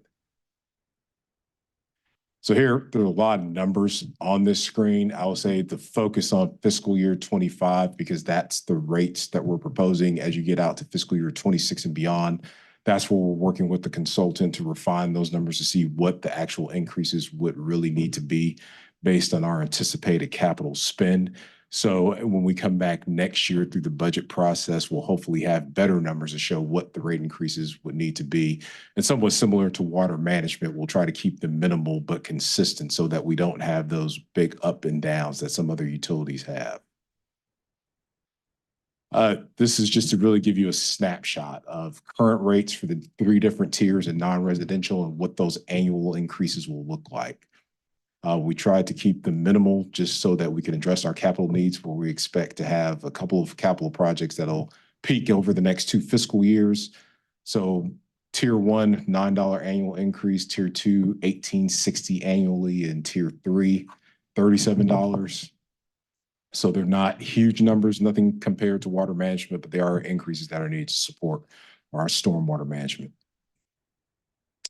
And here it just gives you a breakout of the accounts by tier and the revenue generated by those accounts. So you'll see that while we have a large number of accounts in tier 1 and tier 2, non-residential generates the majority of the revenue for the stormwater fund. And here's just giving you a breakdown related to the UNRBA with the IAIA, some of the projects that we're doing. South Ellerby Wetland Project, which is near downtown here. It's a regional stormwater facility. That's the majority of the capital projects that we're taking right now, but it's a variety of retrofits that we're planning to complete, new technologies that we'll try out, and some green infrastructure as well. And similar to water management, we benchmark ourselves as a city against other cities with a full stormwater enterprise fund. You'll see here with tier 1, we're somewhat middle of the group with the cities that we compare ourselves against.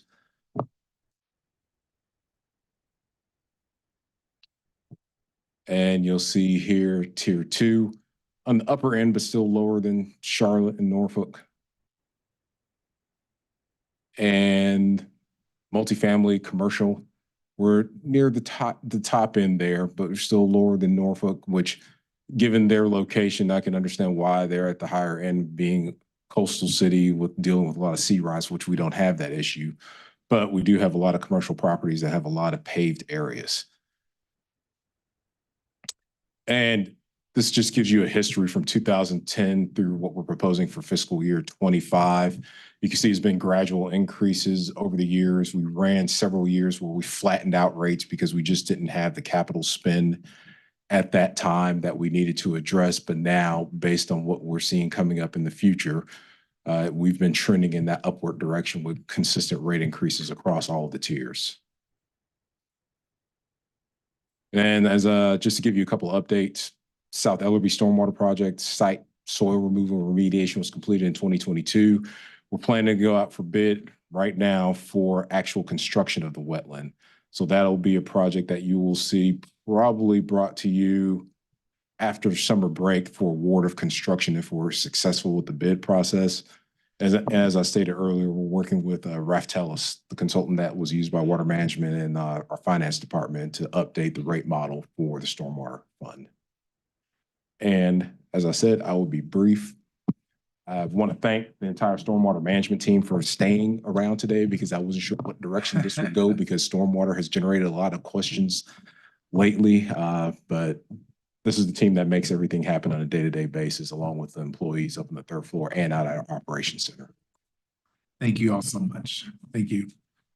As we can see, just about every sector, everything is increasing, and we have, you know, a land valuation coming up soon, and we need to make sure folks are well paid. So that's why it's really important that we are holistic about running our operation here. So thank you, guys. Thank you. Mr. Williams, just one question. I know for water, it's kind of clear the different tiers at water usage, right? But for stormwater, can you say like what the different tiers represent? Is that sort of like size of property, impervious surface? Like how do you? That's exactly it. It's impervious surface. And I was trying to bring up the slide here. So it gives you an idea with 2,400 square feet of impervious surface, that would be what you're looking at with for equivalent residential unit. And as you increase your impervious surface beyond that 2,400 square feet, that's where I'm trying to think of an easy way to explain it. The more paved surface, hard surface that you have in your lot, the higher your ERU will be, essentially.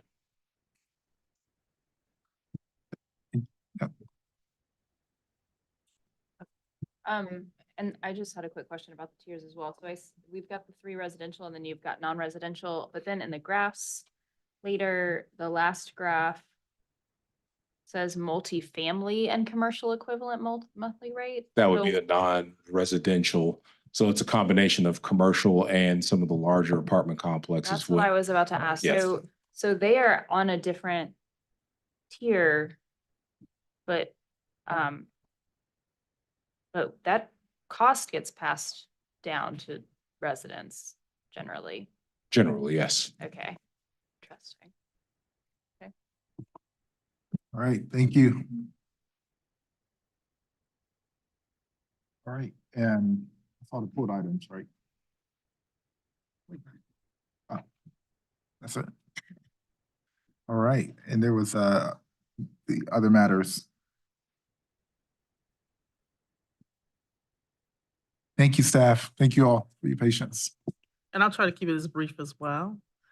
Just bringing this forward, acknowledging that summer camps are full at DPR, and I know we've talked about this a little bit at our retreat, and I wanted to make sure to bring it back. I had conversations with some of our colleagues and the city manager. She wanted to make sure that she had a chance to hear from us as a body, whether we were interested in moving forward.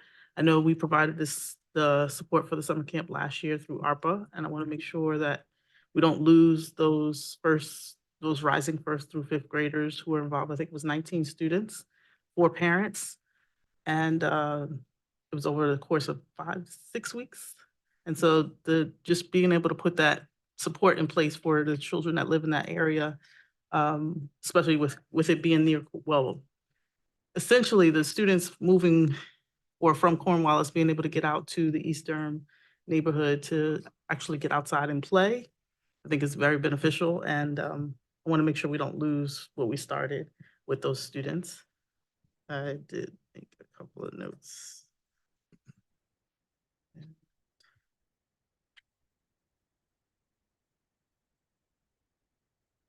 think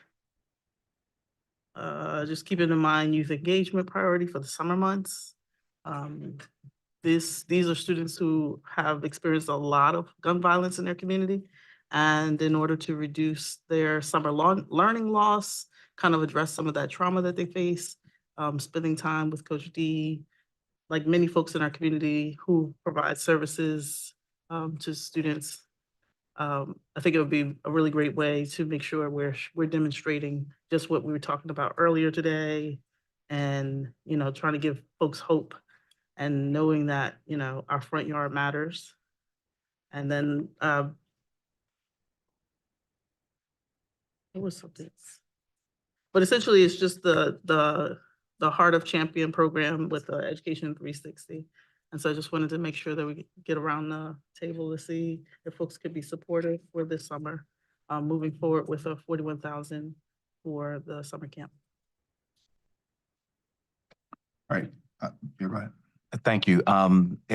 We did have a conversation at the retreat, and no one at all is questioning the merits of this camp and the impact it has. But as I recall, I think the council has spoken on this issue.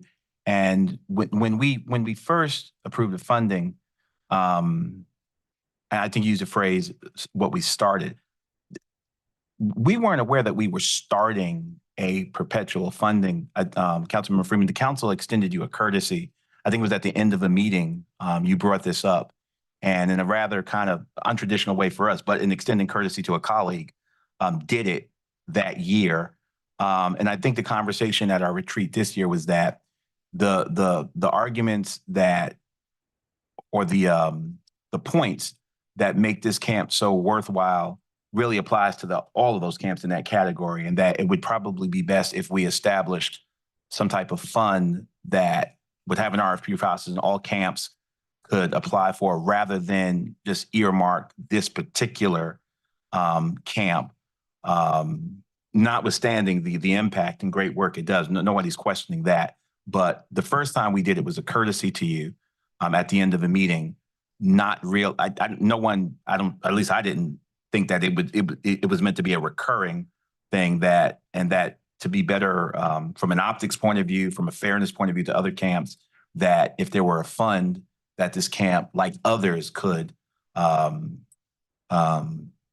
access, that would be the way forward. And I think that was a decision, at least my remembering of the decision of the council at the budget retreat. Aside from that, I mean, I think any one of us have any number of issues. I certainly have mine that after the council has spoken, we could just bring back and say, hey, can y'all take another look at this? And I think we all have those issues, but I think the council was kind of clear on this and that the best way forward would be to have a fund that many camps could access as opposed to just this one. Thank At you least for that's the my update. recollection. I Thank think you. I missed some of that. I missed some of that conversation. Yeah, And I think the point or the push was to try and get that fund in place. And since that hasn't happened thus far, I don't want to leave this summer on the table for those students. And so, yes, I agree. It's not an ongoing. I don't think it's something that we would do every summer, but I do think that we haven't had a chance to get to that point. And in the interim, it would be good to move forward for those students we have been working with through the Education 360. And so I wouldn't just extend it 5 years out. I think it would be great to have a process in which all camps have an opportunity to participate, or all folks who have ideas around what camps could look like could participate. But in the interest of this summer, I know that we have not gotten that far. And so I don't want to lose that. It's not too late. I'll partner with you. I'll vote for $100,000 right now and say if we want to set up a fund for. So it's not too late to I set don't up think that fund. that would be enough first. And then I know that there, More than 41. but I know that there are students who would like to be in camps. And so if we want to do a real program that actually encompasses some, so that we can get more of the students in, I would love to have more numbers on who's on the wait list. Like, I want to really make sure that it's something that's robust. And it's not going to happen. It's not going to happen where you have locations and everything lined up. This is a program that does have that in place already. So March is the timeframe where parents are looking for summer camps. That's where they're trying to make sure. That's the last time, like that's the latest. If you have children, you've already identified where your children will be for the summer. That's something you wait until, April, May, June. And so I don't want to lose any more time or lose the opportunity to provide them some relief, knowing that they will have somewhere to be this summer. Everything you articulated about numbers and what we need to know is precisely what we didn't have the first time we did this, out of a courtesy to you. So we actually didn't have any of that, and we funded this camp. I think the point for us, because it's the taxpayers' money, we didn't intend on making this something in perpetuity or repeated. We can set up a mechanism whereby this camp, and if all you say is true, and I know it is about this camp, it shouldn't have any problems getting any funding from this fund, but it also insulates us from saying that we've cherry-picked this particular initiative. And once again, they're going to get taxpayer money first time as a courtesy to you. Then we're kind of codifying it when we could capture them and others and insulate ourselves from looking like we're picking. It's a win. It seems win-win to me. I appreciate that. I just want to be clear. It's not a courtesy to me. The camp is an opportunity for the community. Yeah, I get that. And You asked us for I don't get anything from it. I don't gain anything from I it. was I don't just- lose anything from it. My kids aren't going to this kid. Like, it's not something for me. Right. This is actually something for Cornwallis, which is, as someone who repeatedly talks about, supporting those kids that jump in the tub. I think this is a good way to actually support those kids that jump in the tub. By courtesy, I meant that you asked us for the money at the 11th hour with no paperwork, and we did it. That's what I meant by courtesy, out of respect for you. That's a lie, first of all. There was paperwork. There's been plenty of paperwork. There was a whole presentation that was given. There was a budget that was just delivered. There was a whole Yes. a whole lot of information that was shared. You didn't give it to us after the fact. It's not a No, lie. it wasn't before. It was before Well, the fact that was offered to you all. Thank you all. All right. Councilmember. Thank you. This is more just broadly. So there's been a couple of other requests that have come through. I know the Museum of Durham History. I think Manager Page, you meant something about legal aid wanting more funds. I don't know what process they're coming through. I know Don't Waste Durham has a couple asks. And so I was just curious out of process, sometimes we take up those little bits of extra things and just was wondering when as a council we would take those up. Thank you. So certainly, there's not perfect systems for requests to come in. As we are putting together a budget, though, we often are, we certainly at this time of year are putting together a budget for next fiscal year. So for the fiscal year that's going to begin July 1. And it is true, as we are getting requests from nonprofits or others, we're distributing those requests to the departments that would be most most able to review the proposal and provide a recommendation in the manager's recommended budget. But all of that would be for July 1, fiscal year 25, really. So I know that the Museum of Durham History requests has been routed appropriately. If I have these requests coming through, Don't Waste Durham, which is just 2 requests, I would just send them on to you and then you'll make the distinct, and then we as a council would ultimately make that decision at some point. So anything that we haven't seen up to this point for next year's budget, we are still working on next year's budget. Certainly the departments that would evaluate new initiatives have already submitted those new initiatives at this point. We have already reviewed them, but anything that comes in, we're going to send it, get an analysis, get a recommendation from whomever would be best suited to, evaluate the proposal and determine how it might rank in what we're trying to bring forward. We're not saying we are approving everything that comes in. Yeah, I know. Because Yeah, our I'm just best- trying to get a process. Yes, Just trying to our best- understand where to route it. Right, so our best way of getting, that type of direction, because we have a whole lot of proposals that came in through departments that they're not gonna be in the recommended budget, because in order for us to deliver on the priorities that we have right now, we can't open the door in that way. But certainly when we had the budget retreats and the council collectively agreed to have us consider these items, those items have been part of us walking up to where we are today. Okay. Anything coming in now? Okay, thank you. I'm open to doing, if other folks are, I think that Councilmember Freeman, I think there was part of that day that you were gone. I think there was a conversation on, this seems to come up every year. We don't have enough spots in camps that are affordable for families. Like I remember when, and I think you probably do too, fighting for the Durham Parks and Rec spots when our kids were younger. And it really is like the lottery, you got to get up, at least when I was doing it, to get up and get on at a certain point and sign on. And it was a lot of stress. Cause I love the Museum of Life and Science, but their camps are expensive. So I guess my thing is I'm open to, do we want to do a small pool of money for this year and then know that it's a conversation that we are all, it's the same council. There's no election for next year, right? So it's the same council, so that I guess one of my requests is to council members, this has now come up twice. And so I would love to see somebody just submit a request to council for 300,000 or 400, whatever it is, so that we can have it at the proper time. I think, thank you, Mayor Williams. To Mayor Pro Tem's point, I'm fine with 100,000. I know it's not, I know it's obviously not enough, but it is at least in the right direction. Thank you. I would just ask if staff would think that would be a doable possibility for this summer, because that's the concern for this summer. I think for December, I can definitely make sure that that's on my list to make the request. But I think for this process, coming from December of last year, this was the only one that I had received. And so that was the one I brought forward. Yeah, thank you for that. I think, RFPs are RFPs if there's not other people who can apply and they can't meet the requirements and they don't apply. No, I meant for the students this summer, time frame for them to put out the RFP and all of that. Oh, I see what That's you're what saying. I'm saying. Okay, thank you. Again, this is March. Thinking with your, signing up for camp hat on. Yeah, we're kind of late. Yeah, this is one that I initially wasn't sure on. I needed more time to sit with it. And also I think philosophically, I want our Parks and Recreation to be able to provide all of the services directly from the city as possible.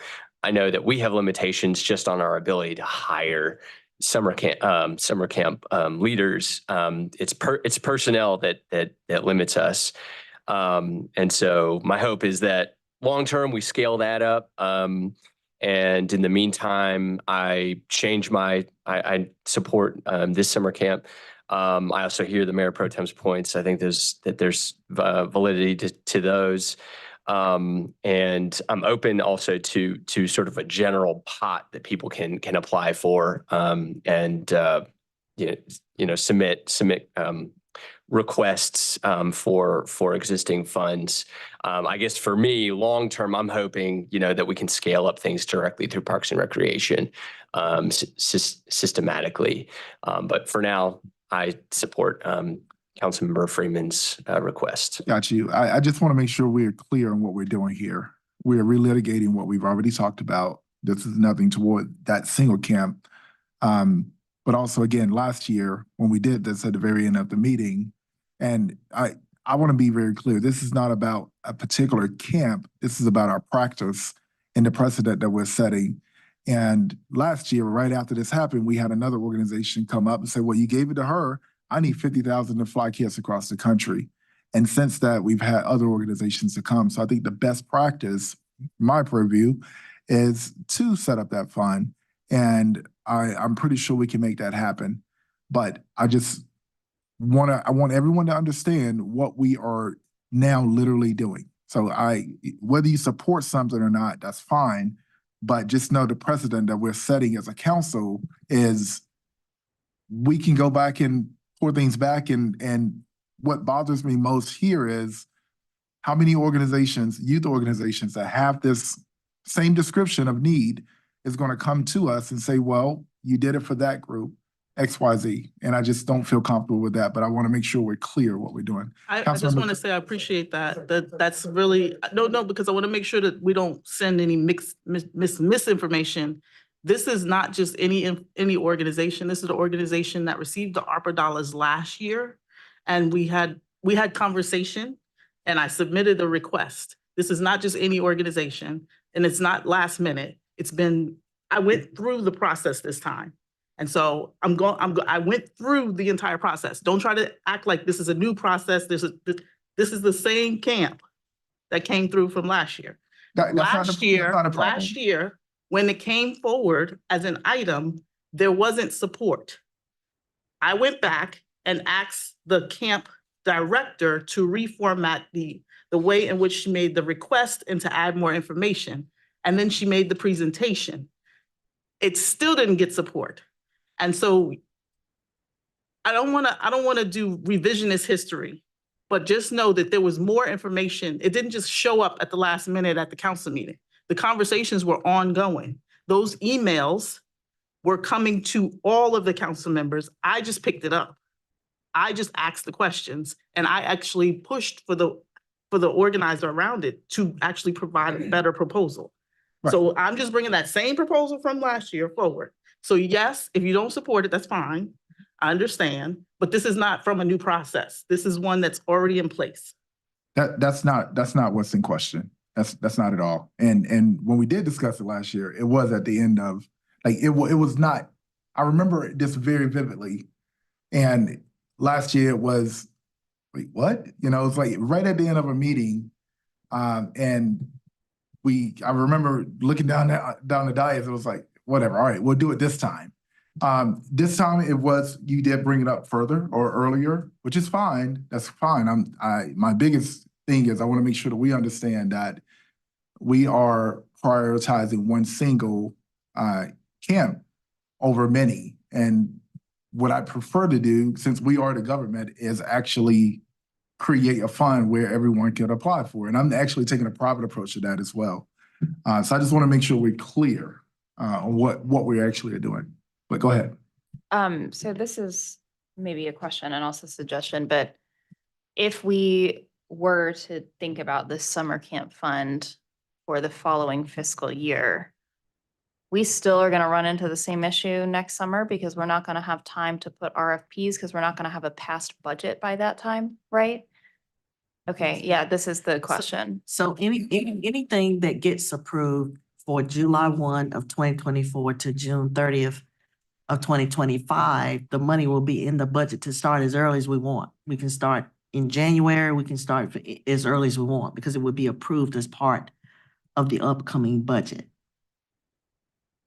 Right, okay, but that's for next summer. Right, but if we don't have it in the budget now.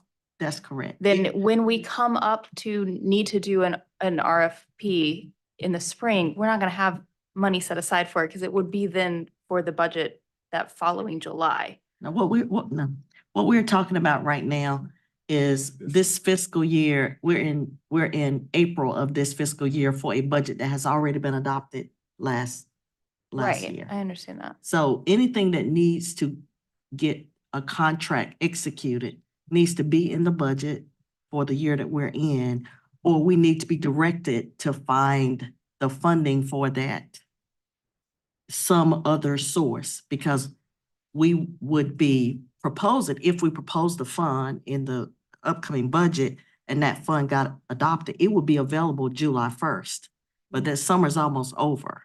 So it could be. So we used can the do an next- RFP on something that is theoretically going to be adopted into the budget that summer.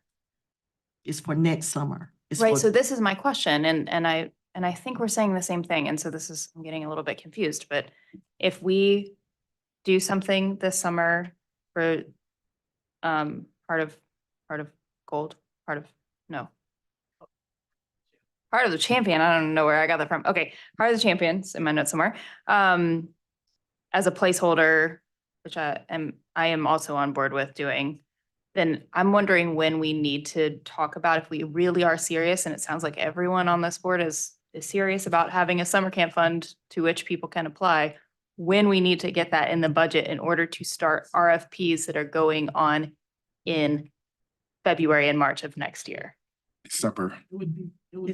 I think we have to put it in this budget in order for the money to, because we can't have an RFP if the money's not already in the budget. Is that correct? So there will be things that are in the recommended budget that I will be recommending in May that you have not necessarily seen.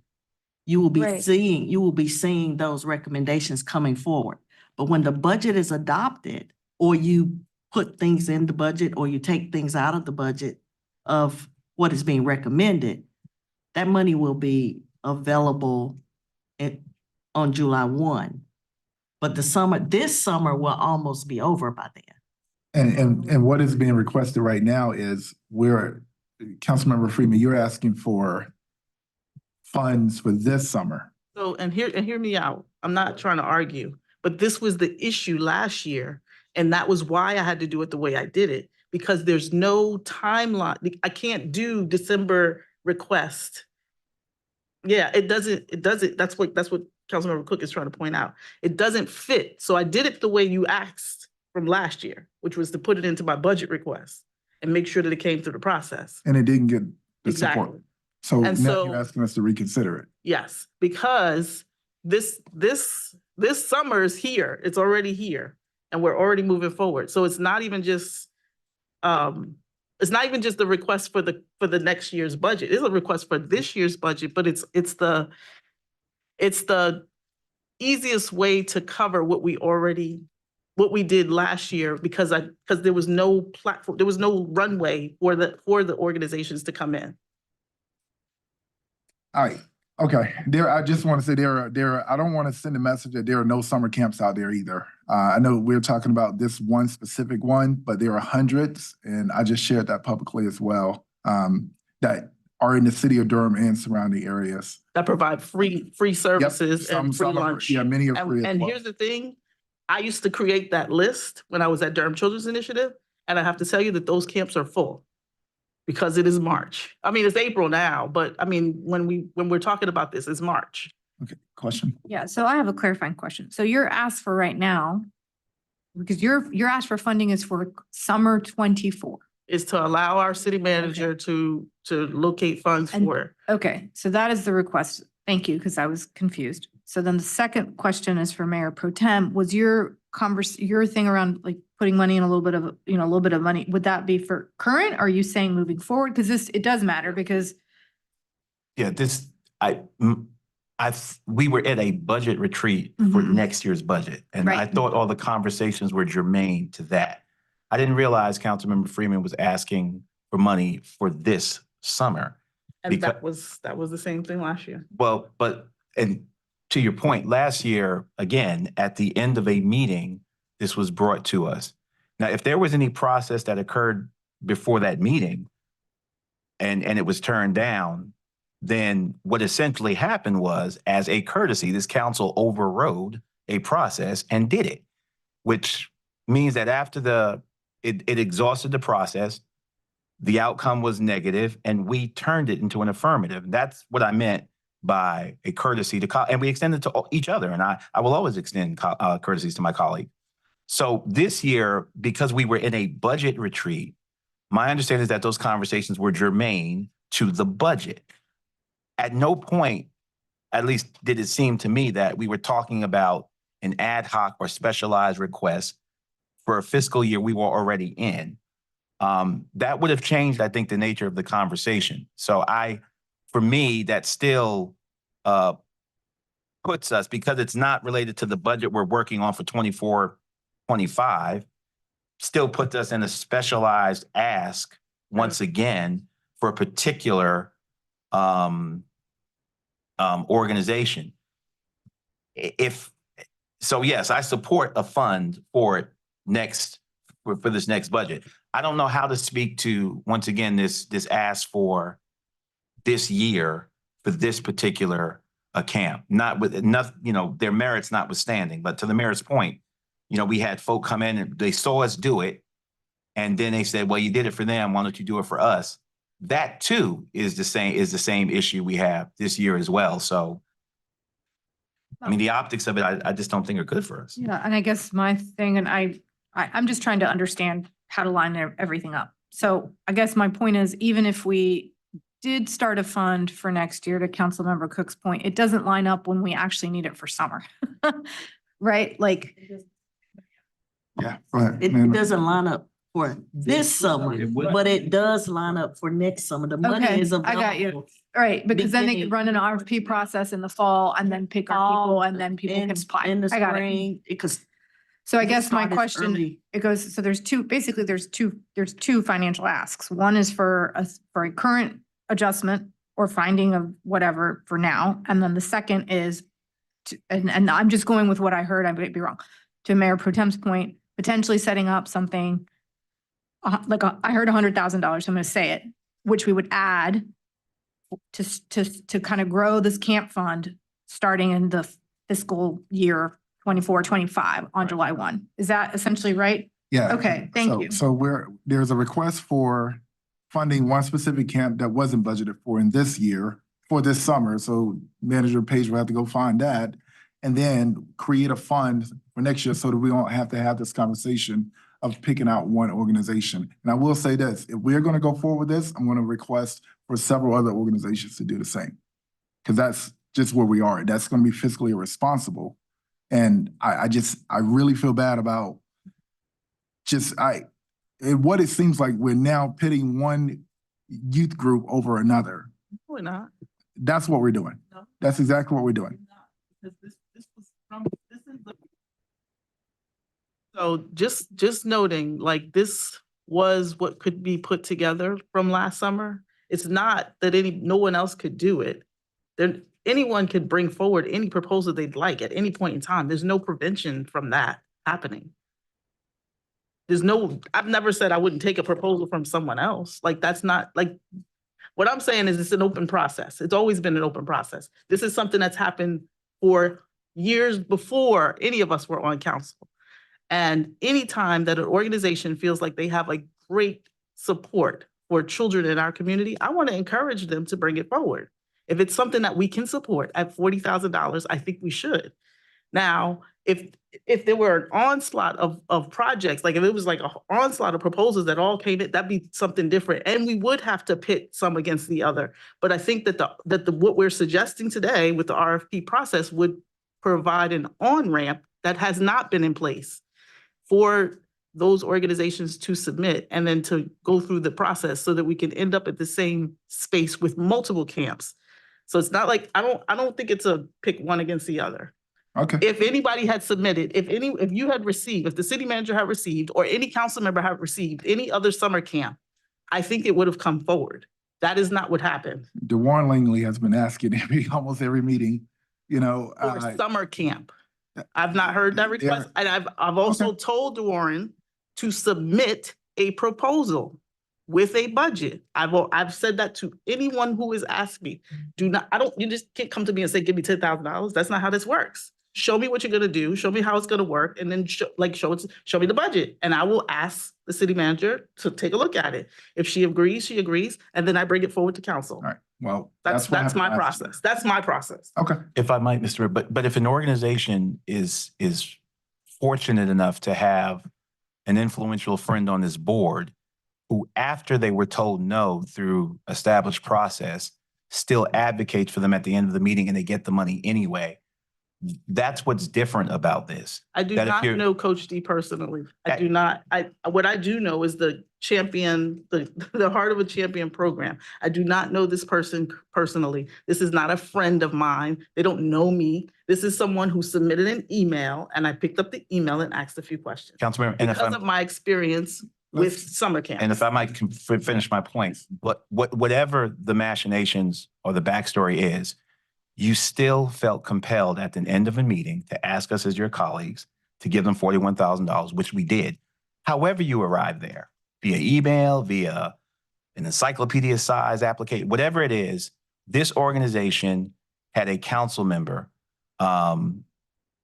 ask for them at the end of a meeting when we were about to adjourn and they got the money. That's different. That's just different. I think you're misremembering, because the Heart of a Champion was a presentation that was emailed to all of us. And we said no? No, we didn't say no. You said that was turned out earlier in What I'm this saying meeting. is, when it came forward, no one was interested. No one said no, but no one was interested. I asked more De facto, questions. no. I asked for more information, and they actually put together a better presentation and then shared it at a council meeting. All right. Okay. It sounds like are there two motions? I'm confused where we are. Yeah. Yeah, I'm not entertaining any motions right now.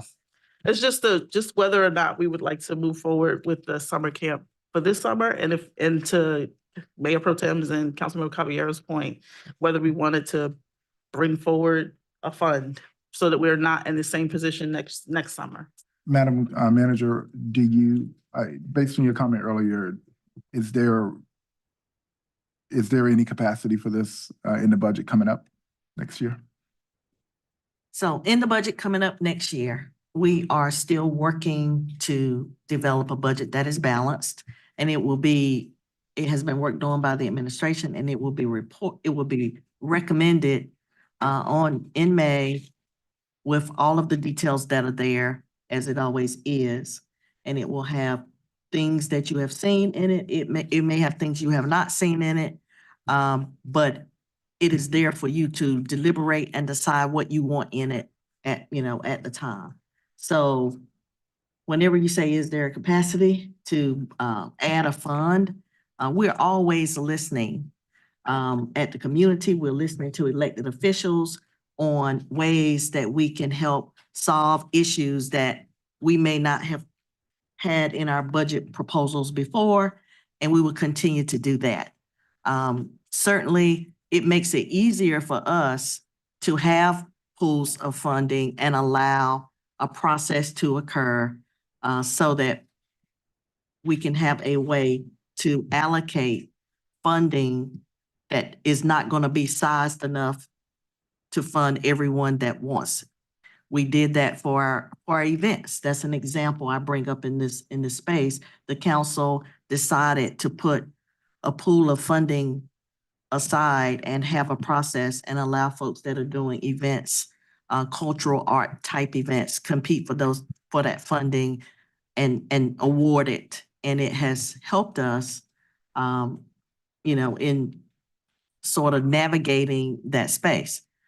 Certainly, whenever you have a pool of funding and you ask for requests for proposals, there has to be somebody on the other side that manages the process. And so that's, so no matter how many funds we create or how many pools of money, even though we may not be doing the work ourselves, we still have to actually do the work to put the money out on the street, award the contracts, and then monitor the nonprofits that are doing the work. So it's a bigger picture than just putting a pool of money aside. But we also know that there are needs that we don't always necessarily think of we're thinking of water, or we're thinking of some of the other, core services that we do. So when it comes into our space, we don't ignore it. So that was a long Thank you. response, but you will very likely see us propose a fund for summer camp. We know that our camps get, full. All right. And we will likely see that. Thank you. Can you say that?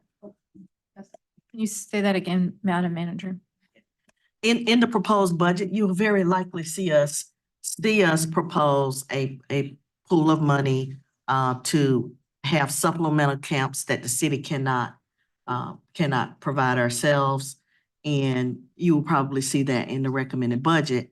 I don't think that's just exactly resolving what you all are discussing here. Which is why here. I just want to make sure that you do have directed support or understanding from council of whether there is support for the summer, but this summer for a Heart of a Champion. And I did want to make sure that I gave folks an opportunity to let you know, because I think that they let you know by email, but you wanted it to happen in an open meeting. And so we're in an open meeting, and this is the opportunity for folks to let you know that they would like to support a Heart of a Champion summer camp this summer. Thank you. And and as the facilitator of this board, I also want to make sure that, we went through this process and we gave our greens, our yellows, our reds, and what we're doing is relitigating one item. All right. So if we're going to follow a process, then we're going to follow the process. So where's the process to relitigate? One moment. And we had that process during the budget retreat. And, we have our personal views on certain policies. I think we still should have ShotSpotter. That's just something I think, but we don't agree on that. And majority of you felt that we needed to let it go. And I have my personal reasons why, and that's the conversations I have with residents. So do I bring that back up and have us relitigate it because it didn't go my way? Because that's what's happening right now. What's worse about this also is it's one particular summer camp. And for my new folks on council, in fact, not in the email, whatever happens in an email is in an email, but in an open session, this did come as a request right at the end of a meeting. And literally the next meeting, we had someone asking to fly kids across the country for track. And then we had others. And I just do not think that it's a really good practice, not determining the quality or the type of program or activity this is. And I know that there's been, you guys have had conversations, you lobbied each other. That's fine, that's what we do. But I'm gonna make it very clear, this is not a good practice as a council. It's just not. Okay. And I'm going to go ahead, I'll answer a few more questions, but we're going to bring this to a close. All right, go ahead. I don't have a question. I just want to say one thing, which is that this is a conversation about potential direction, and the manager gets to make that decision about whether it comes in or does not for the budget. And so to me, it feels distinct because we're not making policy decisions. We're really just saying if there's support for recommending something or not. The city manager gets the last say on that. It sounds like there's tons of support for this fund moving forward. It also feels like because of the way that our fiscal year breaks up in the middle of the summer, that we've sort of gotten trapped a couple of times. And I'm not going to say we because I was not here, but that's what it sounds like. It sounds like there was want for this need in our community, right, to support summer camps. And then we sort of, because of just the normal cycle of the budget, sort of got stuck last time where we did a summer camp and now we're going to have a gap year before we have another camp. And so for that reason, I am in support of just having that expressed. I would like there to be an option for a free summer camp this summer. Again, Madam Manager can decide with that as it fits or doesn't fit in the budget. It sounds like there's tons of support for the following year for there to be an application process, but I just want to express my support for that simply because of where we are right now. We are having a gap, and so that is my concern. Mr. Mayor, if I may. Just real quick, also there's not a gap. There will be programs this summer. There will be a gap of having this particular camp added into the budget. And the budget was balanced last year. And what we're doing is we are making an exception, and the manager would have to find the money like she did last year. And then the reason why it's not a good practice is because she found $43,000 last year, however much it was, 41. She found it, and then she had to go and find another 50. And I'm looking at the water cost. I'm looking at the salary raises, and I know it's under 100,000, but every penny is going to count, and it's going to require us to have really good practices. I'm thinking about the sticker shock that's going to come in the land valuation. I'm thinking about the county and their taxes. The fact that there are teachers that are making less than, there are a lot of factors that I'm considering here, and our practice matters. So exactly, that's why we're trying to have a fund. All the gunshots you're complaining about hearing in front of your apartment, they hear every night. Right. Just like I do. Yes, Yep. they do. These are the kids who have to endure that trauma. Right. As Can you turn your mic on? As we took that tour of that location, I made it very clear that it's not because it's one camp or another. It is specific to large families that live in that neighborhood who do not have the time nor the effort they're not getting into the DPR camp. They're not getting in. That's happened a number of years. If your response to systemic disparity is process, then what you're saying is that those kids don't matter. And I'm trying to point it out again, because it's gonna happen again, where you're sending the wrong message to children in our community. This is a K-5 camp for children who get the chance to get out of their neighborhood where gunfire is every day and play outside. I want to be really clear. My career was built on these streets. I know exactly what you're talking about. And Don't forget where you came from. Never. And don't forget don't forget what we have out here. And don't forget what these kids are I'm battling. going to ask you, just like I respect you to say what you got to say without cutting you off, I'm going to ask you to do the same. I know exactly what streets you're talking about. And I can tell you about 10 other camps just like this right here in this city. But why would you be punitive to the camp that did come forward? Excuse me. Now I'm being respectful. And we're having a conversation late in the hour. But I'm just making it very clear that the verbiage that we don't care about kids is really dangerous. That's really dangerous. And there are a lot of things that I want to get support for as well. A lot. So I know exactly what demographics we're talking about. I know exactly what kids you're talking about. I know exactly what neighborhood you're talking about. But it is up to us to make sure that we have a practice that is acknowledging kids in this community. And it's unfortunate that, yes, if we're going to put it in the budget, then it needs to be in the budget. But what we're asking for is we're asking for us to unbalance this budget currently and find funding for one camp, as if there aren't a lot of camps that are in need. And we have some folks that call here all the time that are asking for funding. It's really, really, really a bad practice. So that's where we are right now. And I just want to make sure we are clear on what we're asking for. Can I ask, what's the bad practice? I just want to know what you're needing. The bad practice. Because I followed the process and I did exactly what you asked from last year. And now we're at the same juncture again. And there isn't a fund for this summer. So what's interesting is now we don't know the process. That's what's interesting to me right now. And colleagues, I'm going to get us out of here, but the process is you make a request and we do the same process we went through this year. And this was a part of that process. It did not get enough votes, and you're asking us to relitigate that. Now, I don't like the timing of the process, and I don't like the process. So you know what I did? I went private. And so now I'm actually getting private support to support multiple organizations. Whether you like the t-shirt idea or not, but at least I have an organization, a nonprofit that's going to actually, I have an organization that's going to sell t-shirts. I have a nonprofit that's going to hold the funds. And I have that same nonprofit is going to actually administer funds to many organizations. because I don't want to pit organizations against one another or kids against each other. So what you're saying is the process, the process, it wouldn't have mattered what the process is. You weren't gonna pick the camp because it was one camp. I'm confused. I'm I trying to know. understand what the process is Surprisingly. supposed to be. So I'll tell you what, we're gonna continue this on.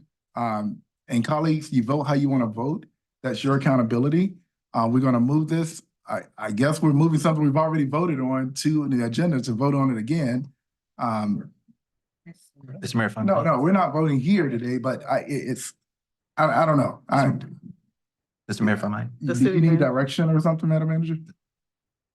So one of the things that we need to do, one of the things that you all know about me is I like for the work that I am doing and the work the staff is doing that really is outside of any process, that it be directed to me by the city council in the public space. Because we don't just go and find money. We have to have a source of it. So at the time that you talked to me about doing something this year that is not in the budget, then I am going to tell you where it possibly would be coming from if you approved it this year. So that is what I would do. All right, thank you. And it would be up to you to find the funds. As far as how we spend money in the city, that would be up to this council. Thank you, Mr. Mayor, and thank you, colleagues. First I want to say, you are 6 of the most brilliant and passionate people that I know in the city. And any suggestion that any one of us doesn't care, that's going to be a losing argument every time for any one of us, for all of us up here. Secondly, I want to say, just from a matter of process, just clarify the record. When we were engaged in this conversation about the 40 grand for this camp, we were clearly doing it as part of budget negotiations for next year. We were holding up green, red, and yellow card. And no one thought that we were considering a request for 40 grand for this year. No one, because we were within the context of budget deliberations. So I'm a bit confused as how we now somehow mistook budget negotiations for the next fiscal year for requests for this year. So I'm befuddled by that, because we were clearly at a budget retreat. It was on the paper, and that's what people were watching on television, our budget retreat for next year. So that's the first point. Secondly, and I'll end with this, I want to be very clear about the manager's relationship with the council, because barring blatant illegality, the manager does not have veto power over the council. We are the final arbiter of business of the city. The manager reports to us, and we are fiduciaries of the city. If we direct the manager to spend money, then that's binding outside of blatant illegality. So the manager is not respite for us. The buck stops with us. If we say get this money or find this money or pull it out of fund balance, then it is so. And if we say don't, then it won't be. So she doesn't have veto power. The office doesn't have veto power over us. And there's no area in which we cannot insert ourselves or effectuate our will. So I just want to be clear to those watching what the relationship of the manager is to the council. Want to say that. So yes, we can direct if we want for this money to come up. And if we direct it, there's no a pathway for her to say no. She'll fund balance or whatever, or we can throw ourselves into deficit or out of whack. We're free to make mistakes as a council and make bad decisions. No one can protect us from ourselves. And that is my final point, protecting us from ourselves. The optics of this one camp are just bad optics. So I would support, I'm definitely going to support the fund, and Councilmember Freeman and the mayor you're both right about what we need for our young people. Nobody's not caring, but to the mayor's point, process matters and our integrity matters, and looking like we're not favoring one over another matters. It matters because we're going to need that integrity when we need to make other decisions moving forward.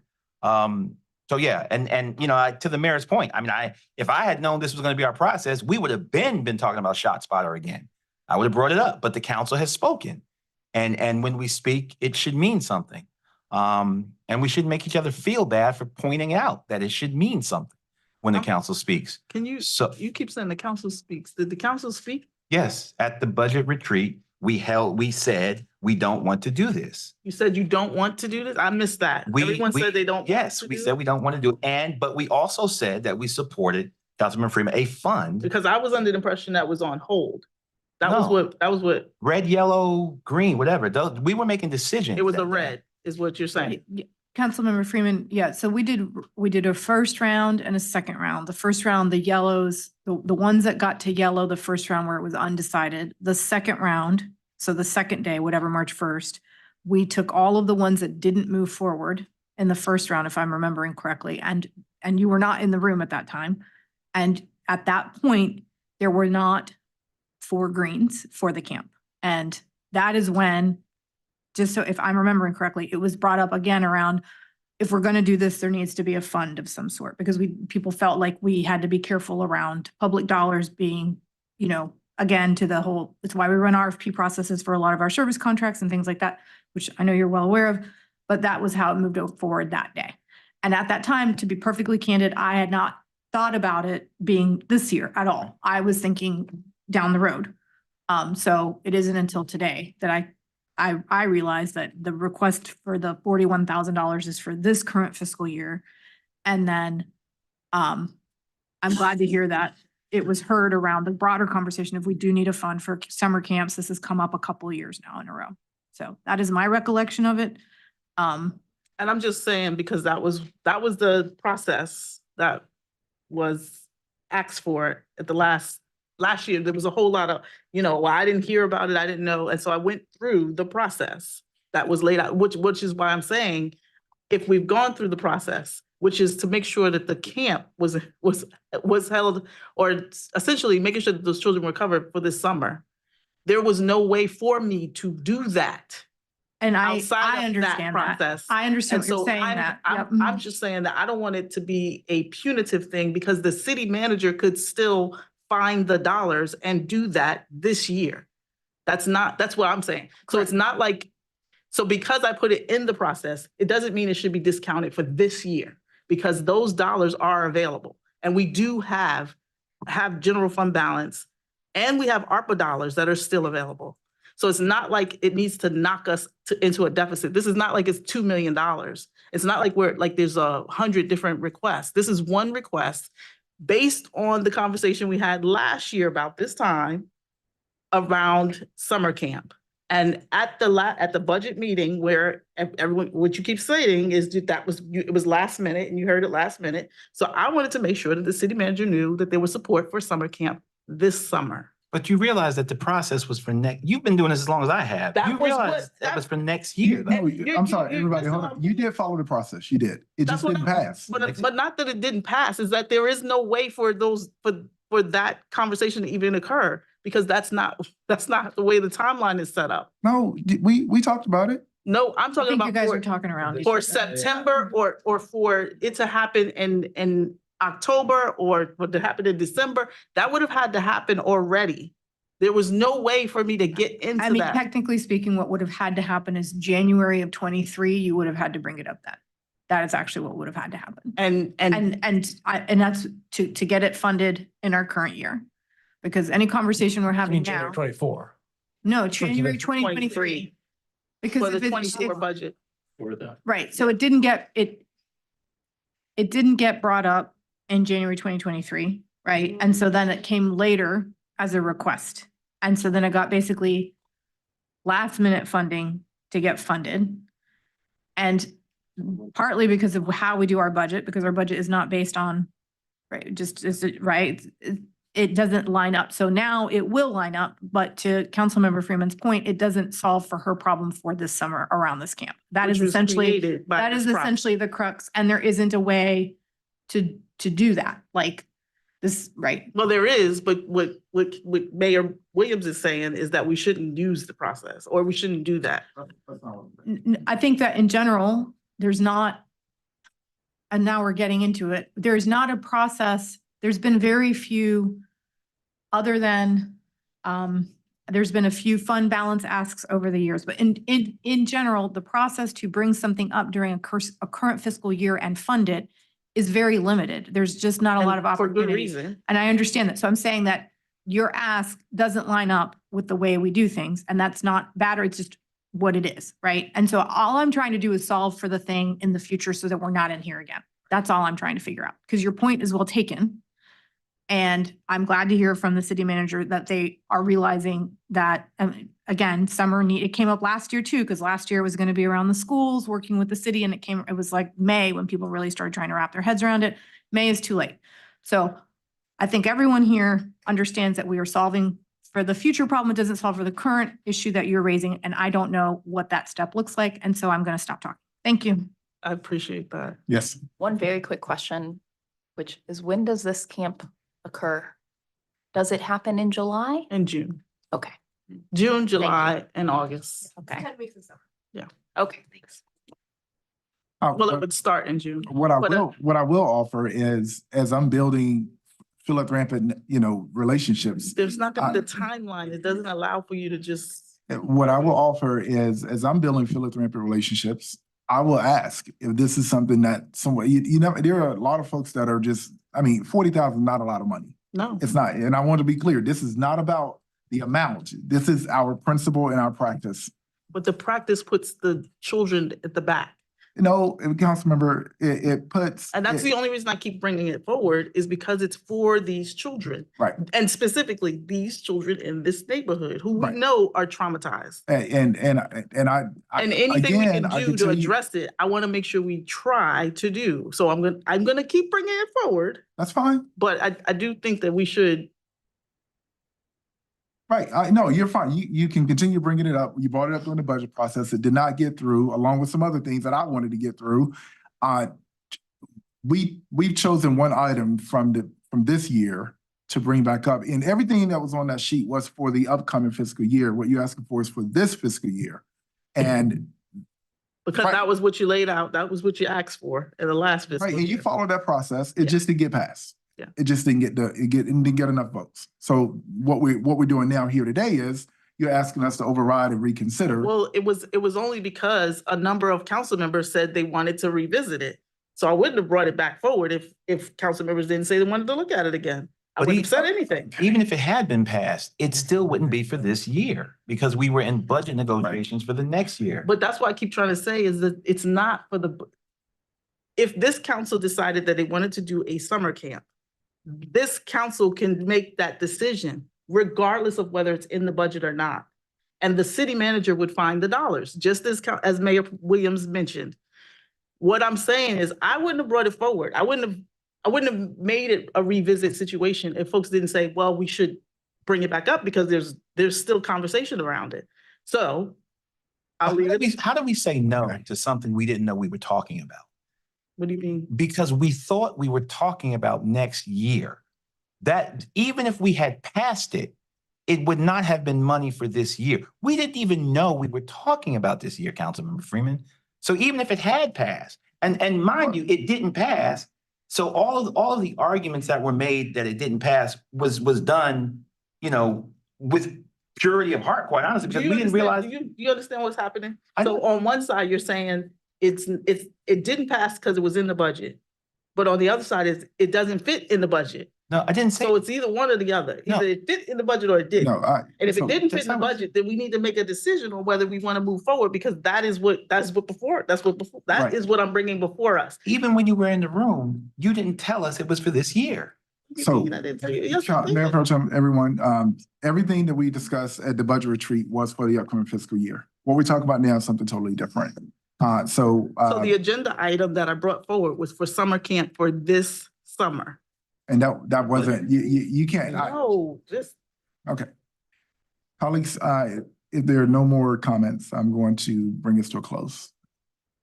Oh, Madam Clerk.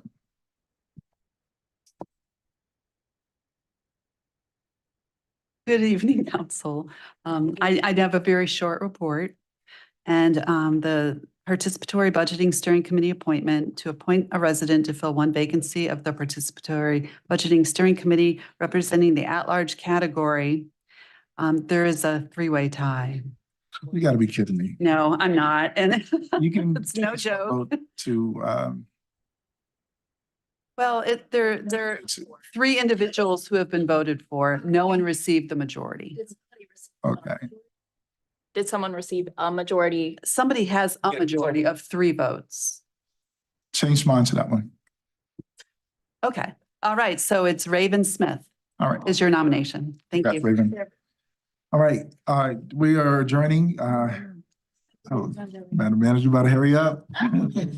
We're ready to go. So, Mr. Mayor, Ms. Mayor Pro Tem, members of the Durham City Council, for your consent agenda, that will be items 1 through 19. And for GBA public hearings, that will be items 22 through 24. Thank you.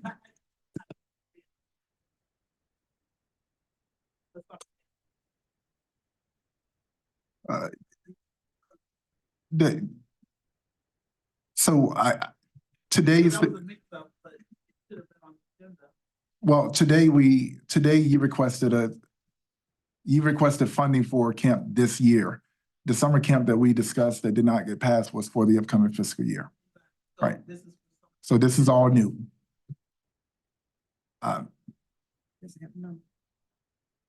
Right, it doesn't have a number. It was just a topic of other matters.